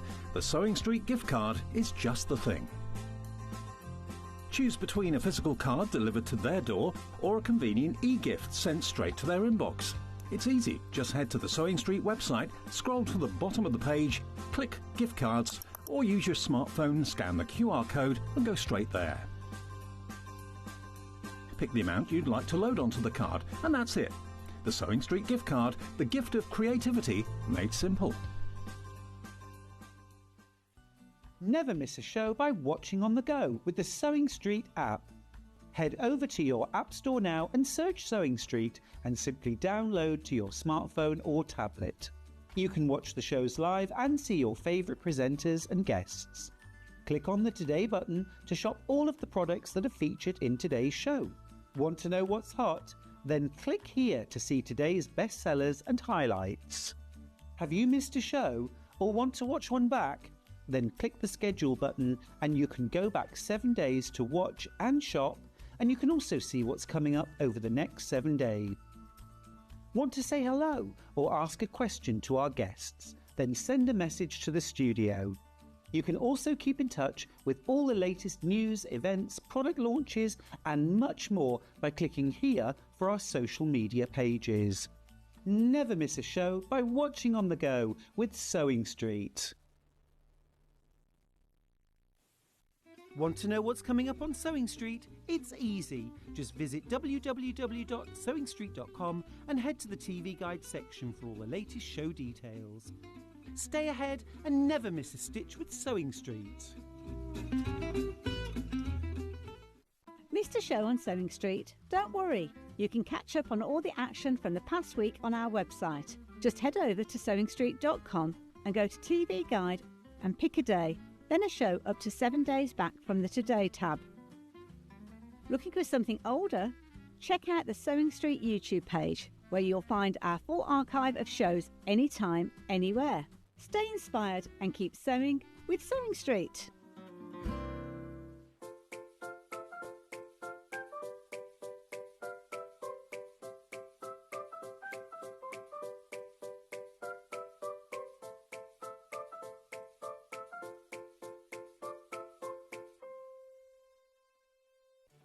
Did you know at Sewing Street that on various products we offer split pay? That means on certain items you can spread the cost over 2, 3, 4 or sometimes even 5 interest-free monthly payments. Just pay the first instalment when you purchase and you're away. So shop your way with Split Pay.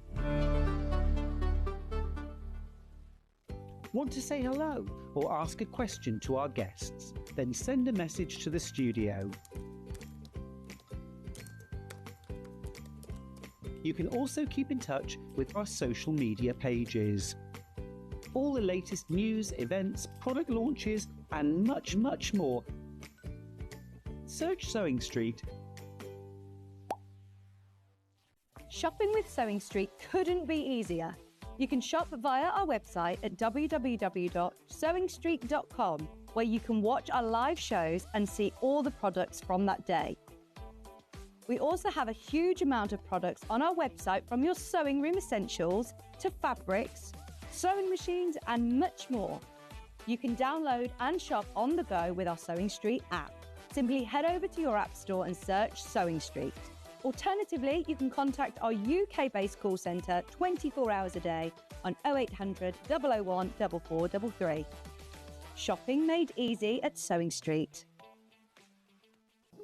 Here at Sewing Street, we only charge 1 P&P throughout the day. You can add as many items to your basket and check out and still only be charged once.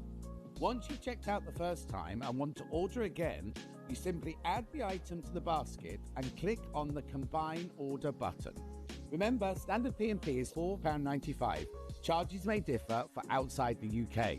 Or upgrade to our premium option for £6.95 on certain items. Shopping made easy at Sewing Street. Did you know that we can deliver to over 20 different countries worldwide, spanning 4 continents from the UK to Australia? Check out our website for the list of countries and delivery costs. Sewing Street, stitching the world together. Every day, our experts will bring you a wealth of knowledge. They'll take you through the steps of making projects, and we feature fabulous tips along the way. Whether you're new to sewing or a seasoned pro, you're sure to learn something new. We're live every day from 8 AM till 1 PM, and you can also watch back all of the demonstrations featured on the show on our YouTube channel. Looking for some creative inspiration? Head over to the Sewing Street website and click on the SS Hub. It's packed with ideas, tips and projects to spark your creativity. Plus you'll find the latest news and information on sewing machines and overlockers. Get inspired with Sewing Street. Are you ready for a creative journey? Stay right where you are, because from 1 PM to 9 PM, Hobbymaker is here to inspire the crafter in you. Join us for an exciting lineup of crafting demonstrations, exclusive deals and expert tips that will spark your imagination. Whether you're a seasoned pro or just starting out, there's something for everyone. And you're in safe and crafty hands as we work with the biggest brands the crafting industry has to offer. So grab your favourite drink, get cosy and don't miss a moment of fun. Stay tuned and make sure you keep it right here and let Hobbymaker fuel your passion for creativity. See you at 1 PM. Not only is Sewing Street live from 8 AM till 1 PM on Sky 670, Freeview Channel 73, YouTube and the Sewing Street app, now Virgin subscribers can watch on Channel 754, which means there are more ways to watch your way with Sewing Street.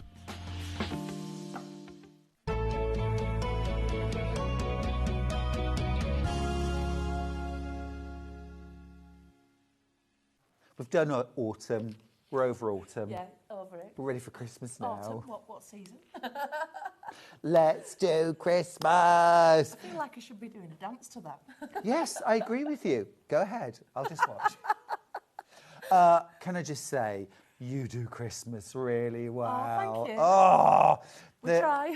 Beautiful, beautiful, beautiful. We're going to start with Jolly Saint Nick, who I've just fallen in love with, this beautiful sort of decorator doll. He's cool, isn't he? So he's by Michaela Smith. Would you like a jolly? Oh, yes, You have a jolly. please. I'll have a jolly. We've got one each. Just absolutely beautiful. These are the kind of things. Now, I do have a few special decorated dolls I bring out every Christmas, but I always want to add to them. And really, really gorgeous country style. So He's tell me special. about him. So he's by Michaela Smith, who is, well, she's like the queen of Christmas. She really is, or one of the many queens of Christmas. And Michaela's designs, she is slightly toward the primitive, and she just has a way of making things easy. Yes. And, well, she designs something and you think, oh, that's been in my head ages. Why didn't I already do that? Yes, You know, true enough. She's just really, really good at it. And Jolly St Nick is just one of her Christmas designs. Yeah. This was the original one, and then that fabric was discontinued, so he was remade in here. But a friend of mine made a whole row in felt. Oh, lovely. So he will work in anything, and you've got some gorgeous... Got some gorgeous fabrics, I really do. I've got some, I think, is this bit of Moda? Is It's it? a bit of Moda. This gingham is a Moda. So I'm a bit of a Moda snob. I do like it. It's lovely. Yeah. It's lovely. We'll have a little feel of that. It's butter. Oh, it is, yeah. Isn't it? It is very butter. So to start off with then, you get you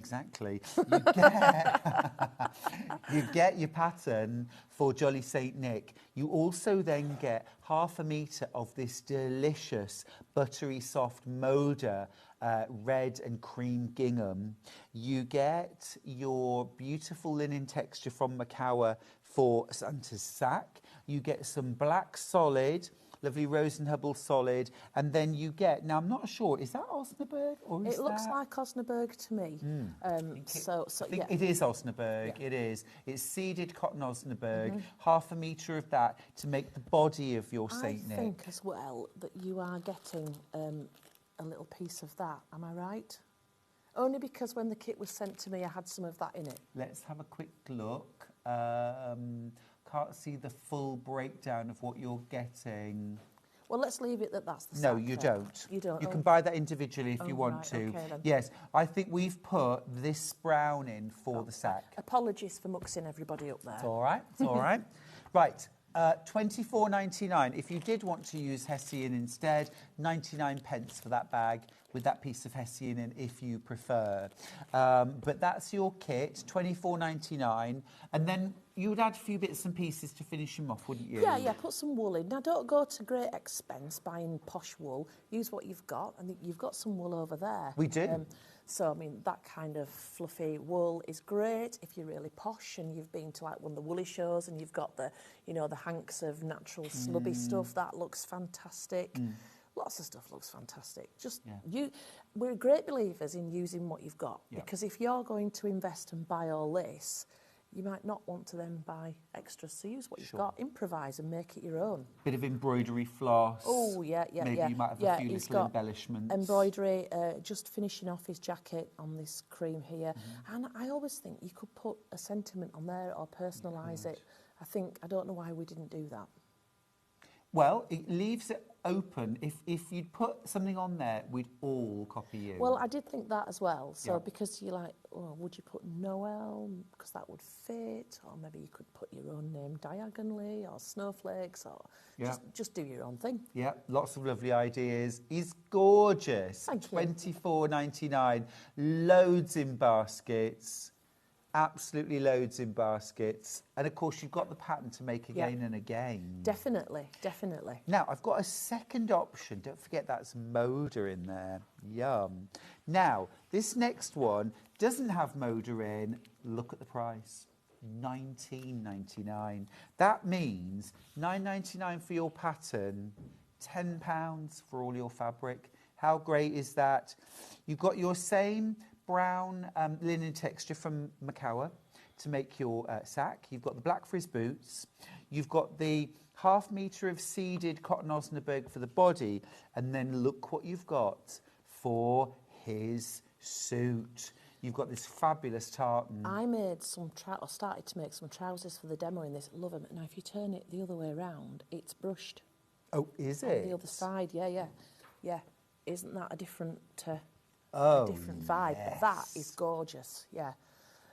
So for the demo, I did his trousers in this, and they are beautiful. Yeah, that is lovely, isn't it? And this one it's a nice Christmas one. So whatever you've got left, you can then add ribbons and bows and trims to lots of other Christmas projects. Because nothing says Christmas like tartan, does Exactly. I'm thinking as well, 1/2 metre of that, it's got to be enough to make 2 suits out of. Yeah, what's it say on our instructions? Let's have a little look.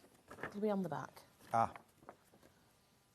1/2 metre of red tweed for the clothing. There we go. We're going to use it all. Are we? We're going to use it all. Feels very generous. It does feel... It might be that it was over a fat quarter, and so we made it up to Fair 1/2 enough. metre. Fair Because enough. oftentimes, if it's a bit tight, it's often better to put the 1/2 metre and then you've got enough at home. Yeah. Because if I force you to cram it all in a fat quarter and you don't quite make There's it, no fun in that. there's no fun in it, just frustration. Yeah. That is gorgeous. Well, 19.99, what a bargain. It's what I like to call a bargain. I agree. It is a bargain. Wondered where you were going then. I was waiting for the punchline. No. Don't wait for the punchline, ever, with me. Right, fabulous. Now, if you just want the pattern, you can do that, physical or digital. Here's the physical pattern. It's the Jolly Saint Nick. It's a brilliant price. I'm really pleased with that. a And it brilliant is, price. I'm admiring my shed door actually. It looks quite good with all that leafy Oh, stuff is that around. your doesn't it? shed That's my shed door? door. Yeah, it doesn't look like that now. Do you hire it out for photo shoots? It doesn't look like that now. It's a bit more distressed. Even better. Don't we embrace the distressed? The wobbly, the flaky. I love that. I love that. Gorgeous. Now, digital, here you go. Come on, Ben, chop, chop. It's a bit slow now. I think he's ready for his dinner. Did we say we were getting biscuits out? No chance. No. Biscuits and cake. Do you know what I could just eat now? Go on. Toasted tea cake. Oh, my Slimming World leader will be like, no. If she's watching this, I've had it. No, same here. Those are gorgeous. Right, Jolly Saint Nick, that's that. I was just going to say, you might put a bit of that in the body, mightn't you, to weigh him if he was sitting on a shelf? I don't think there's any reason why not at all. You could put some in his bottom. Yeah. And he probably would sit nicer. That's what I tend to do with mine. Put a bit of crushed walnut shell. You can use this as well for pincushions. It's very good for pincushions. Sharpens your needles, doesn't it, as they go in and out, But really good for weighting decorator dolls as well, or teddy bears. $7.99 for 250 grams. It's nice because it's quite dense, so it moulds. You know, like if you're using something bigger, it doesn't quite fit in the gap you've got, where this, it just moulds to what you want, doesn't it? Really nice. Yeah, I'm rather an impatient stuffer, Anthea. Do you know what I mean, though? 2 big bits, and I'm just, you know... Yeah. Let's talk Hessian before it sells out. Oops, excuse me. Let's talk Hessian. Arrange myself. Oh, there we go. So this is like a Hessian strip. Yeah. Embrace the fray, remember? Embrace the fray. No. This is very easy to fray, isn't it? Yeah, it's incredibly easy to fray. And on the flip side, if you don't want it to fray, it works nice with PVA glue for certain effects too. Yeah, you can stiffen it up and use it for all sorts. So like, if you wanted to do, sorry, I'm just going to, can I distress this? Of course you can. So if you wanted to do, let's say, Father Christmas hair or anything like that, Jolly Lantern Jack, pull all that out, make a nice fray, and you can put PVA on and you can stiffen it up and you can stick it on heads and all sorts. Clever. Yeah, or a little bit of embroidery stitchery on there, nice frayed edges. Yeah, almost sort of rough embroidery would look even better, wouldn't it? Well, that kind of rough embroidery, I just think there's a real beauty in it as well. too. But don't forget the sack. It's not quite long enough, so you might have to go up it that way and just do your own thing. But does it matter? Really doesn't, does it? Maybe the sack is smaller. Maybe this is for the children who aren't that good. Yep. I mean, my stocking is currently empty, so I've got to work at it. Are you on the good list? Doubtful. Yeah, that's Doubtful. what I think too. I've still got a few months. But in the bad list, good fun. I think it's more fun, to be fair. And in fairness, I can afford to buy my own presents. So. Bragging. Right, what should we do next? Let's do the robin doorstop. Ta-da! Chirpa, chirpa, cheep, cheep. What do you call him? It's not the start of a joke, by the way. Well, Robin, I mean, you could call him Bobbin Robin. You could, just a robin doorstop. Love that. Let me find the kits. Right, here we go. I've got this one first. Yep. Is this right? Yes, it is. Yes, it is. Right, so this one, oh, these fabrics are lovely. And these are quite nice, because if you like that feathered texture, Yep. that is a feathered texture, isn't it? It really is. Yeah. This is your red. It's Is that a brushed? brushed Oh, that's cotton. nice. Yes, it's a brush. Oh, that's going to be absolutely gorgeous together. Yeah. And you get your robin doorstop pattern. Now, you're going to demo this in a short while, aren't you, Anthea? Yeah, we're going to look at, I'm not making the whole thing, but we can, yeah. I've done mine, I used the other kit for mine. No worries, no Yeah. worries. But yeah, that'd be great to see. So Yeah. just in terms of the extra bits and bobs we need, perhaps a little bit of faux fur? Or... Yeah, a little bit, anything fluffy, a bit of fleece, anything that you've got, or even wool. Yeah. So, I mean, that wool over there, you could go You round could and knit or round. crochet a You little could bit, knit couldn't you? something if you've got a little dingly bell. Little bell. And then to stiffen the wings, I've used in foam in the tail and the beak. You have. This is very Yeah. clever. So, you know, when you're making a project and you've got like small pieces of foam left over, just like that size, whatever, don't throw them away because they're great for things like this. The wing there, you know, that's how you get that 3D-ness. Yeah, it's fab. Love that. This is really cute. I've got teens left of this kit. It's been very busy for it. It is a lovely combo. I've got 3 different kits, actually. Let me show you the next one. I've got a faux suede and corduroy. Oh, this is lovely. This was lovely to work with. Oh, and the price is amazing. This is the one you're demoing with. $14.99. So you've got your chocolate brown faux suede. It's a lovely feel to it as that one. But I really liked this, nice. and I quite liked as well the difference in the contrast between the textures. So that's Yes. quite smooth, and this is ribbed. I used the ribs vertically, but I don't think it matters which way you go. No, not at all. You're getting your pattern, of course, as well. The thing is, what that means, the pattern's $9.99, right? So that means you're paying £5 for those fabrics. That can't be right, Ben. Even if you didn't want to make a robin, they're just great to have. I totally agree. Is that right, Ben? There's £5 for the fabric. I've only got 8 left now, 6 left. That's £5 for the fabric, and your pattern $9.99. 4 left. Huh, amazing. Is that gone? Amazing. Wow. 4 left. I'm not surprised because it's, you know, the pattern's great, but that amount of fabric for just that little markup on the pattern is just cracking. Yeah. Yeah. It's a for nothing, as my friend Sally would say. I quite It's like that. A for nothing. A for nothing. For nothing. She always says that when she goes sale shopping. I say, oh, how much did you pay for that? She went, oh, it's for nothing. Perfect. I'll be a bit Right, more wait Sally. till you see this one. The corduroy and the faux suede sold out. Oh, so this is now £3 for the fabric. £3 for the fabric, $9.99, $12.99. And again, if you want the pattern and you want some red and some brown fabric, Yes. then it's a for nothing. Well, it is really. It was almost. If you only wanted the pattern, it would be worthwhile, wouldn't it, getting this kit because you're getting, as you say, the red and the brown. It's a bit of a why not, isn't it? It's a for nothing. A for nothing. I like that. You can have that. For nothing. It's a for nothing. I might claim that one. You know, but sometimes where there's so much discount and you get like buy 2 get 3 free and all that, Yeah, and yeah, it's like yeah. they actually owe me money. Yeah. It's almost that. Almost, yeah, yeah. But they're really useful colours, and if you like our designs, brown is something we use a lot of because it's in the natural world. Red, we're always using red because we just like it. Yeah. Nothing says Christmas like red. Oh, exactly. Yeah, gorgeous. And you get your pattern as well. Now, if you just want the pattern on its own, I don't know why I put that away. Right, there we go. I've done this before, you know. Never tell. $9.99 for your pattern. This is a physical pattern for the robin doorstop from Quilting Antics. Yep. So it's a robin doorstop, and you've got everything you need in there, all your instructions to make this robin. Really cute. Bobbin Robin. Yeah, Ding-a-ling. sort of cannonball shape. He They is. are almost, He though, is. aren't they, in real life? When I look at him, I wonder if we were inspired by Angry Birds. True enough.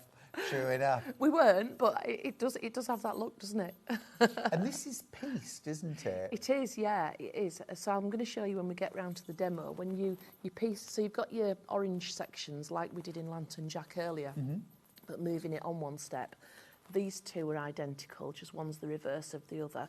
The next pair are identical, just one reverse of the other.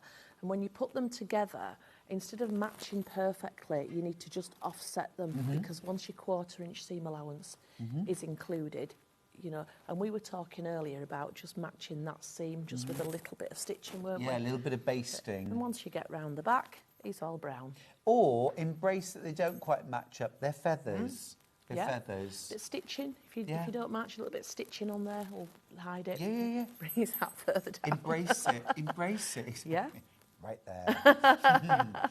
Put him an eye patch on. I think you should. Yeah. I think you should. Ding-a-ling. You can also get the digital download. You can get a digital download as well of the pattern if you prefer. $9.99. There it is. There it is. This is a good size. What's inside? This has, I'm trying to think. When I'm bringing samples to show, I don't often weight them because when I have to lift the box, I once did a set of 4 door stops. Oh. And I had the box to cart in and out, and it was like, no, we're not going to do that again. But it does feel like there's something in. Often I nick gravel off my mother-in-law's garden. Yeah. Anybody else's That's garden. where if it's they're all not going, watching. by the way. Sand, cat litter, rice. I'm not a cat litter and rice fan because if it absorbs moisture, you know, I don't like the idea of the moisture in there. But No. it's horses for courses is what you've got, isn't it? So yeah, or just one stone. Just if you pick up a rock and shove it in. Find a really round rock. Yeah, you just need to make sure your hole's big enough. Absolutely. I can't argue with that. Brilliant. That's the Robin doorstop from Quilting Antics. Tell you, we keep it simple. Whatever, Advice to cherish. whatever's knocking about in your garden or next doors. The idea of just one big stone. There's something like really therapeutic little about nicking weapon. next door's gravel as well. There is that. Just give it Right. a rinse first, though, just in case. Agreed. Agreed. We're going to do a little demo of Okay, this. yep. That'd be brilliant, if you don't mind. Yeah, absolutely fine. Leave Robin with me, perhaps. Definitely not a big stone in there. And we'll let you go and get ready for Shall your I demo. sling me hook? Super. Thank you. Here we go. I hope you noticed as well I dressed appropriately for you. You did, Let's yeah. choose my outfits I never this gave you any morning. credit for that. I thought, what would Quilting Antics wear? And I thought, lumberjack. Lumberjack for the win. And are you okay? Doing all right. Right, let's see what we're doing. Right. Andrea. So I'm going to try and keep this demo. I've really agonised over this because I was really worried that I would make it look difficult when it really isn't. So in your pattern, now I've told you to piece this in the instructions. So you're, could I borrow the robin? It might Of be course easier you just can. to, Absolutely. There we could I have the sample as well? It might yes, be easier to course. show. Just a sec. Ooh, thank you. Goodness, there isn't one big rock in it. So it's orange segments all the way around. If I show you at the back, it's probably easier. So you've got one orange segment, and that's how you're going to join it. You're going to make the segments up. So start with the ones where there's 2 colours in the segment. Let's get those bossed off first of all. And as I mentioned earlier, you need these to match at the join. So what I did on the pattern, I gave you it in one piece with the line on there because I thought if I do that, you can see where you're going. Now, if I started marking seam allowances on here, you may be thinking, which blinking line do I follow? So just mark yourself your own seam allowance, 1/4 inch. So if you're doing the brown, you'll add 1/4 inch above the line. If you're doing red, you'll add 1/4 inch below the line. And again, I've told you to cut them out, but then when I was preparing the demo for today, I foundation pieced them because I wanted to show you with the pattern on. And then I thought, do you know, I never put that in the instructions. So if you're okay with foundation piecing, then that could be the way to go. So with leave these. each pattern piece as one whole instead of cutting it apart? Yeah, it's entirely up to you. I might trace this out onto, photocopy it or trace it onto some greaseproof paper, or if you've got proper stuff, do that. And foundation piecing, I don't have enough pieces around. I put the red on first and then the brown right sides together, and you can see they it's not flat to get the angle, you know, because your lines are diagonal. Piece it on. I'm not going to go into foundation piecing because I think it's too much for this, but if you can do it, you know how to do it. And then there you go. So you've got your pieces. Presumably, Anthea, that would be like a sort of a bigger chunk, maybe a rectangle of fabric that you flip up and then you trim around the edge of the template. Yeah, absolutely, absolutely. So make your pieces. You want 2 of these and you want 2 of those, and you do need them in reverse, you know, one way and one the other way, because you're going from the centre. You are, let's have a look here, we're wrong way around. You are, they match, but the slope is going opposite ways. The next pair match, but the slope is going opposite ways. So you will need to make sure that you do that. Sense. And then join them together. So where are we? Where are we? The way up. I'm going to use this one. You know, I said that I could make this look really, really difficult, and it's not. It's absolutely not. So I've joined these. Now, you want to join at this line here. Not top and bottom, join here. These are not the right way around, by the way. And what I did, if you look on here, I just stitched just across that little join there. And then what I could do was open it out and check that the join matched before I carried on. Because if you saw the whole seam and then you find out that it doesn't match, that's a pain to... You've got a whole seam to it is. And they don't match quite perfectly top and bottom, but if I show you the robin, if it doesn't match at the bottom, we're putting a spot on there, and if it doesn't match at the top, he's having a hat on. That's what the hat's for. And if you want an all year round robin and you're not going to put the hat on, put a spot on the top too.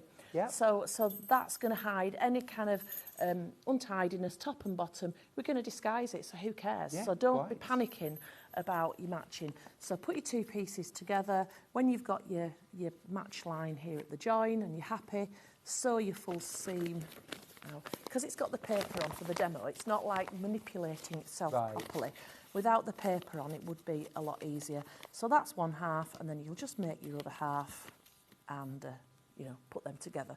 So once these are joined, those curves match up, and it, you know, becomes like that. So anyway, I hope I haven't made an easy job too difficult there. 2 quarters and then sew them together to make a half? Yeah, I would make the 2 quarters, put them together, make the half.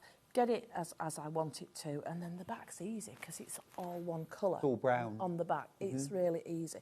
And you're going to put things on here, so you're going to disguise things that you don't like anyway, and just put a little bit of stitching at the top if you're not perfect. And who cares if you're not perfect, as long as you like what you've finished with. Now, the other thing that we've done here, so we've done, you know, we've made a ball out of the orange segments, and then to add his wings, his beak, and his tail, we've just used little random leftover bits of in our form, and I want to show you how we do that.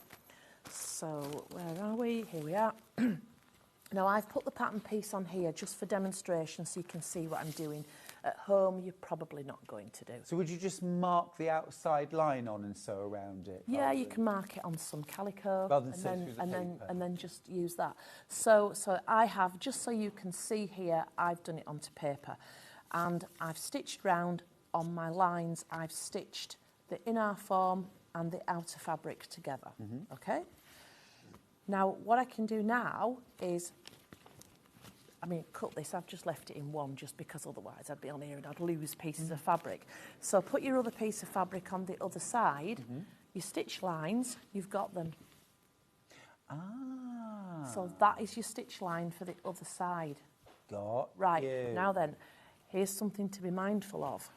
Your bobbin thread is going to show. So do make sure.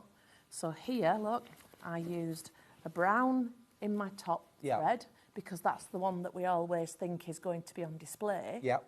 But in my bobbin, I had a white. I kind of did it deliberately because I just wanted to make the point. So on here, I've got white. Would I want white on him? No, I wouldn't. And on the in-arm form, everywhere you stitch, it's made a depression. So it's giving you more detail. So when we look at the actual robin, you see the stitching is brown and those stitch lines are depressed. So you can add detail by stitch. So that's kind of a nice easy way. Well, it's quilting, isn't it? And I love the effect on the wings. It's exactly. And that's in-arm form. In-arm form, and it's just all the old bits of in-arm form that you cut off and you think, what can I use that for? In the bin it goes. Yeah. No, not anymore. Not anymore. No. So your second half is on there. Now, almost like, as you said earlier, like trapunto, isn't it? It is like trapunto, yeah. So here we are. I've done the beak. I completed the beak, so you can see my white bobbin thread is there, which is unpleasant. And on the other side, well, actually, I've still got the white there. So you're going to use a matching thread top and bottom. Now, this one is just the running stitch round. So what I've done is, that's my second half. I've stitched it, and then all I've done is I've used that as a cutting line, and I've cut around the outside. So it's got a raw edge. We're not turning this through. No, it's just as it is. Gotcha. So if I hold that to the camera, you can see that that edge is fairly well sealed. Because I did it that way, and then I've cut to the outside of my stitch line, you can't see the inner form. If you could see the inner form, in some projects we've done, you can. You've got choices. You could just get a brown pen and colour it in, and that would get rid of it perfectly. But what we've done on this one is we've zigzagged around the edge, and that just seals it in. Can you see the zigzag stitch around there? Just a matching thread all the way around, and that will make sure that you can't see any of the inner form. So needle in here, needle just off the edge, needle back in the fabric and off the edge, and that will seal it ever so well. I like that effect as well, because it does add texture and extra detail, doesn't it? I'm not sure how else you would have got a 3D wing and tail on here. No. Now, the wings and the tail are stitched on top of this ball, but the beak was trapped between the layers. So you've got to do the beak before you make the ball. Yeah. Okay. So just probably picking up the wrong piece here just to put on. So right sides together, you trap the beak in, sew your seam, and then when you open it out, you've got your beak in the middle.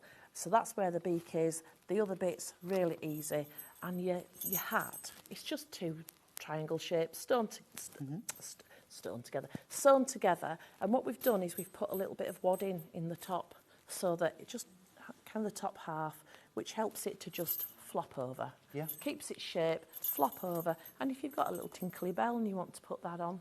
And then Sue's top tip. Look at the eyes. Can you see the eyes are alive? Yes. And all it is, it's just one little stitch of white.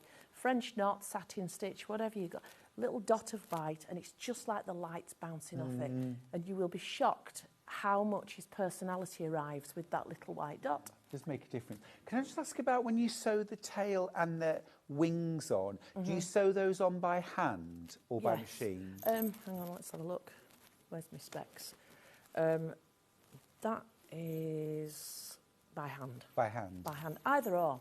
Depends whether you're putting it on before or after you've stuffed it. So putting it on before, you would be able to machine stitch, but you might not be 100% accurate with your position. If you've stuffed it, you're not going to get that under the machine, so you'd have to sew it on by hand. Yeah. But you know. But then you can pick and choose where you put them, can't you? Well, it's brown, isn't it? And if you're using a matching thread, it's not going to show. No. You know, and if you wanted to shove your needle all the way through to the other side, I mean, you need a long needle for that, but you can do what you want with stitches that don't show. Yeah. You can just, you know. Oh, I think it's really appealing. It's lovely.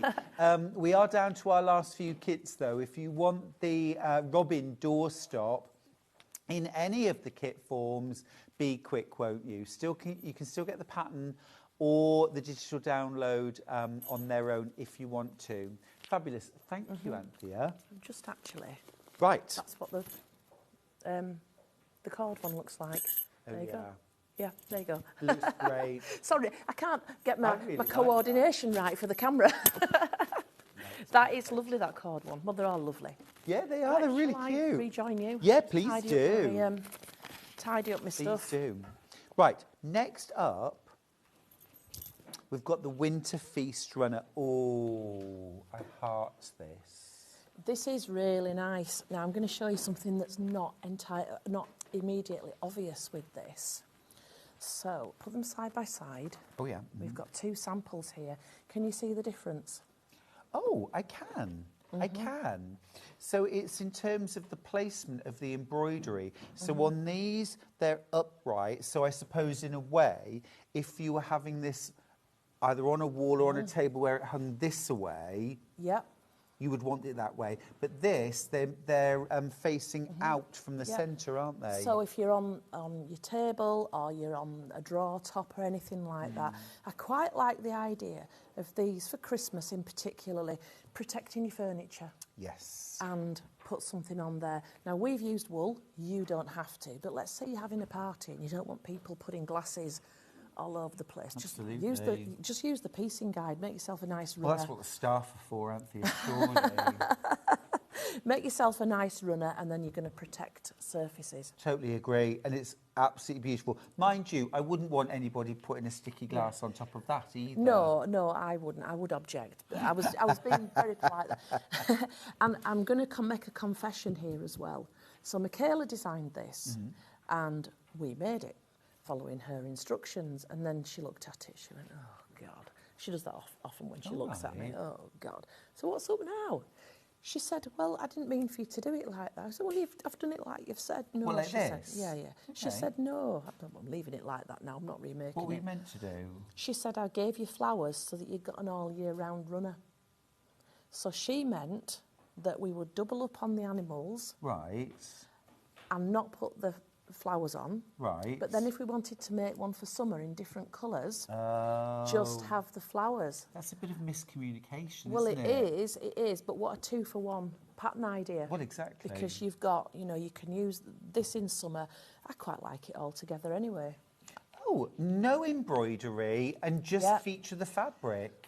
Well, you know those Tilda fabrics you had earlier? Yeah. They would be Did you beautiful. love them? Oh, I did. When you said you got one kit bounce back, I was like, shall I? Sitting on your hands. Yeah, I did. I did. I know. Absolutely gorgeous. Good job I was coming on air. I would have, yeah. First Christmas range ever. Won't be the last, I'm sure. No, it's this is beautiful. really gorgeous. Definitely. But loads of lovely ways that you could use this. Imagine all this done in Liberty prints. And if you wanted to add embroidery, you could, but this could just be calico squares. Christmas cards, if you wanted to make little Christmas cards just with stitchery, these are stitchery, but there's no reason why that's not an applique panel. For sure. So you could applique all these little animals. We've done this, but what you do with it is entirely up to you. Just use the inspiration. Yeah. Do you want some dangerous information? Oh, go on. There's one Tilda mega bundle left. Do you need to go for a couple of minutes? You're so naughty. I might. Well, there are over 100 of you with it in your baskets. I don't know why. Oh, it's gone. It's gone. Was that you? Yeah. You had your phone under the table. Not really. Not really. No, but I am gutted. I'll share mine with you. Oh, all right then. I like you. Oh, I'm going off you now. Let me show you the pattern for this. And in fact, I've got a kit. Have I got 2 kits? Or 1 kit, yeah. Now, actually, here, again, it shows Anthea's made it with wool. But here, we've got Osnaburg for your embroideries. Which is exactly what we've used. Awesome. And then you've got some Macawa linen textures. I adore the Macawa linen textures. I mean, Macawa do some beautiful fabrics anyway. Yeah. But, when you said earlier on, a lot of your designs use the kind of the blenders, the tonals. It was like, as do mine. They're much more usable in the great scheme of things, well, aren't they are, they? and they don't go out of fashion either. No. No, they don't. Yeah, this is going to be nice and jolly when you've done it. Gorgeous. Yeah. Nice absolutely. and fresh. It is. You've got that really lovely fresh spearmint. And nothing in there says, I am only for Christmas. No. You get the pattern, of course, for $39.99.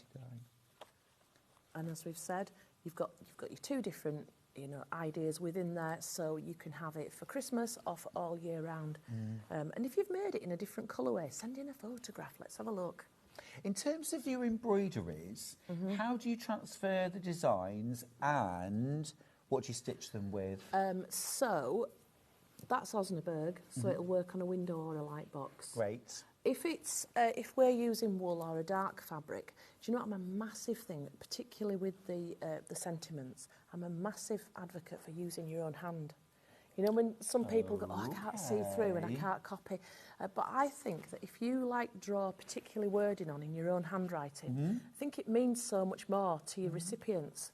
You know, it's you, isn't it? It says, oh yeah, Grandma made that. Yeah. It says, you know, Auntie Well, I know made that. quite a few people who've got tattoos which are maybe like a note from their nan or a note from their mum, and they've had that last little bit of the note tattooed, because you're absolutely right. The person's in the handwriting. Exactly. Ooh, there's a thought. So I really like the idea of that. And a lot of the times, if we're doing stitcheries, we're using fabrics that you can see through. We did do one once which used a transfer pen, and I didn't like it, so I put in an alternative thing where you could trace through, because I just thought, I don't want to set people up to fail. Absolutely. So we try and I mean, there's loads of ways, isn't there? Because you can do the thing where you trace onto net and then go over with a... Yeah. So how you would do that is, if you got some net, you know, tulle, put it on your design, trace through with your pen onto the net, and then put the net on your dark fabric and go over in, let's say, tailor's chalk. So you've transferred it that way. That's nice. It doesn't always work, though. Sometimes it can be a bit of a nuisance. It's just good to have these different techniques in the toolbox. And it's horses for courses. So if you were doing a small thing, I think that works really well. If you were doing like a whole verse, you might get a little bit wonky. Oh, I like your idea. Use your hand. Like Michaela's done on the Scrappy Christmas, she's done some snowflakes. Yeah. Now, I don't see any reason why you couldn't do those freehand. Because Absolutely. once you have a look, there's straight across and that way, then you start breaking it down. It's just like an asterisk, isn't it? So that's not difficult to transfer. And if you're doing one of Michaela's designs in particular, don't forget, wonky is good. So that's the thing. Merry Christmas, do that in your own handwriting. Use the friction pen, so if you don't like what you've put, you can lift it. But that's on Osnaburg, so we've traced that through. Yeah, no, I totally agree with you. It's actually, once you embrace and commit fully, it actually looks much nicer. That's gorgeous. We'll get to that very shortly. Right, keep going through for this kit if you want the full kit. Now, if you want the pattern on its own, here we go, the Winter Feast Runner.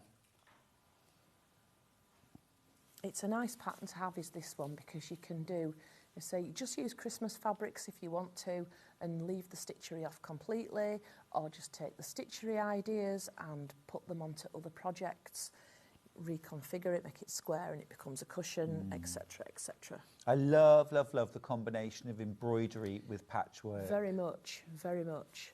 And I like that you've got, whichever way you're looking at this, it's the right way around for whichever side of the table. Yeah.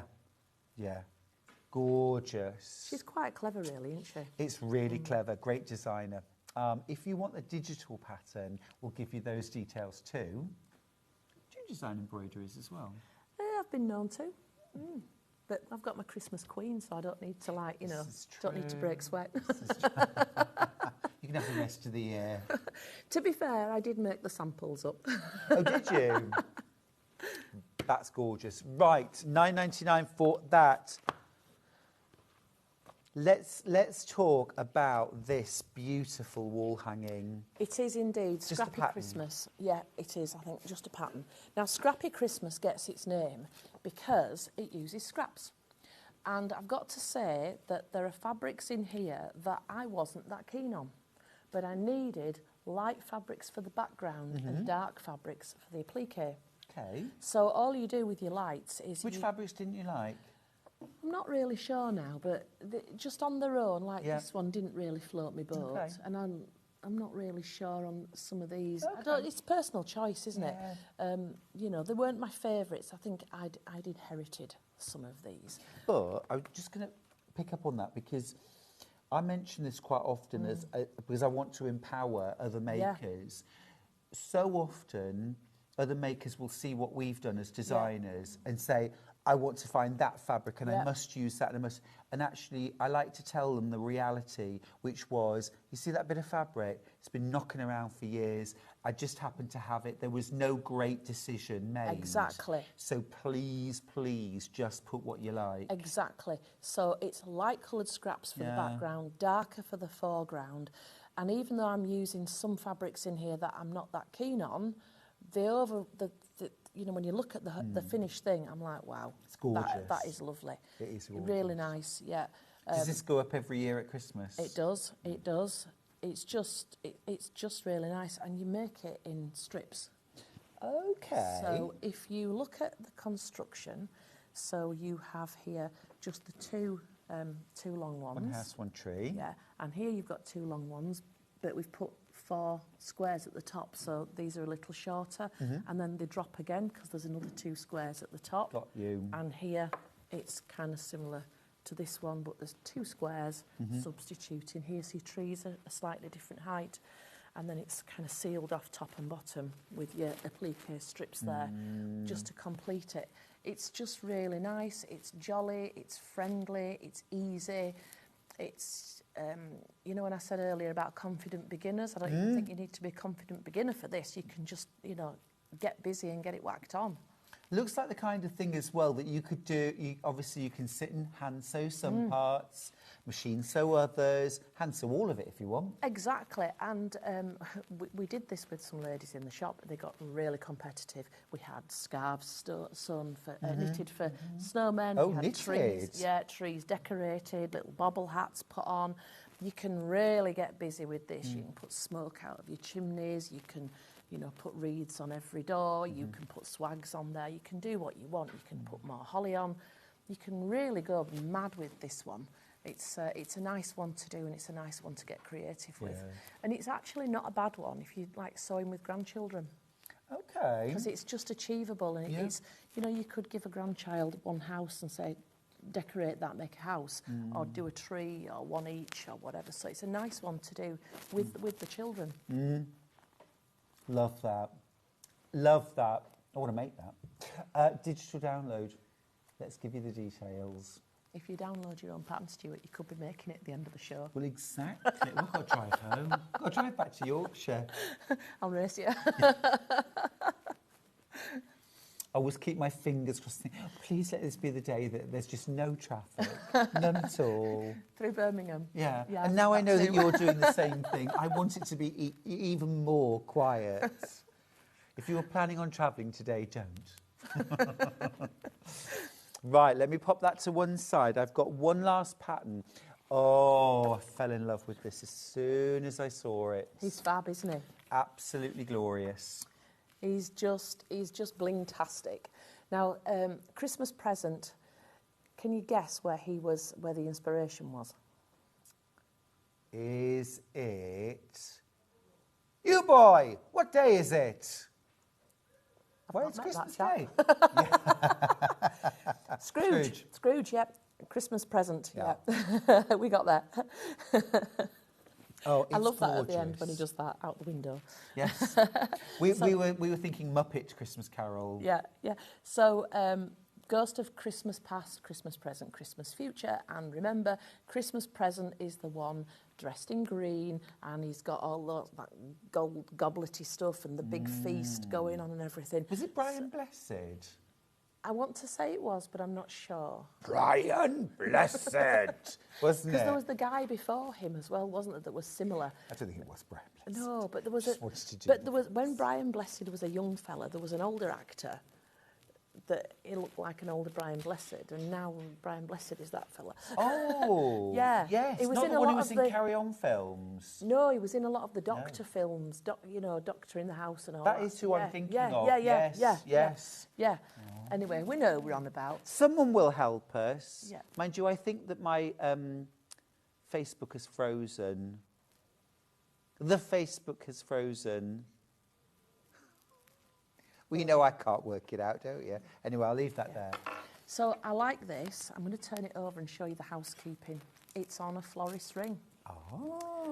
So that keeps it all nice and solid, and you can see all the housekeeping is not as tidy as, because it's just going to be on the wall. James Robertson Justice. Thank you, that's the guy. Wasn't it? 100%, that's the guy. Yeah, so this is him. So all these little things are made, and I do have a demo over there. But Great. if we don't have time to go over there, I could bring it over here. Got if you 10 want. minutes. Have we got 10 minutes? I think we can. Yeah.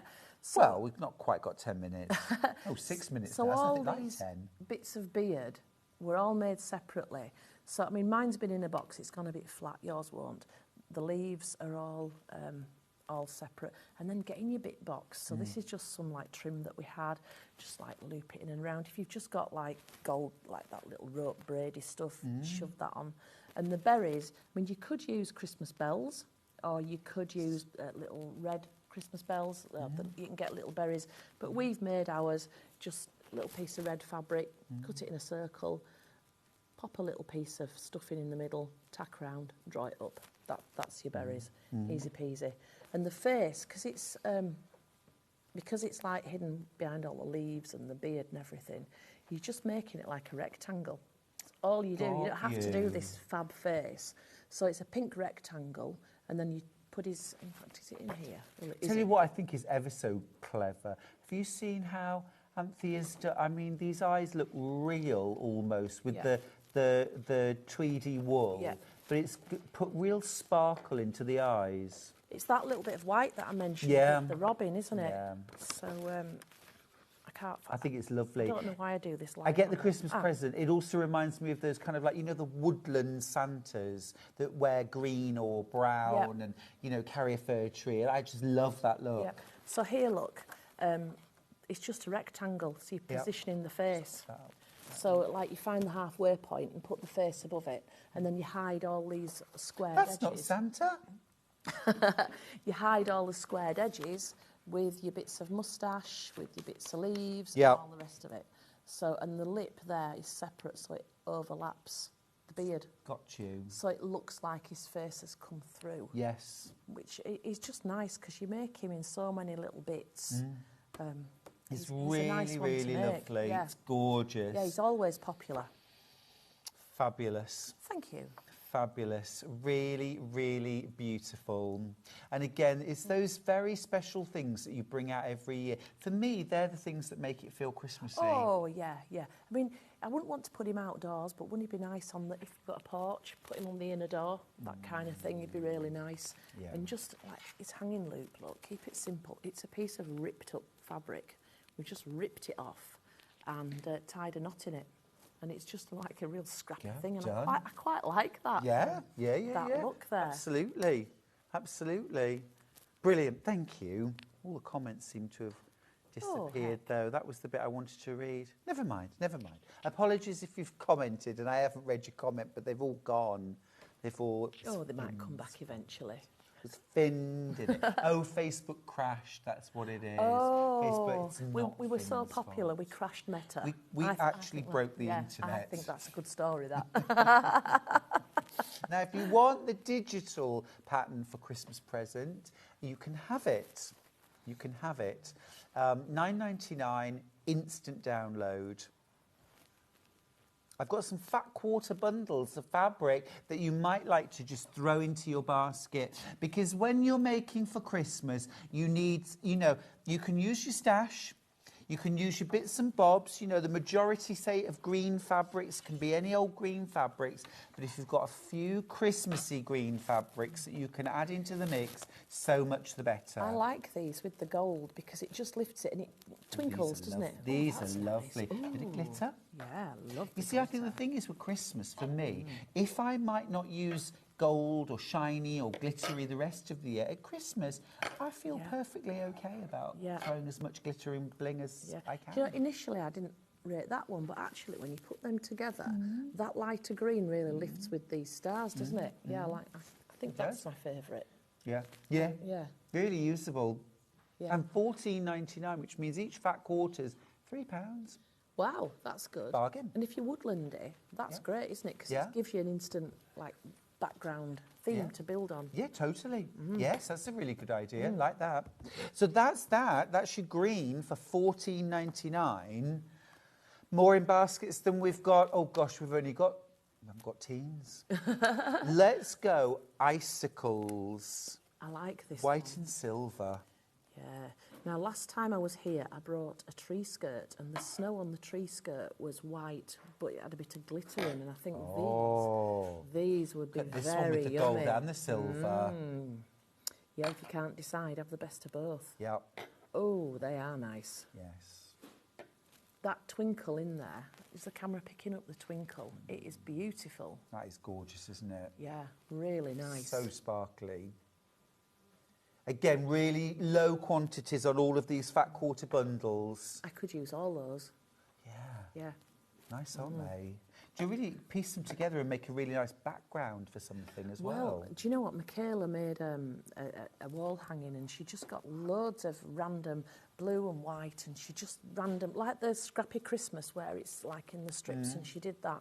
And then put trees over the top of it. Lovely. Oh, beautiful. Blue Lovely. Trees, I think they were, like grey blue. Yeah. Nice.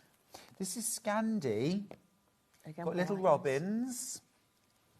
That's lovely, like that. Yeah, Scandy's always popular. Sausage dogs. Do you know why I felt I need to do the voice? Oh, I love this. Red robins. Yeah. Gingerbread man. Rubber dude. Go on, have a go. Sausages. See, you're a lot better at that than me. Oh, I'm not. Do it again. No. Come on, do it again. Sausages. Love it.